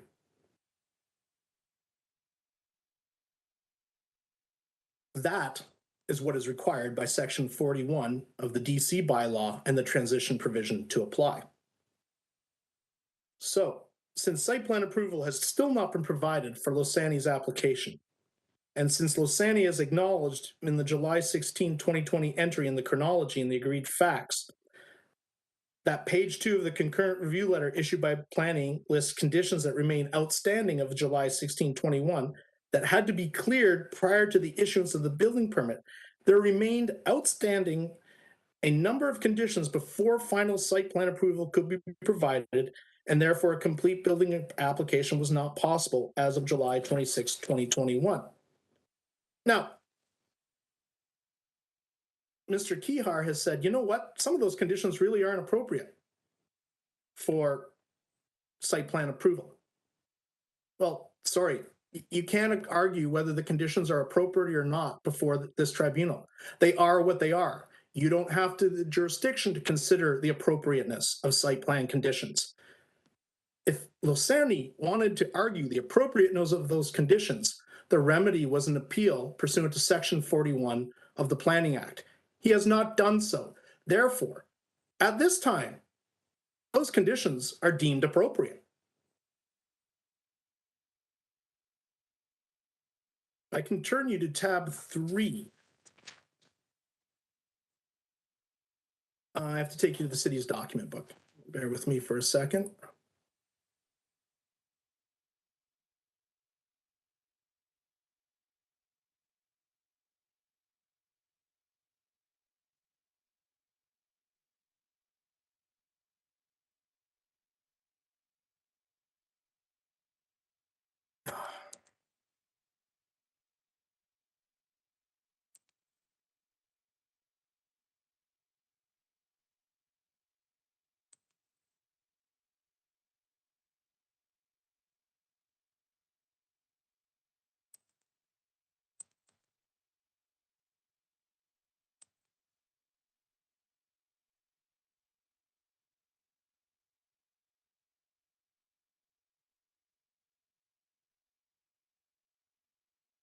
I'm going to take you to tab 3 of the city's document book.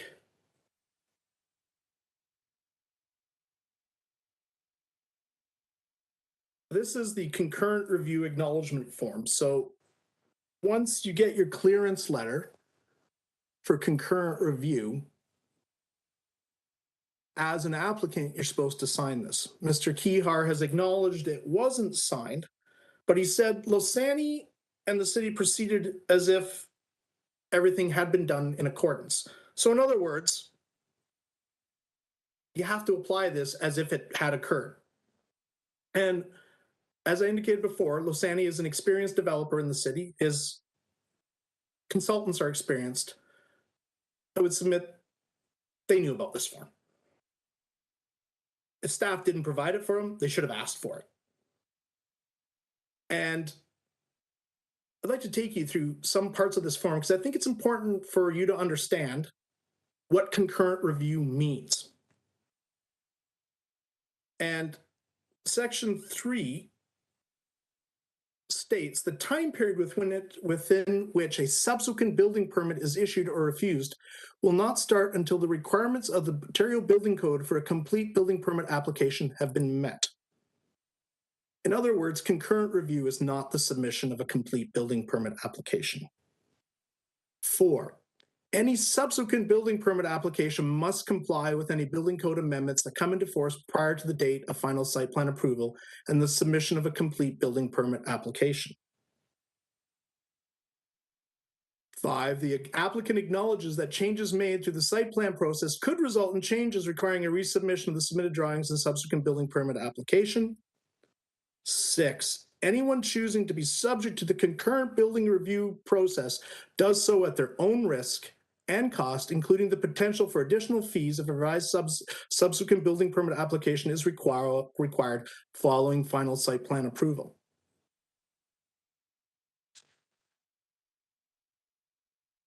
In other words, and the last statement, by signing below, you're indicating that you've requested that the current building plan review process apply to your subsequent building permit application. In other words, there's no building permit application yet. It follows concurrent review.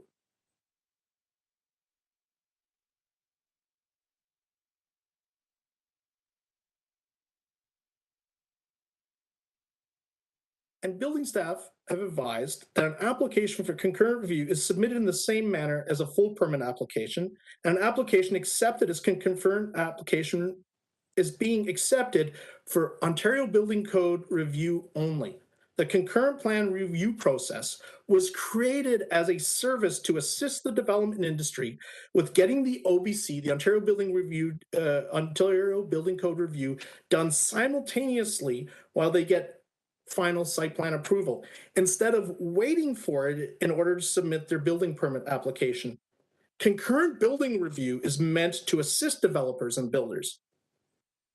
However, just like with the lapsing provisions, the renew provisions that were available to Losani, which he didn't take advantage of, and is now attempting to use against the city, Losani is attempting through this assistance of a concurrent review to throw it back in the city's face and allege a complete application was submitted on July 21st, 2021.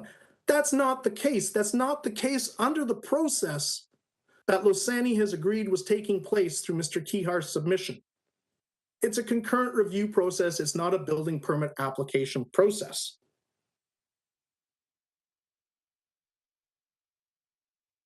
Losani, it's my submission, is attempting to manipulate and mischaracterize these non-required processes at the city to criticize staff and pay a reduced DC rate and not deal with its own actions or inactions.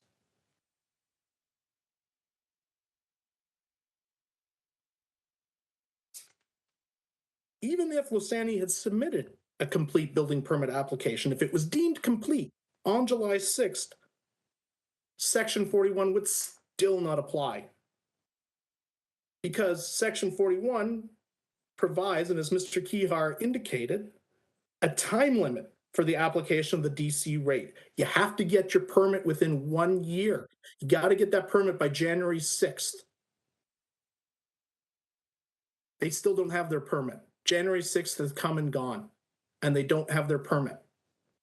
So you cannot, as I said before, change that fact. You cannot change that date. Section 41 cannot apply. The transition provision cannot apply to Losani.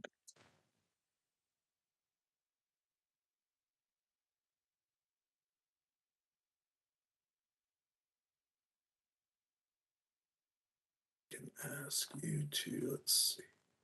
Taking you to tab 5 of the city's document book. And this was an estimate.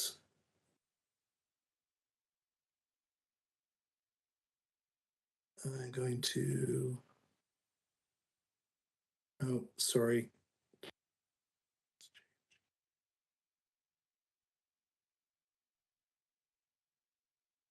Trying to find the document. Here it is, sorry, it's tab 4. So hopefully I have the right document. Going to try to reduce this down so it's viewable easier.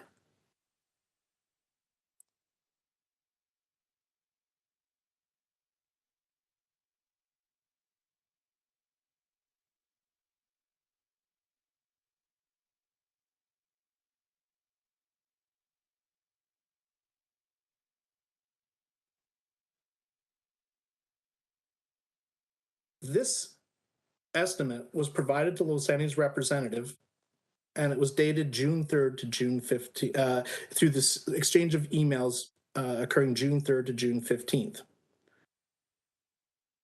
The estimate that was provided to them expressly states on the top, if you see my cursor up there, the red font, This calculation assumes the permit will be issued on or before January 6th. So, straight from the beginning, Losani has been advised, if you want that transition provision, you need to get your permit before January 6th, 2022.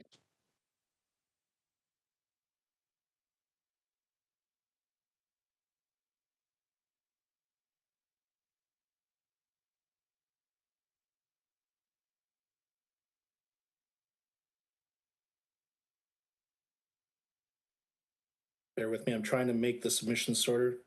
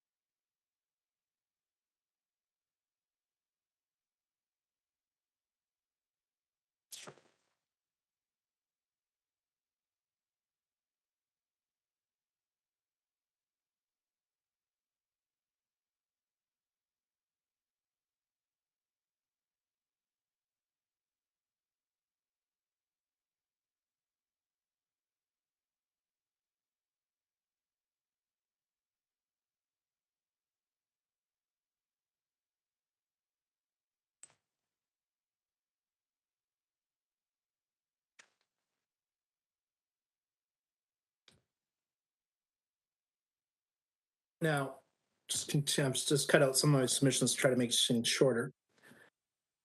Committee has no authority to deem a building permit to be issued as of a certain date underneath the DC Act complaint provisions. The only person who can issue a permit is the chief building official. Council cannot issue a building permit. Committee cannot issue a building permit. You can't deem a building permit to be another date. It is the date issued by the chief building official. The submissions that it could have been issued by this date are not relevant. What is relevant is whether it has been issued by this date. You can't change the fact it has not been issued. You can't deem it issued. You can't say it could have been issued because you didn't have the authority to issue it. Only the chief building official has that authority.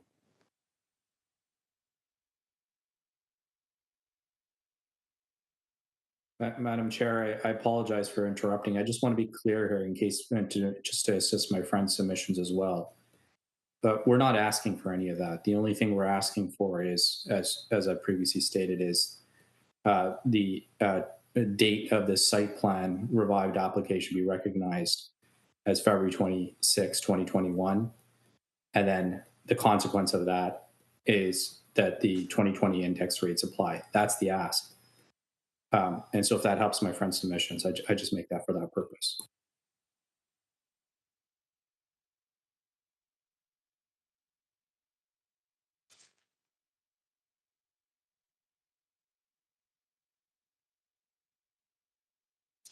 Try to make things quicker, Madam Chair. So.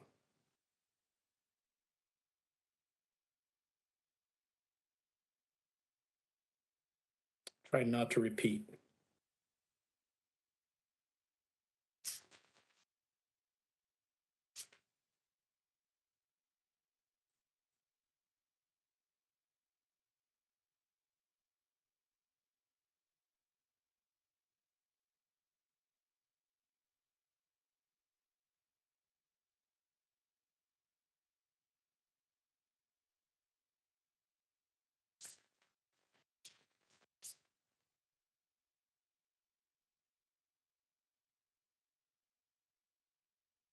Madam Chair and committee, I think you should be cognizant of what the city does to make the approval process for site plans quicker as compared to other municipalities.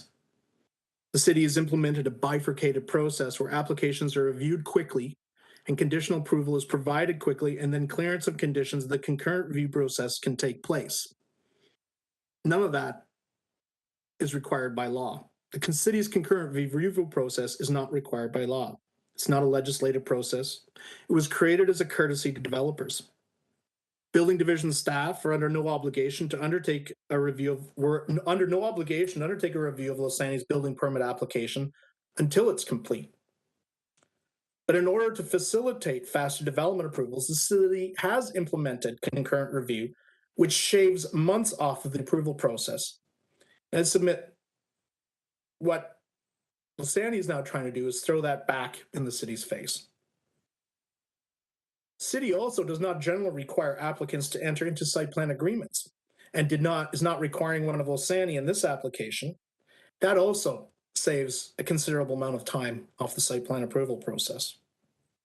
It would have been entirely appropriate for planning staff and building division staff to not undertake any concurrent review because Losani did not sign the acknowledgements to the conditional site plan approval and concurrent review letter, nor did it sign the acknowledgement for concurrent building permit review. Despite Losani not renewing the lapse, not paying the required fees, not signing the acknowledgements, staff continued to process the applications. And now that courtesy is being used against the city in an attempt to pay reduced DC rates.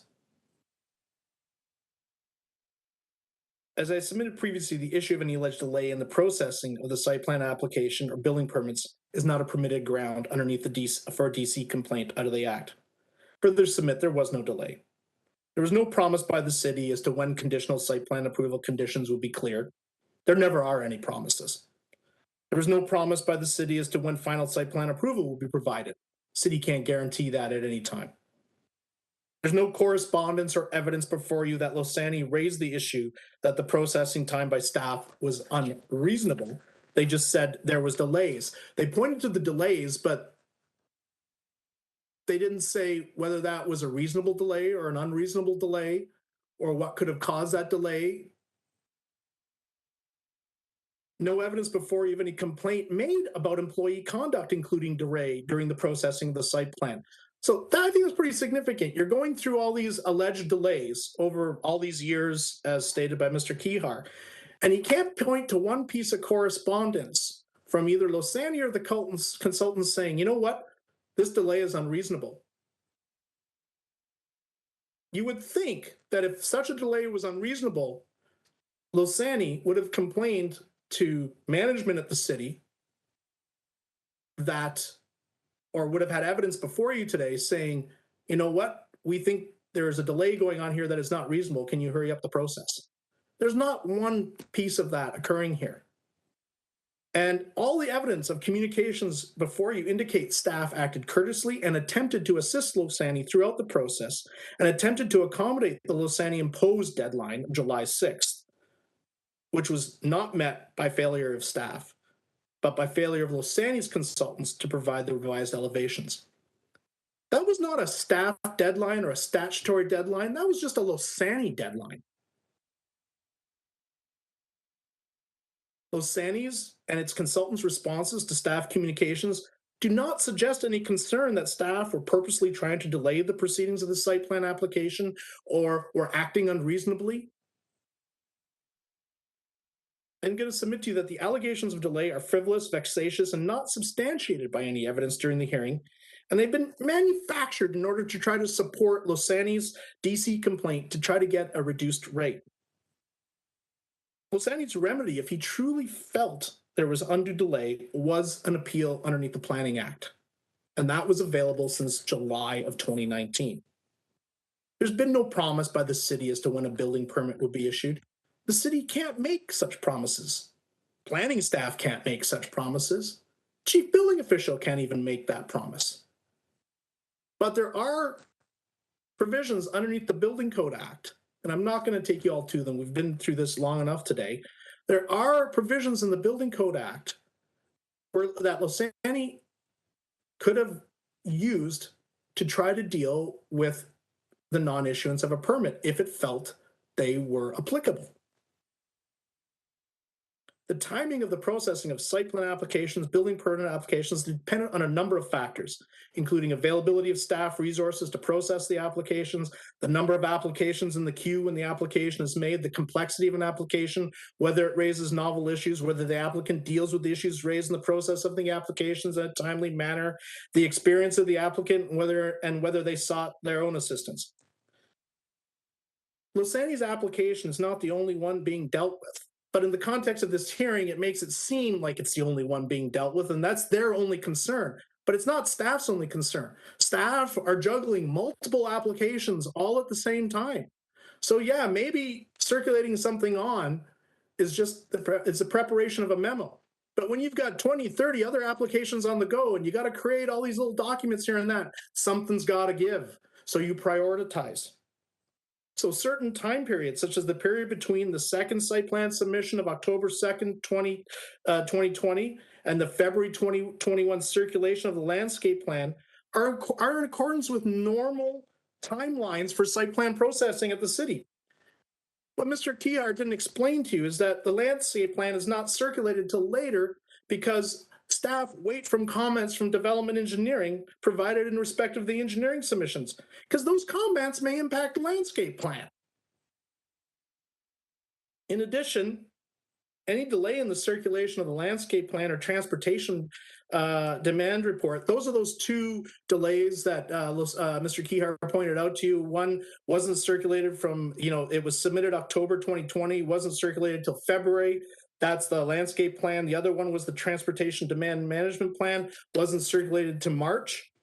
Well, they're irrelevant to the July 6th date because they're matters that don't need to be cleared for that clearance letter to be issued.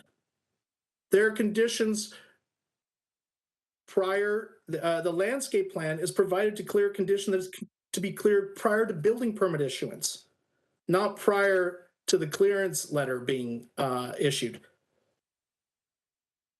At the time of the submission of the landscape plan, staff had discussed with the applicant over the phone the option to focus on the conditions in order to obtain Ontario Building Permit review, a concurrent review.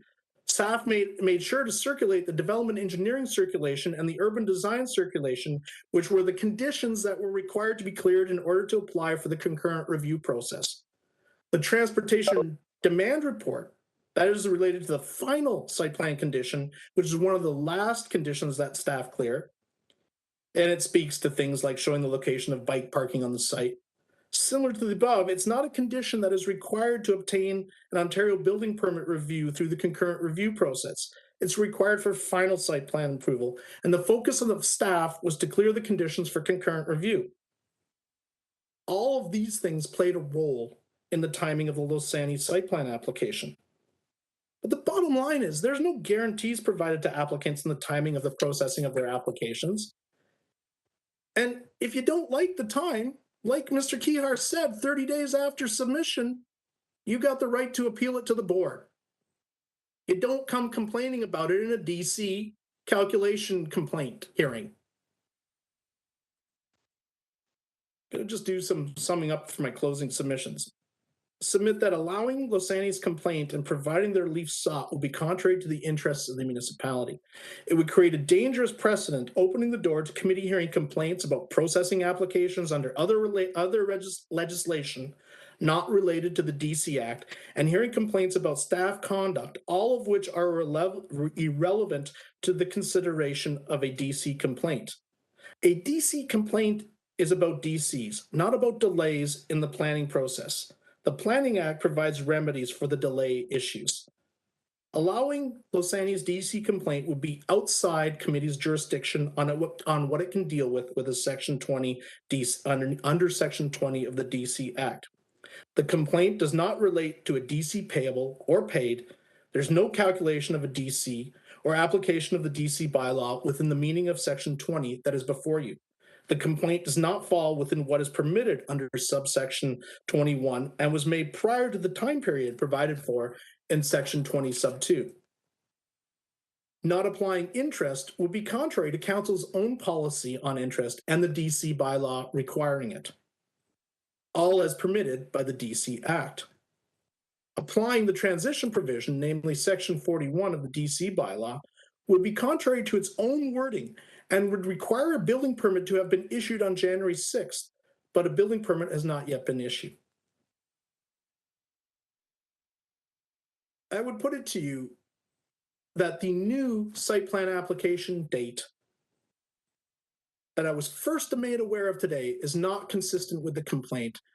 Submit, you should not, it should not be considered because it wasn't part of the complaint. The complaint clearly indicates that the site plan application date they were seeking was November 25th, 2020. It has been fabricated at the last minute because they know of the weakness in their case, because they know they can't apply the transition provision, but because they can't get a permit by January 6th. It's an entire fabrication provided without notice and not contained in the complaint, and is therefore outside of Section 20, Sub 3 of the DC Act. In any event, either application date that Losani was seeking would be contrary, if applied, would be contrary to the Tariff of Fees bylaw, Section 4. You can't override that. You don't have the authority. Until the fee is paid, the Tariff of Fee bylaw says there is no application. Allowing Losani's complaint would permit Losani an unwarranted windfall and reward it for inactions on its own part. Council, you did enough already. You provided for a reduced fee if you renewed within 90 days. They didn't take advantage of that, and they could have. They were warned we might not get the process by July 6th.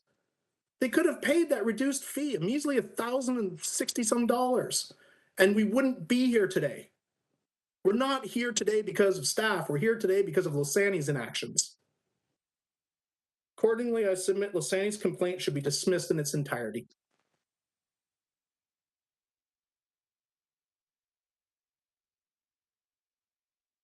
Thank you, Mike. I'm assuming that that completes your position and presentation to us today.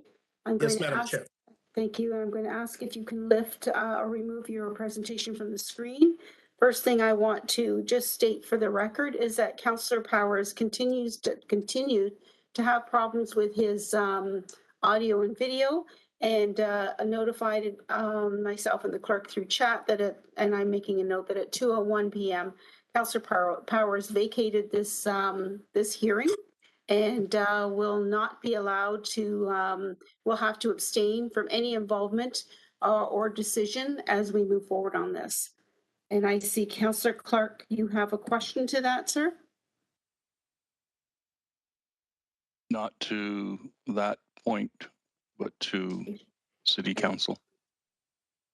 Thank you for that. So I just want to be sure that's on the record so that the complainant's counsel are also aware, and we are all aware sitting here. So with that, now I will go to questions of legal counsel. Councillor Clark, you're first, sir. Thank you very much. So can I just get Mr.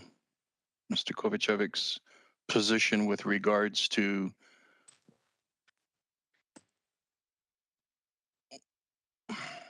the verification of the complaint? So I believe I heard the argument that the complaint has to be filed in writing.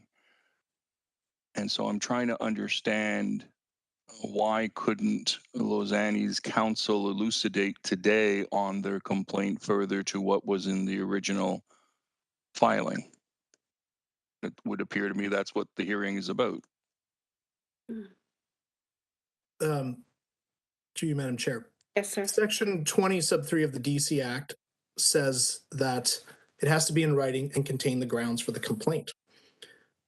The complaint was in writing. It contained the grounds. It's supposed to contain all the grounds. And I took you to the case law that supported that.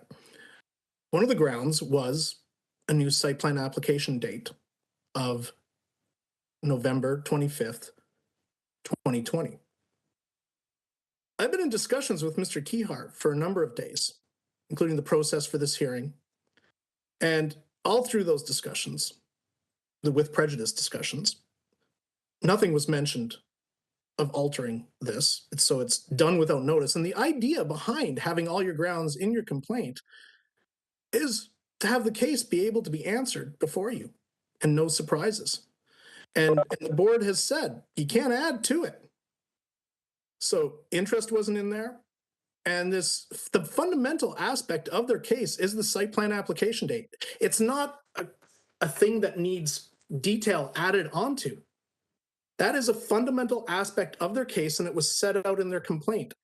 They're now trying to change it, and the act says no. You set out your grounds for your complaint in there. You don't change them at the last minute without notice. Madam Chair, page 25 and 26 of the agreed statement of facts.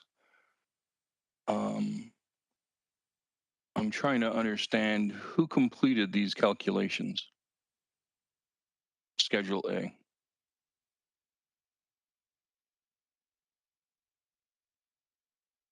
The calculations were completed by a staff member identified on there.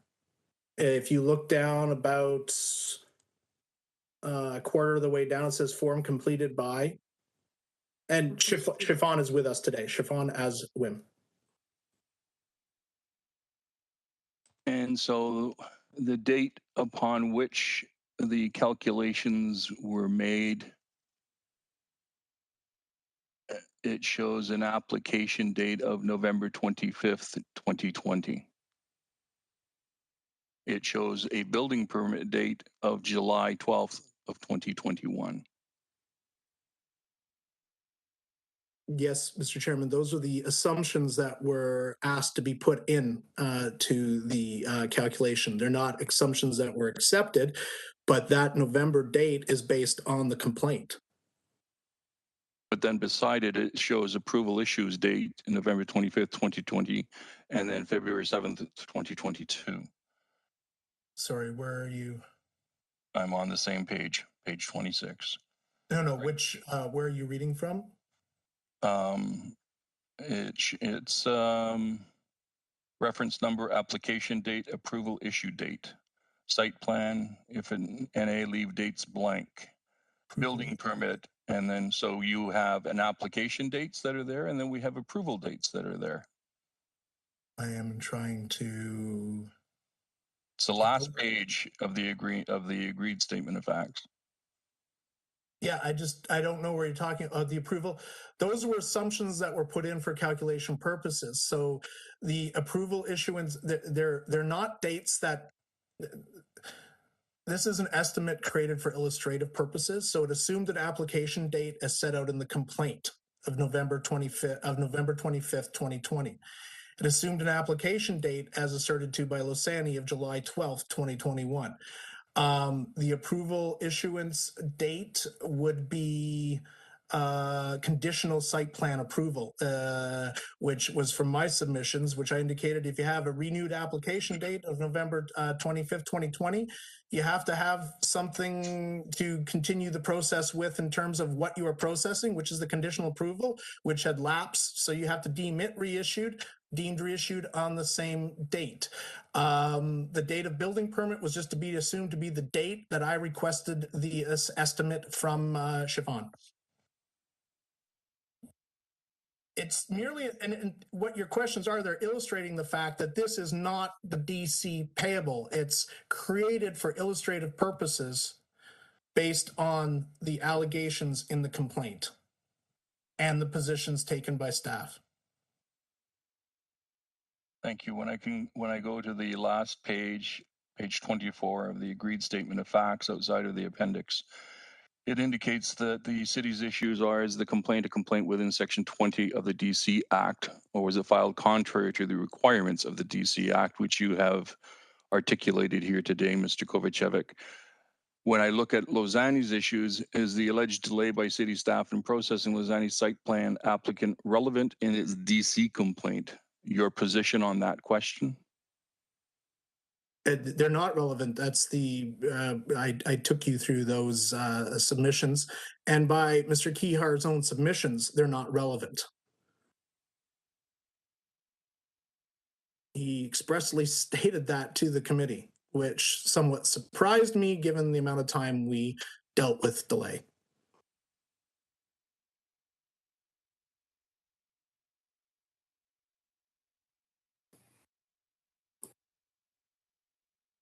Thank you. Those are all my questions of council. Thank you. I see no further speakers from committee. I have no questions. So I'm now going to move on following my roadmap to Los Angeles Council, Mr. Kihar. Do you wish to make your final submission and what you're asking committee? Thank you, Madam Chair. And I have what I would characterize as a relatively limited right of reply, so I'm not going to be more than just a few minutes in terms of a reply to what I've heard from my friend, as well as in terms of some of the responses I've heard in terms of the questions the councillors have raised to my friend.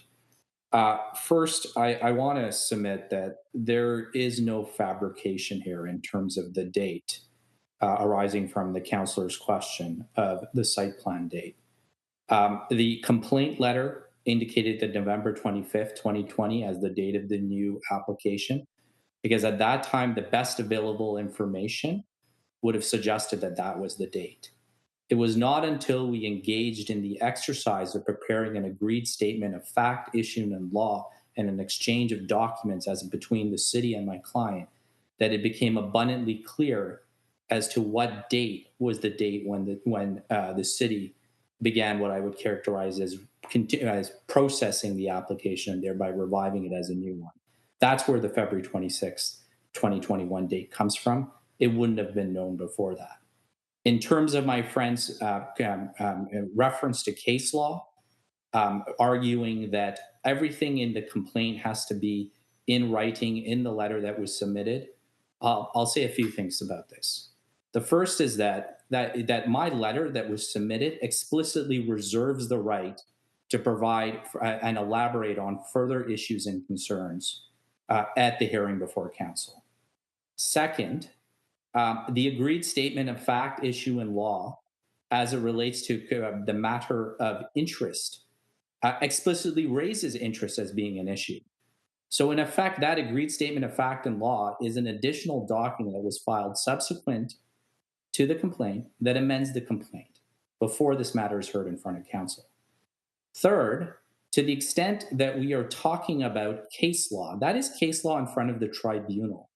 And why that case law is relevant in front of the tribunal, I submit to you, is because what the tribunal is saying in that context is we don't want to have a complaint in front of us that wasn't actually in front of council. That's the harm that those tribunal decisions are talking about. That's not the situation here. What I'm doing is bringing forward to this committee that is acting on behalf of council the scope of my client's concern. You've heard it now. I think it's fair for you to receive it. And in the end, and what my friend is raising are matters that if I showed up at the tribunal and raised something new that wasn't in front of you, that's what those council decisions are talking about. Now, my friend took you to the tariff of fees and made several submissions regarding it. And I'm just going to share my screen to take you there.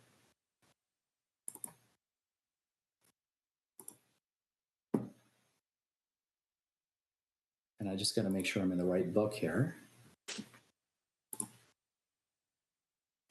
Apologies. Here we are. All right. So this is the tariff of fees that's bylaw 19108. And what I will just simply submit to you is that nowhere in this bylaw is there any explicit language that says that the date of Madam Chair, I'm going to object at this point because this is going beyond the right of reply that's provided. The tariff of fee bylaw was provided to Mr. Kihar in advance.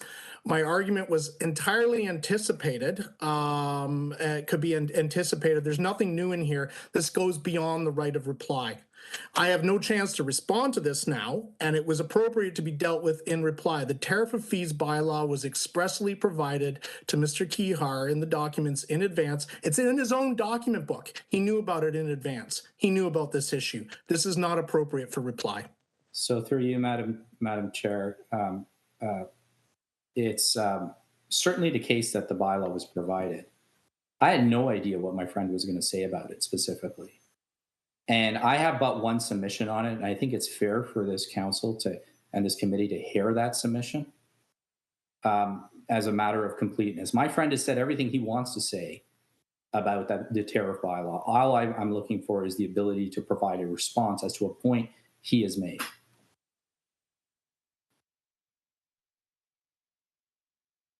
So, Michael, I'm going to just asking me to take a legal opinion. So if he provides his explanation and we allow you a rebuttal, would that satisfy your concern? No, Madam Chair, because the plain thing here is my submissions merely indicate that the tariff of fee bylaw is applied, section 4 applied, which if Mr. Kihar, and he has to try to anticipate what I'm going to argue also. And it's reasonable to have anticipated that I would go to section 4, make that statement, and then go to the schedule of fees. That's all I did. So to deal with any of those submissions now is not fair and is prejudicial, and I should have been dealt with up front. So through you, Madam Chair, I apologies. I see councilors looking to say something. I'm sorry. I'm just. So Madam Chair, thank you, Councillor Carr. Go ahead. So with the greatest of respect to Mr. Kovacevic, he raised the tariff and this specific bylaw in his presentation, and Council for Luzani is now trying to respond, which is appropriate. So I'm trying to understand here, how is it fair that Mr. Kovacevic can raise the tariff under his presentation? Yeah. And now it's out of order for Lozani's council to respond to that presentation. Madam Chair, may I respond? Yes, and then I see Councillor Wilson. I see that you want to speak as well. Go ahead, Michael. It's a function of law through you, Madam Chair. When a party comes for a complaint, they put their grounds forward, they argue their argument. My argument is in response. Mr. Kihar now is not responding to my argument. He has a right of reply, which is different than response. And this has been agreed to in the process that was put to committee at the beginning of this hearing. That response is limited. It is limited to new matters or matters that he could not have contemplated. This is the rule that the courts apply. It's the rule that tribunals apply. If he got the materials, the bylaw was in his own materials. He was aware of the tariff of fees bylaw. He should have reasonably anticipated that I would raise section 4 and the schedule of fees. There was no hiding this. The tariff of fees bylaw was set out in the agreed statement of facts. All of my submissions could be reasonably anticipated, and there should be no right of reply in those. With the greatest of respect to Councillor Clark, he's mixing my right of response with Mr. Kihar's right of reply, and a right of reply is severely restricted as a matter of fairness to the responding party, which is me. So, and if further direction is provided on this, I think it may be appropriate for Mr. Hart to provide that direction. I would agree through you, Madam Chair. All I would say is, and so it's clear when you obtain that direction, is simply this. I completely agree that that document was available. The issue that arises is I could not have contemplated the specific submission that Mr. Kovacevic has made as it relates to paragraph 4, because frankly, I don't even understand it. It makes no sense to me. And that's why I want to respond back to it. And then the reason I didn't anticipate it, because I don't get it. I don't understand where his submission comes from on the point. And I'm not going to tell you what the submission was and respond, because I'd be doing what you haven't yet ruled that I can do. So that's the reason why I had a limited response in paragraph 4. I couldn't have envisioned at the time the document was made available. So, Madam Chair, can I ask then our legal counsel for his advice in terms of how we handle this dispute at this particular moment as per the right of reply. Thank you. And Mr. Hart, if you're there, and I apologize, committee members and council, that I can't see everybody on the screen. So I would ask that Mr. Hart, if you're there, to please, unless we have the presentation taken down momentarily. I'm here, Madam Chair. I've been here throughout, and I think, Madam Chair, you hit the nail on the head by indicating that if Mr. Kahar oversteps his boundary on reply, then in fact Mr. Kovacevic should have a right of response to that reply. That is certainly fair. We don't know what Mr. Kahar is going to say, whether it will be a true reply or not, until we hear what he has to say. Mr. Kovacevic is at a loss as to whether it is true reply or a splitting of the case. And so I don't want to sit here and prejudge what the anticipated reply is going to be. I know that Mr. Kovacevic in his comments was alluding to a splitting of the case, and having some of the case put in chief and some of the case put in reply. Mr. Kovacevic did raise this, and there may be a true reply to it. I can't anticipate it at this point. So then, Madam Chair, would it not be prudent then to hear the reply, then hear Mr. Kovacevic's response as to whether or not he believes that it is a legitimate right of reply, and then we can go to Mr. Hart to help us resolve the dispute between the two parties? Thank you, Councillor Clark, and I certainly agree, and that was my line of suggestion earlier. Mr. Hart, would you like to clarify? And I know, Michael, I see that you have your hand up. Did you want to respond first before Mr. Hart? Yeah, perhaps. So perhaps if Mr. Kihar is responding to a submission I made, we identify the submission first and then decide if it's one that should have been anticipated or not, and a reply and appropriate for reply. Because if Mr. Kihar says, I don't know the submission, well, then let's hear what my submission was that is causing him to make a reply statement. Mr. Kihar, are you prepared to Sure. Reactivate that point at the appropriate time? Yeah, I'm happy to do that whenever you give me the direction. And Mr. Hart, thank you, sir, for patiently waiting. I'm just going to ask again your clarification. If we allow Mr. Hart to provide the point that he's raising and then his comment to Mr. Kovacevic's comments in his presentation on the bylaw before us, then we can allow Mr. Kovacevic to provide his rebuttal, correct? That is correct, Madam Chair. And Madam Chair, there's another nicety that's available to you as a hearing panel.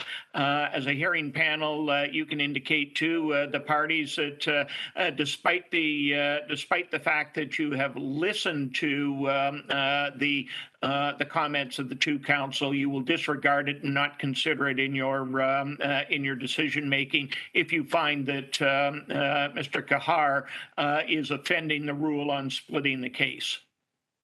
Thank you for that, sir. And I have noted that on here. But I think going forward, I believe my colleagues would also take the same position I am, that I'd rather have the information than to leave this and have to question afterwards, was there something that we should have, something more that we should have known? So if you're prepared, Mr. Kahar, to just set out the comment that you wish to take issue with, that Mr. Kovacevic raised in his presentation, and then pointed out in the document before us as bylaw 19-108, sir, paragraph 4.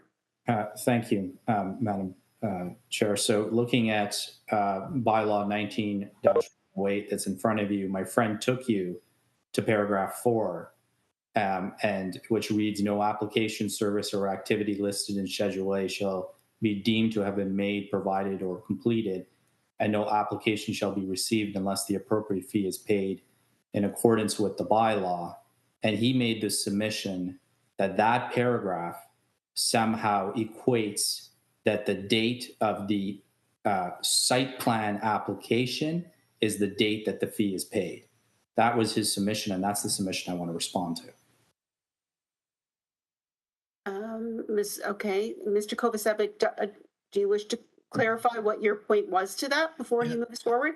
Madam Chair, that submission should have been entirely anticipated and reasonably anticipated by Mr. Kihar, because on the plain reading of the of Section 4, you could see me making that argument in this entire context of this case. It says no application, and I'm just going to cut out provisions, shall be deemed to have been made. So this entire case was about the date of the application being made, the new site plan application date. So it was entirely reasonable to foresee that I would say that Section 4 deems this, says that no application has been made because the fee hasn't been paid, because they acknowledge no fee has been paid. That is an entirely anticipated argument. And entirely reasonable. And to now say that's new, or he wasn't aware, or could not have been aware of that, is not reasonable. Thank you for that. Councillor, sorry, I apologize, because I know Councillor Wilson did have her hand up earlier. Councillor Wilson, did you still wish to make a comment? I see Councillor Clark wishing to join in on this position now. I don't see Councillor Wilson, but I'll wait to hear her. Not hearing from her. Councillor Clark, I'll turn to you, sir. So I'd like to hear from our council, Council Hart. So thank you. We've had a response. We have a right of reply. Mr. Kahar has indicated that he wants to address item number 4 on this particular bylaw, which was dealt with in the response. Mr. Kovacevic is indicating that it should have been reasonable to assume that this was going to be raised, and he should have been prepared and argued it in his submission. So, Mr. Hart, we're now caught in a box. I'm trying to understand what's the downside to hearing Mr. Kahar's position on item 4, and then we make a determination as to whether or not we should be considering that part of his submission. Would that not be reasonable in this case to proceed under those grounds? Madam Chair, through you, if I could address those questions second first and first second. The ultimate decision makers are you as a committee.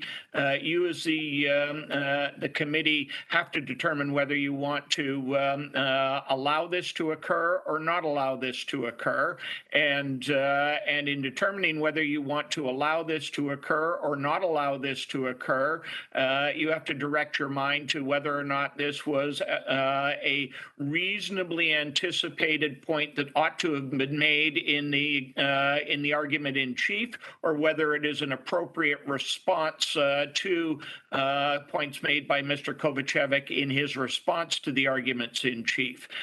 So from a legal advice point of view, that is a direction that you need to determine in terms of your decision making as to whether you view it as a splitting of a case or a legitimate response. If you view it as a splitting of a case, then you deny the right of reply. If you view it as a true response, then you give a reply. If you have concerns that it may have extended upon reply, then, Madam Chair, as you indicated, you may choose to give a reply to Mr. Kovacevic to the reply remarks. Those are the various options available to you at this time. Thank you, Mr. Hart. So, Madam Chair, I'm hearing that we have the authority to have Mr. Kahar provide us with his statement, and then we can decide whether or not it's splitting of the case or how we deal with it. Is that correct, Mr. Hart? No, the other way around at this point, you've heard the premise. Certainly, as the expression goes, you can't unring the bell once you hear the once you hear the full reply. You can, as a legal nicety, indicate that you're not going to give consideration to it, but you now have to make the decision based on the arguments before you by both counsel as to whether or not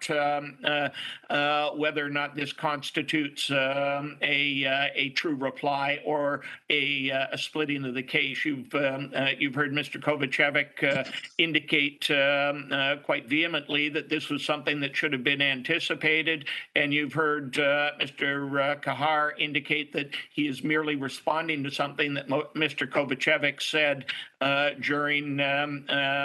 during his remarks. And of course, you do have the right to cut Mr. Kahar off if you feel he's going too far and getting into splitting his case. That is also open to you. And we can also disregard anything that's been stated. That is correct. Thank you. Mr. Clark. I don't know about the rest of the tribunal, but I think it would be prudent to hear Mr. Kahar and then make our decision at that particular point in time. Thank you. And I can't see any of the other members, but I too agree. I think that, it's, as Mr. Hart says, you can't unring the bell. The point has been raised as far as a point of issue that Mr. Carr wants to speak to. So I think with indulgence from committee and Mr. Kovacevic will allow it, then we'll allow Mr. Kovacevic his opportunity to rebut. Mr. Kahar? Thank you, Madam Chair. And so Madam Chair, I got to interject. I think you need a committee vote on that. Thank you. It has to be the entire tribunal that decides that. Thank you, sir. This is the only time I sit on tribunal on hearing meetings. So, Madam Clerk, could you put that up as a vote? Absolutely. I just need a mover and a seconder. Moved by Councillor Clark. I'm not sure who's there. I'll second it if I can as the chair. Yep. Yep, thank you. And that should be. Can I make a comment? Is that possible? I put myself on the speakers quite a while ago. Sorry. You did? I don't see it at all, I don't sir. see it there either, but I sent in, I had a question. Sorry, I don't see it there. Is it to this issue, Councillor? Yes, it is. Okay, go ahead. Okay, I'm uncomfortable that I'm not getting enough information from our counsel, Mr. Hart. We're not lawyers, we're politicians. And I don't even know what splitting is. I wish you need to coach us more on whether we should be allowed this to happen rather than simply say, it's up to you, because I'm not qualified to make that decision. So can you please be more specific?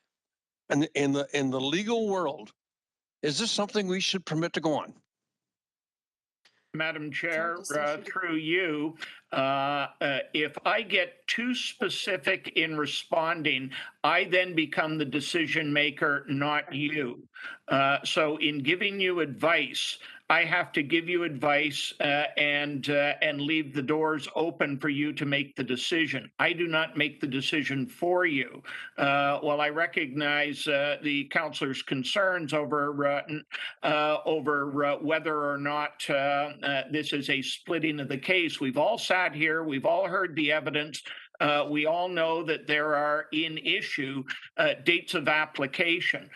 Whether dates of application should have been addressed in the first instance by Mr. Kahar completely and totally is what I'm referring to when I say splitting of a case. If he left this particular issue relating to a date of application to the end so that Mr. Kovacevic would have no right to comment on it, that's what I mean by splitting of a case, because Mr. Kovacevic would be left out in the cold. Mr. Kahar would say something and Mr. Kovacevic would have no right to speak. That's the reason why in exercising your discretion, you may well give Mr. Kovacevic a very limited right of reply to anything that Mr. Kahar says in the event that Mr. Kahar steps over the line and gives evidence in chief. I apologize if this sounds legalese, but that's A, that's what I'm here for, and B, this does not lend itself to a nice, easy answer. It is a legal type explanation that I have to give. Thank you. Councillor? Hey, Madam Chairman, so I don't have a clue what this is about. I don't know it. I still don't understand what it means to split a case, so I'm just going to pose it. I'm just Thank you. uncomfortable with it. Councillor Wilson?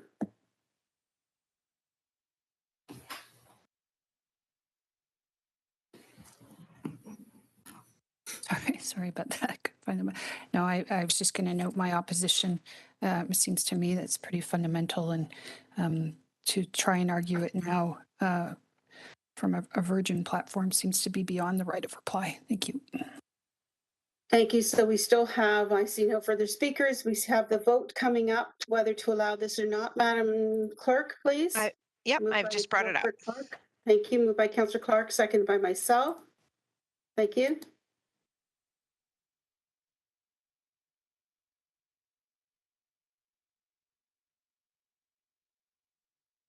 And that is defeated by a vote of 2 for and 3 against.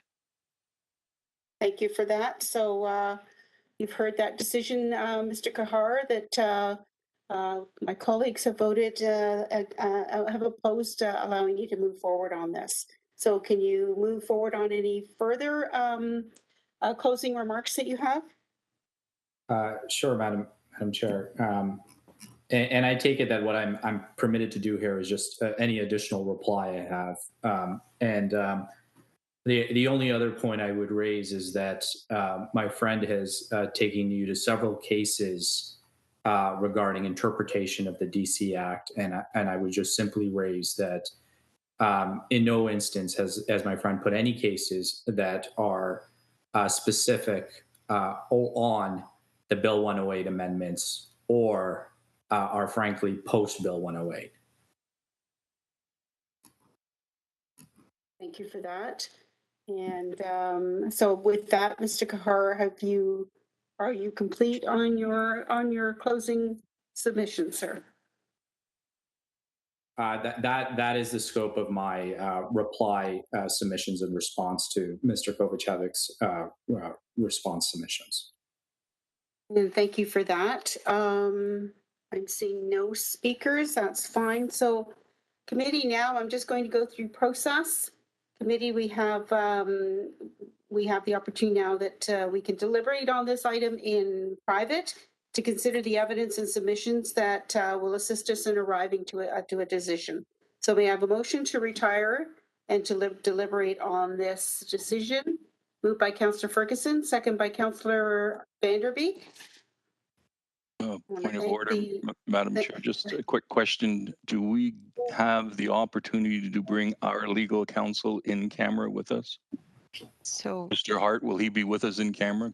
yes, Again, as Councillor Ferguson indicating, this is a lot of this is legal ease that is beyond the grasp of a few of us here. Through you, Madam Chair, that's why you're deliberating in secrecy, so that you can receive legal advice from me in the privacy of a closed session. Right. Thank you, Madam. Thank you. So we have a mover and seconder, Mr. Kovacevic. I just had going in camera. Yeah, so I presume we leave this is more of a question to Angela about the process. Do we leave the meeting or do you put us in a waiting room of some sort, Angela? I don't know how in this context the in-camera will work.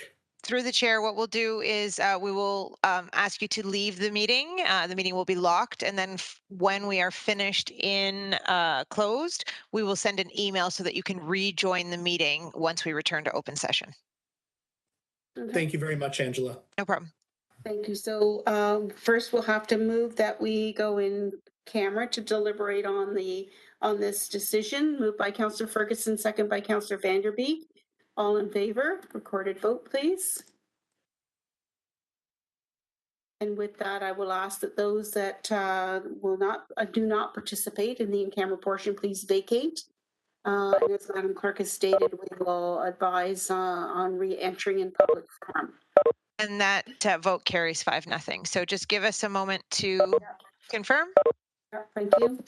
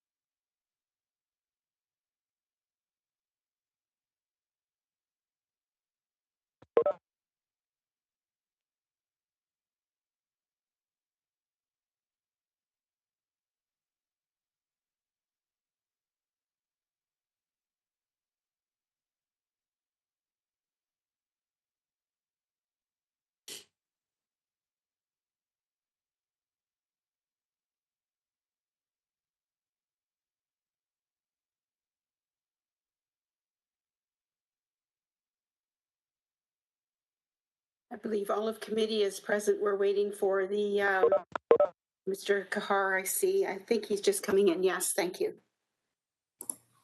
And is Mr. Hart there as well? Probably just video.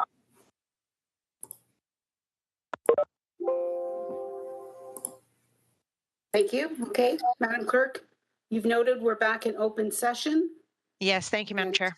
Thank you. So I'm going to just go forward. So we're back in open session. Item 4.1 is development charges complaint submitted by Raj Kahar and Sylvain Rouleau Weir Folds LLP on behalf of Losani Homes 1998 Limited, respecting 505, 509, 513, and 517 Highland Road West, Stony Creek, pursuant to Section 20 of the Development Charges Act 1997, SO 1997 C27.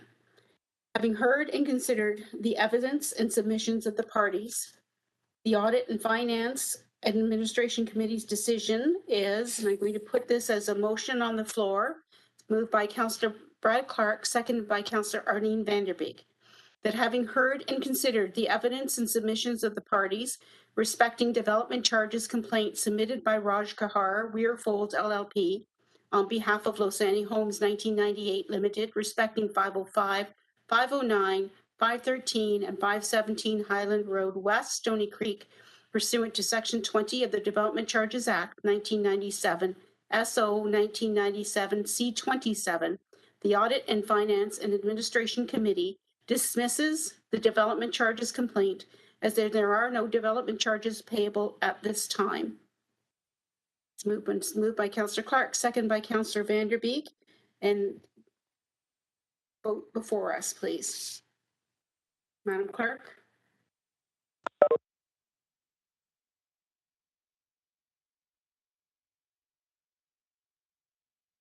And that vote carries 4-0.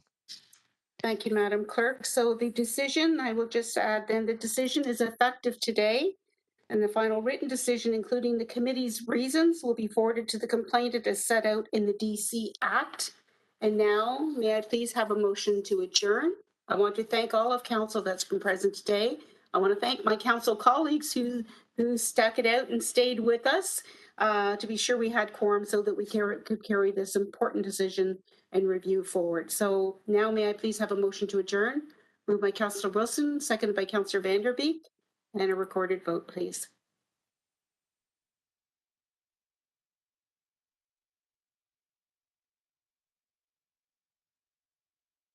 And that vote carries 4-0. Thank you, everyone. Enjoy the rest of the day. Thank you, Madam Clerk.